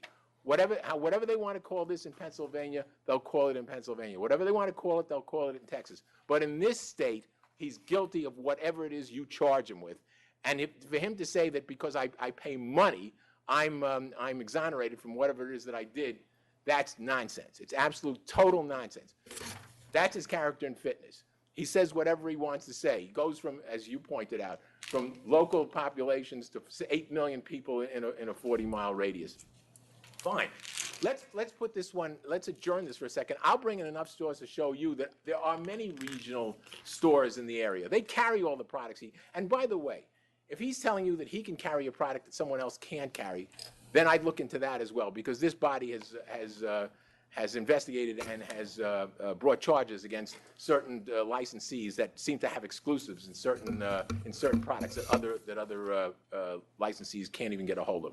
So what is he telling you? He's telling you in advance, I'm going to break the law. I'm going to push the envelope. I'm going to have other people come in here and have other stores so that I can have the monopoly in the state of New York to the detriment of the existing stores. That's not what this law was set up to do. That is not what this body has told us how we're supposed to operate with any given area. If you want to change the rules, please tell me. Give me enough advance notice, and I'll show you shot for shot, pound for pound, dollar for dollar, that there's no increase in terms of revenue into this state. There's no increase in terms of jobs into this state. It is what it is. This state is set up not to just make alcoholic beverages as cheap as possible so that it can be dispensed by people and they can go off and do things that are inherently wrong. I'll end with this. I was in counsel's office during the 70s. I was taught by people who were around almost from Prohibition. And one story that was told to me that I never forgot was that the counsel at the time in the 40s and 50s, his name was Alvin McKinley Sylvester. It's a name, a very interesting name. And his philosophy was that his staff would handle all cases except cases that went into the Court of Appeals. And when the case went to the Court of Appeals, he argued the case. And one of his most famous arguments that's still known today in counsel's office, or should be known in counsel's office, somebody got up and he spoke for a half hour to an hour about milk and how competition should be increased and how it's good for the state to have a cheaper product in milk. And he went on and on about this, and in terms of competition, in terms of interstate commerce, et cetera, et cetera. Alvin McKinley Sylvester got up and said, with all due respect to the brilliance of my opponent over there, who spoke eloquently for the past half hour, he's talking about milk, I'm talking about liquor. One thing has nothing to do with the other, and he sat down and he won that case. These are alcoholic beverages we're talking about. He's now incorporating into his argument the fact that he's going to have a grocery store, which sort of blurs the line, in this state anyway, as to whether you can have wine in supermarkets. I'm not saying that's what he's doing deliberately, but he seems to be talking about one-stop shopping. He seems to be talking about a lot of things, and his whole emphasis is on trying to get alcohol into the body of the citizens of this state. That's not what this body is set up to do, and that's not what you've been telling others what they can do. You on a consistent basis turn down applications because the area that the store is going into is saturated, is served adequately by those that are there. This is a prime example of that, and I would ask, and I would hope that you're consistent in this determination as you've been in the others this morning, and as you've been 2 weeks ago, and a month ago, and a year ago, and 15 years ago, and going back to repeal, 1932. That's what this state is for. It is not for having alcohol given to patrons, and that's not what public convenience is all about. There are groups out there, MAD, GLAD, SAD, they're all saying that, there's too much alcohol. The police groups that say there's too much alcohol on the street. We've got to curb this. And for them to just keep telling you that all we have to do is sell alcohol and we'll do it cheaper and more conveniently for someone, that's not what you're here. That's not what you're set up to do, and that's not what you're supposed to do when you render a determination. And I would ask that you not approve this application. Okay, thank you. Thank you. I have a couple of questions, Jackie. Two stores that recently were denied: Super 7 Wines and Liquor, Nassau 1250668.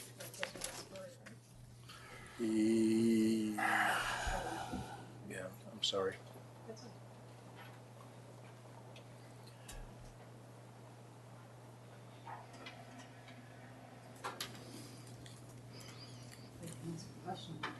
Okay, when were they denied?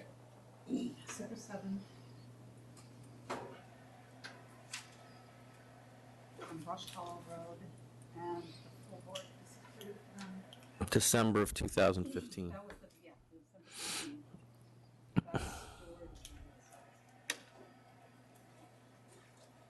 I don't know the reason it was The denied. reason was,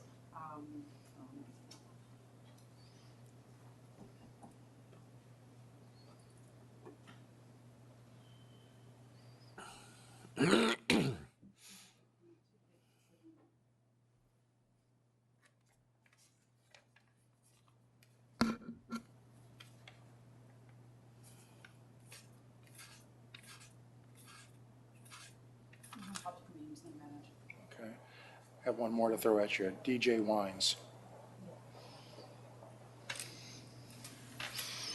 Rush Hollow Road.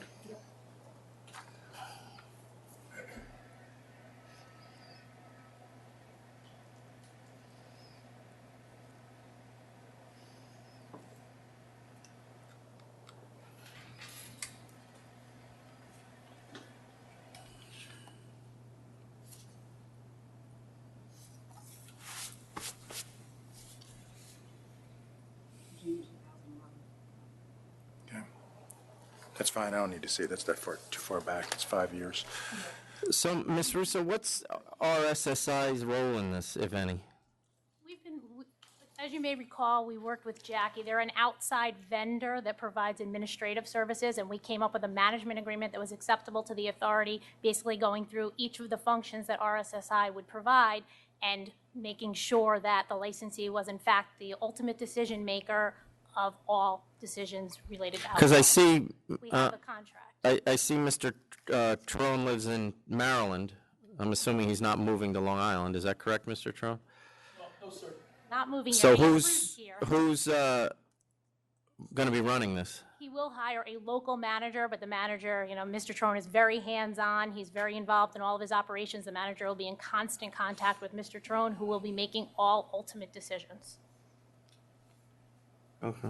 The other thing I just want to reiterate before you vote is that this is a showcase for New York State products. I don't think that any of the other stores before you have been as consistent with the Governor's Taste New York program and have been consistent becoming a showcase for all New York State products. The grocery store we talked about, even though it can't be part of the liquor store, is also going to be a New York State destination. And I think it goes to public convenience and advantage that there is going to be a grocery store in close proximity to the liquor store.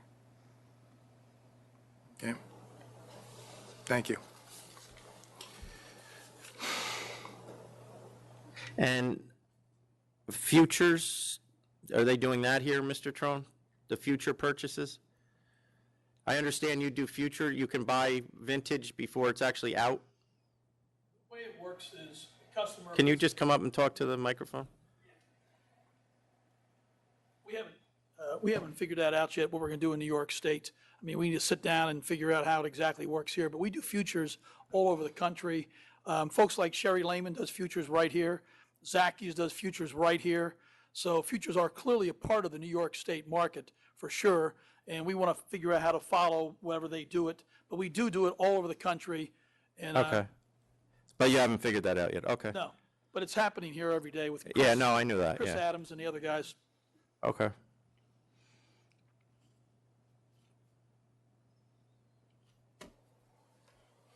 And RSSI stands for Retail Services and Systems, Inc. That's what that stands for.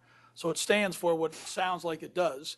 Works with, retailers on services and systems, technology, things like that. Are they involved in the wine or the spirit purchases? Does RSSI make suggestions to? RSI Are they making suggestions to your store as to what? Yes, they would make a suggestion. If somebody there had some knowledge about something that we might not know about on a fancy single malt scotch or a second growth Bordeaux, and somebody knew something there, that'd absolutely be a suggestion for sure. Who, Well, I think she's talking about the day-to-day purchases. Are they going to be making suggestions on that, or would that be your management? Day-to-day, what we carry will be set up by myself, and that's the existing inventory. Then after that, where we go from that, the consumer will decide that, and the consumer will come in and say, this is what we like, and they buy a lot of it, and sometimes they'll ask us. So whenever we open a new store, we set up a number of, we call new item submissions. So we have spots around the store where the customer says, I want a Druku Bokaloo 2005. And then we'll go back, if we don't have it, which we wouldn't have, and figure out how we can source that through the three-tier system. But the management agreement specifically says that any recommendations by RSSI have to be approved and that Mr. Trone makes the final decisions. We've spent over 2.5 years working with the folks in Albany at the SLA and Jackie, et cetera, and Mr. Rosen, et cetera, on working that. The first thing we did was not look for, I didn't look for a license. I didn't look for a location. I went to Albany and says, how's it work, and how can the system we propose work in Albany? The recommendation as to the products, does that include did they do research and recommendations of where to purchase that product? No, the purchase of the product is always posted in New York, so you'll be able to see who has it posted with the posting. Posting makes things easier. Did they do that for you, or is it just part of? No, it's all on our computer. Yeah, it's a computer-generated report that makes recommendations, and then he looks through the report and determines whether he wants to go forward with the purchases or adjust them. Yeah, the computer actually knows what the inventory, we have live inventory, so we know exactly what we have. I have at all times, and then we can put algorithms against spikes at different times of the season when Christmas Kahlua sells more, so we calculate that all into the math. So we order for the customer what they're going to want. Okay. We have a lot of technology. I like technology.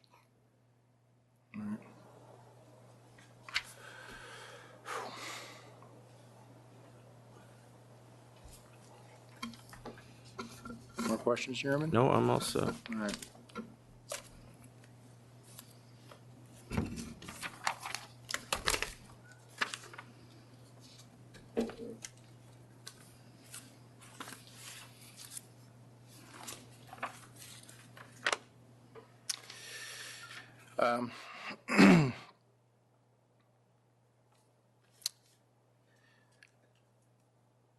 The closest stores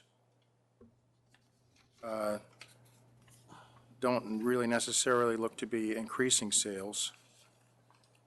The next couple of closest stores actually, well, one looks like they've been increasing, the other one looks like it had been, but maybe a slightly lesser year this year. You have letters of support from Assemblyman Edward Rah and Senator Kemp Hannon. I'm sorry? They represent Westbury. Correct, yes, yeah. I think based on that and the fact that, you know, I see it as a empty building that can be turned into a destination spot, for lack of a better term, I'm willing to approve. So, and I've listened to Mr. Mailer's argument and intently, and I think you're correct. Most of the analysis that I've done since I've been here has been in relation to, if not all of the analysis, has been in relation to neighborhoods or even zip codes.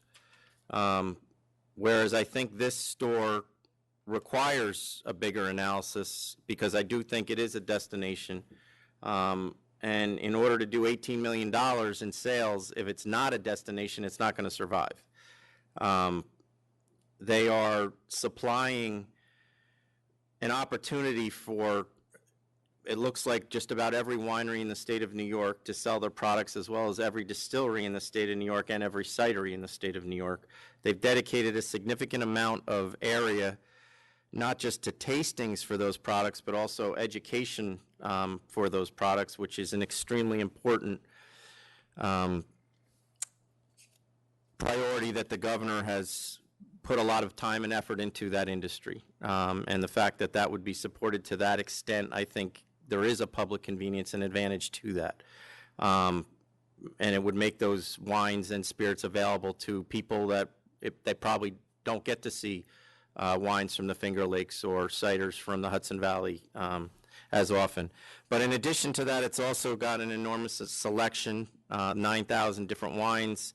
I realize the closest competitor is 485 feet away, but that is a discount liquor store, whereas this seems to be much more of a specialty liquor store that is dealing in much more specialized wines and spirits, and it is attracting a customer base that I don't believe Costco is interested in attracting. So based on that and based on the support from the local electeds, which is, as Commissioner Ford pointed out, we're the local senator and the assembly person, but also Catherine Young, who's the senator in the Finger Lakes area, I believe, and a couple other elected officials, Philip Palmesiano, also from the Finger Lakes area, given the support for New York wineries, and we received a number of letters in support from the wineries themselves in support of this application. So based on that, I'm going to approve as well. I didn't see those letters. Thank you very much, sir. We appreciate it.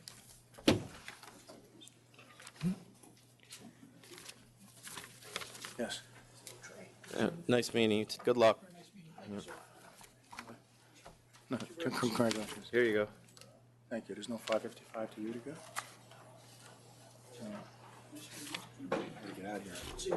Thank you.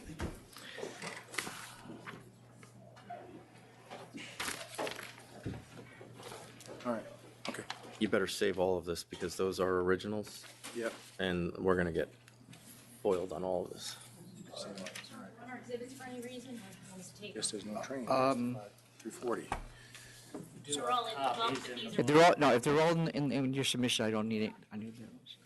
Thank you.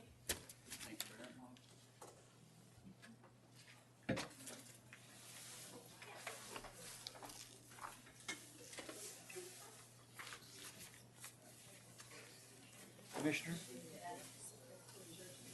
He was. Oh, hi. How are you? Yes. Yeah, I remember you. How are you? Yeah. Nice to see you. What brings you down here? Not Oh, are you? quite, no. Oh, I'm trying to good. work on that now. Oh, great. Yahoo. You were in Kingston, right? Or Yeah, that's worse kind of worse. right? I didn't know that, but Thanks so much. I mean, okay. you're stuck with me. He knows that you're. Right. Okay. Yes. The appellate, right? Yep. Oh, so you filled in once. He just died, by the way. Did you know that? Yeah, over Christmas, and nobody knew. The family didn't tell anybody. I've known him my whole life. Yeah. He died. Maybe it was right after. So I can't hear you. I don't know where he was. I can't hear you, but I'm we not didn't listening find to you. out about it. The legal community there probably, because I still live there. We probably didn't find out about it for a month.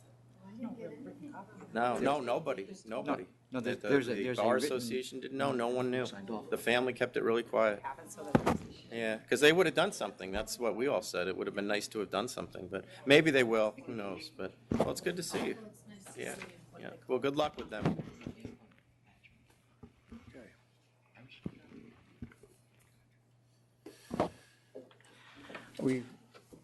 Chairman, Commissioner, you need a second to get stuff squared away, or you want to go forward? No, go forward, let's go. Unless you need to go somewhere. That's what I was just checking. I'm going to miss it now. I'm going to have to ride back with those guys and figure it out from there. Okay. All right, so we'll call the next item then? You might be able to make the 5 though, right? There is no 5. Just found out. Oh, So, well, is there an option? Yeah, well, we can do the last 2 items we have with appearances on, whatever we have appearances on. Then the rest we can just hold over. There were not appearances then. Okay, let's do that quick. All right, number 54, Jungle Road LLC.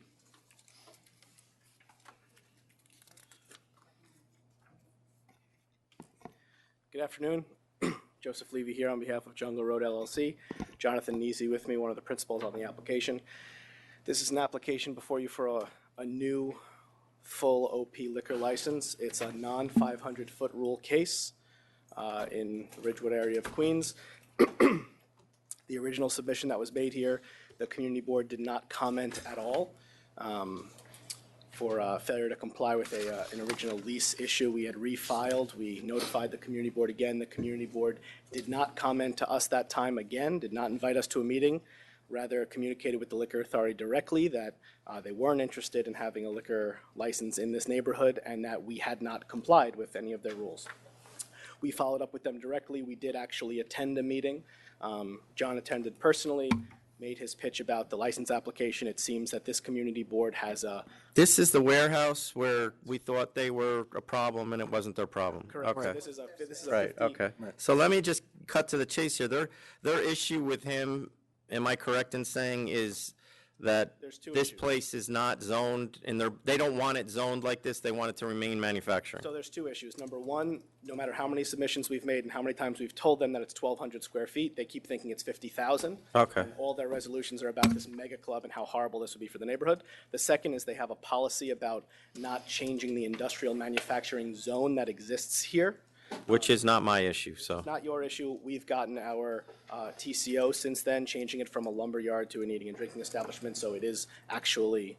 Okay, Good so to what know. are the hours he's looking for? It's noon to 4 a.m., 7 days a week, non-500-foot rule case, and there's absolutely nothing over here for... There's no residences or, all right. Only commercial you can see on the block plot diagram. There's a parking lot next door. This is a building. It's a bunch of warehouses, basically, and parking lots. Okay, And, this is- I'll approve. and this brawl on the premises had nothing to do with him, this Yeah, you previous can brawl? Correct. Okay, It was, all right. well, it wasn't a brawl. It was a Approved. party. The council has a question first. Yeah, I just had a question about the temporary CO. Do you have a public assembly permit? Because here it says PA spaces on the first floor are limited to 74 people. Correct. I got So- this off the website. Correct, last and night. that is our maximum occupancy, 74 people. Because on the application it says I think 120. We had amended that. Oh, you So it's amended not a that. PA Oh, space okay. anymore. No. Okay, so I'll approve. And you already did? Yes. Yes, okay, thank you. Thank you. What's next? Mr. Donahue? All right, the next item is 100, which is Bar None Lounge LLC. Oh. Good afternoon, my name is Frank Lillo. Your name came up earlier. Your It ears did. ringing? It did. Yes, usually my wife is the only one who tells me what I did wrong 18 years ago. Well, that's her job. Well, if there's anyone else that would, it would be him, wouldn't it? Saw me in the back standing up. This is a default. My client has indicated he never received it. I think it's a small What do you want? workman's comp. Well, in light of the many hours I've spent here, I'd love a letter of warning, but I'll take the most minimal fine you're willing to give me on it. It was a year, though. It's a lapse of a few days on a state insurance fund policy, workman's comp. I'll give you I think that's all it was. 1,500, I would take and it. that's below what it should be. I would accept that offer, and I recognize that. 1,500. Have a good day. So you accept See ya. it? You're taking Is that? that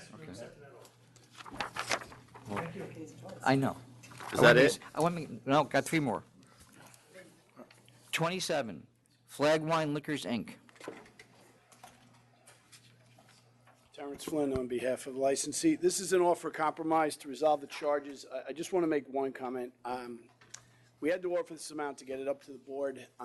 27, wait, is it 27? 27, Flag Wine Liquors, Inc. Okay, go ahead, I'm hearing you. And this is, this offer was sent up predicated by counsel's office, predicated upon the fact that Mr. Mailer in the past had a similar case where this fine was offered.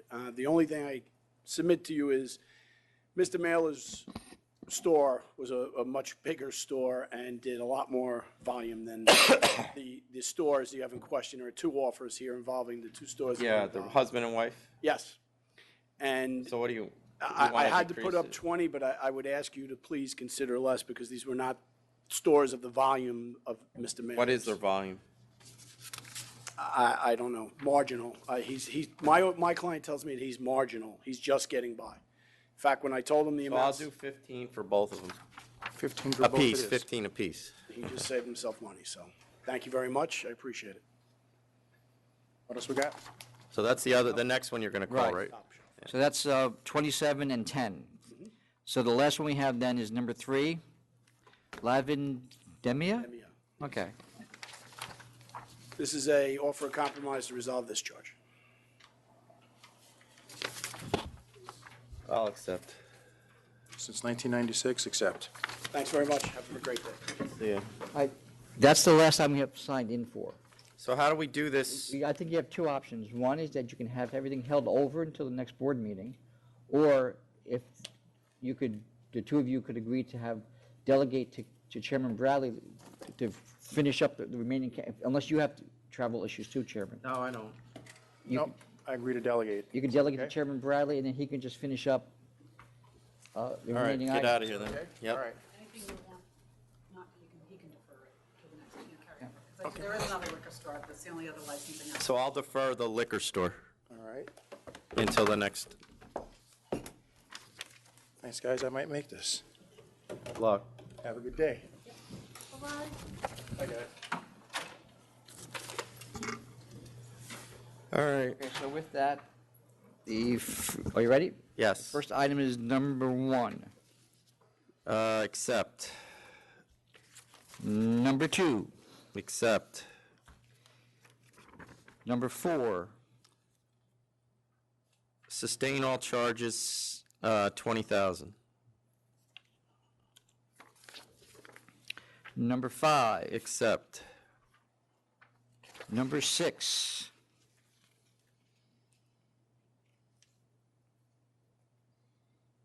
Counter at 7,500. Number 9. Sustain all charges, 5,000. Number 11.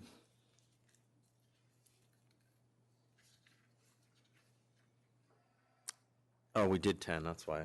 Okay. 4,500. I just wanted to point out, Chairman, that this is the second time that they had the bans, that they were using that parking lot for the extension of premise from 2011. It was the exact same. Same thing? Okay, 5,000. Number 12. Accept. Wasn't this Flynn's too? Oh, no, that's Gary. Okay, it's the same thing. Huh? Number 13. Accept. Number 14. That's cancel, no bond available? Right. Cancel. Number 15. Accept. Number 16. 4,000. Number 17. Dismiss charge 2 based on its, that charge is only chargeable against an OP, is that correct? Yes. And then cancel and bond. Is there a bond available? Well, the offer is cancellation. Oh, okay, yes. So you're accepting the, Oh, they don't want to, no, they're only offering cancellation. well, we'll just take it. Okay, just cancel. Okay. But dismiss charge 2. Right. 18 and 19. In the first proceeding, sustain 1, 2, 3, 4, dismiss 5, dismiss 6, sustain 7. In the second proceeding, sustain 1, 2, 3, dismiss 4 and 5, sustain 6, 7, and 8, cancel and bond. Number 20. Accept. 23. Counter at 15,000. Well, this is your case, Margarita? How bad is it? According to the police department's died down a little recently. No, I mean as far as you proving it. Oh, in terms of, it seems like some of the assaults involve employees. All right, accept. 26. 10,000 because of their bad history. 28. Accept. Oh, no, I'm sorry. Yes, accept. 29.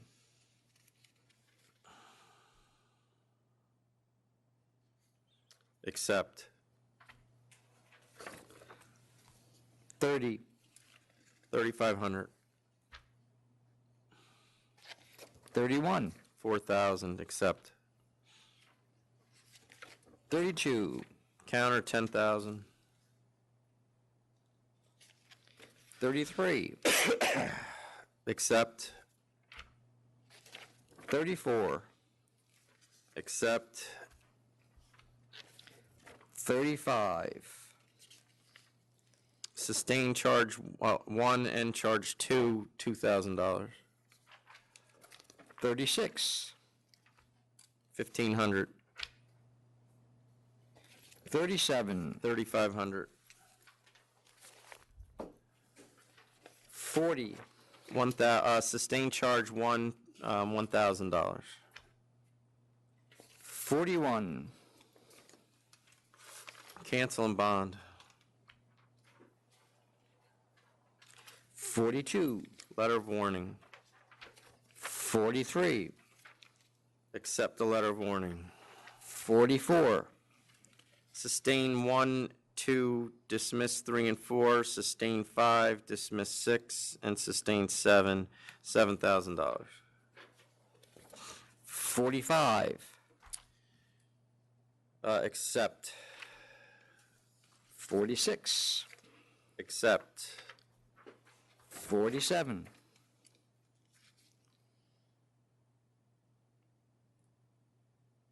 Letter of warning. That's a counter. Okay. 48. Cancel and bond. 51. We're passing this to the next one because this is the liquor store, right, Jackie? Yes. Yeah, so that we're going to defer or Right. adjourn. 57. 6,000, accept. 58.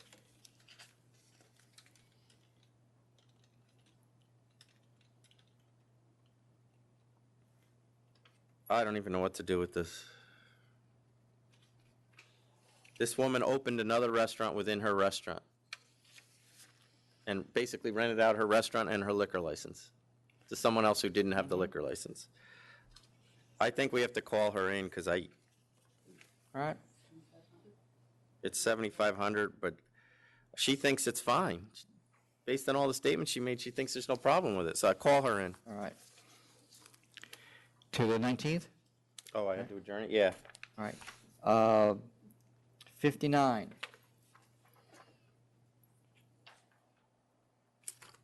Accept. 62.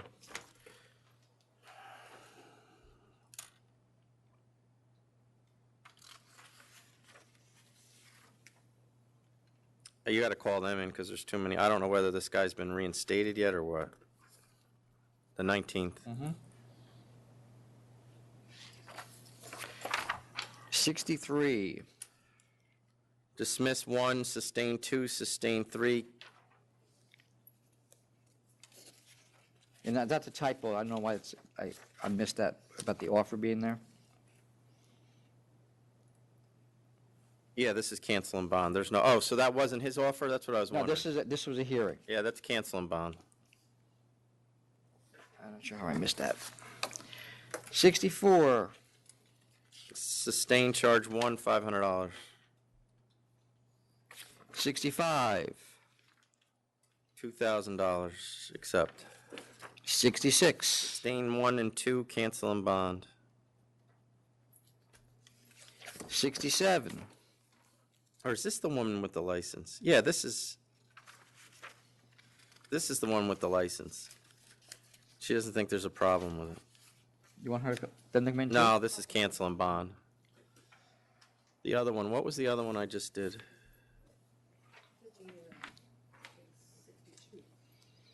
58. Yeah, call them, 58 call in, that, you had it right. I wrote call them in too. Okay, 68. No, 67, right? No, you said, no. I cancel and bonded the, yeah, 66. Right, and then we had, why don't I have 67? Oh, no, I was just looking at that one. Hold on, I mixed them up. I'm sorry. Hold on, I'm sorry, it's right here. 67. And you That's said put that's cancel and bond right. too, yeah. That's what threw me off. 68. $250.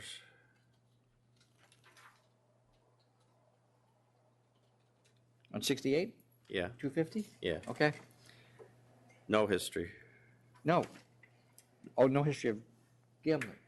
Right. All right. Yeah, it was a NASCAR pool. I'm not doing that. Okay. $250. 70. Cancel and bond. 71. 2,000, okay. 72. Why is this so high? Marguerite, do you know? There's two kids. Oh, all right, I'm gonna go 3,000 then. You're gonna sell one to one underage, you're gonna sell to two. 73. I'll accept. 77. Are you all right with this, Jackie?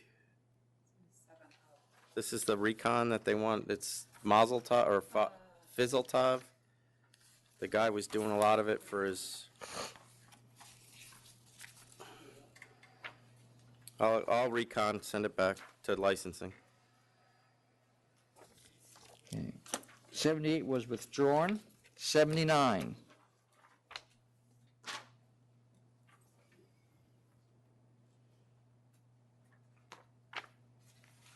I'll go down to 5,000. So I'll reconsider and go to 5,000 based on his efforts in compliance and limited adverse history. Okay. 80. I'll reconsider, drop fine to 2,000 because of the mitigation he's done. 81.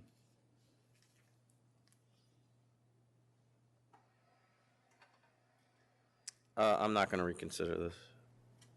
That's the normal amount, 6,500. 82.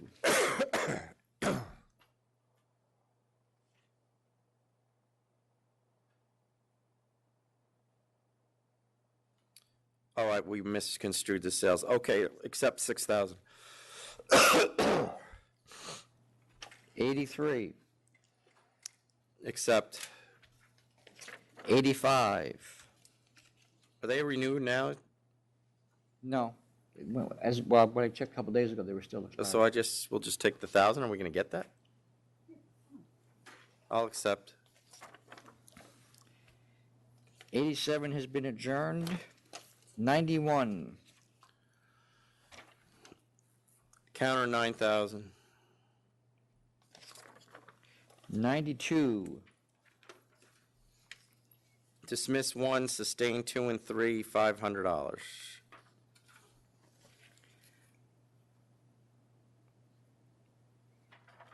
you can't do $500. Why? Well, because the max penalty for 2 and 3 is both, is $100. Oh, I thought it was 250. No. Okay, so $200. It's $100 a day. 93, Sustain 1 and 2, $200. So these guys went to hearing on a $200 with a lawyer? But did their lawyer go with them? No. So $200. 94, Cancel and bond. They had video, refused to supply it to the police officers when they asked. 95. So counter at cancel and bond. 95, Accept. 96, and 97.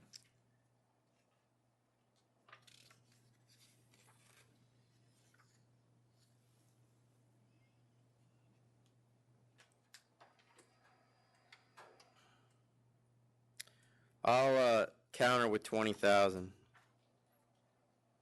Okay. 98, 2,000. 99, Accept. 101, 9,000. 102, 1,500. 103, 3,000. 104, 1,500. 105, 1,500. and that is all I have. Did we do 23 today? What number? 23? BK Ventures, that was the one, Starwood Strip Club that I hang. And what do we charge them? It was a few disorderly premises involved. 23 was, you accepted 9,500. Okay. They just submitted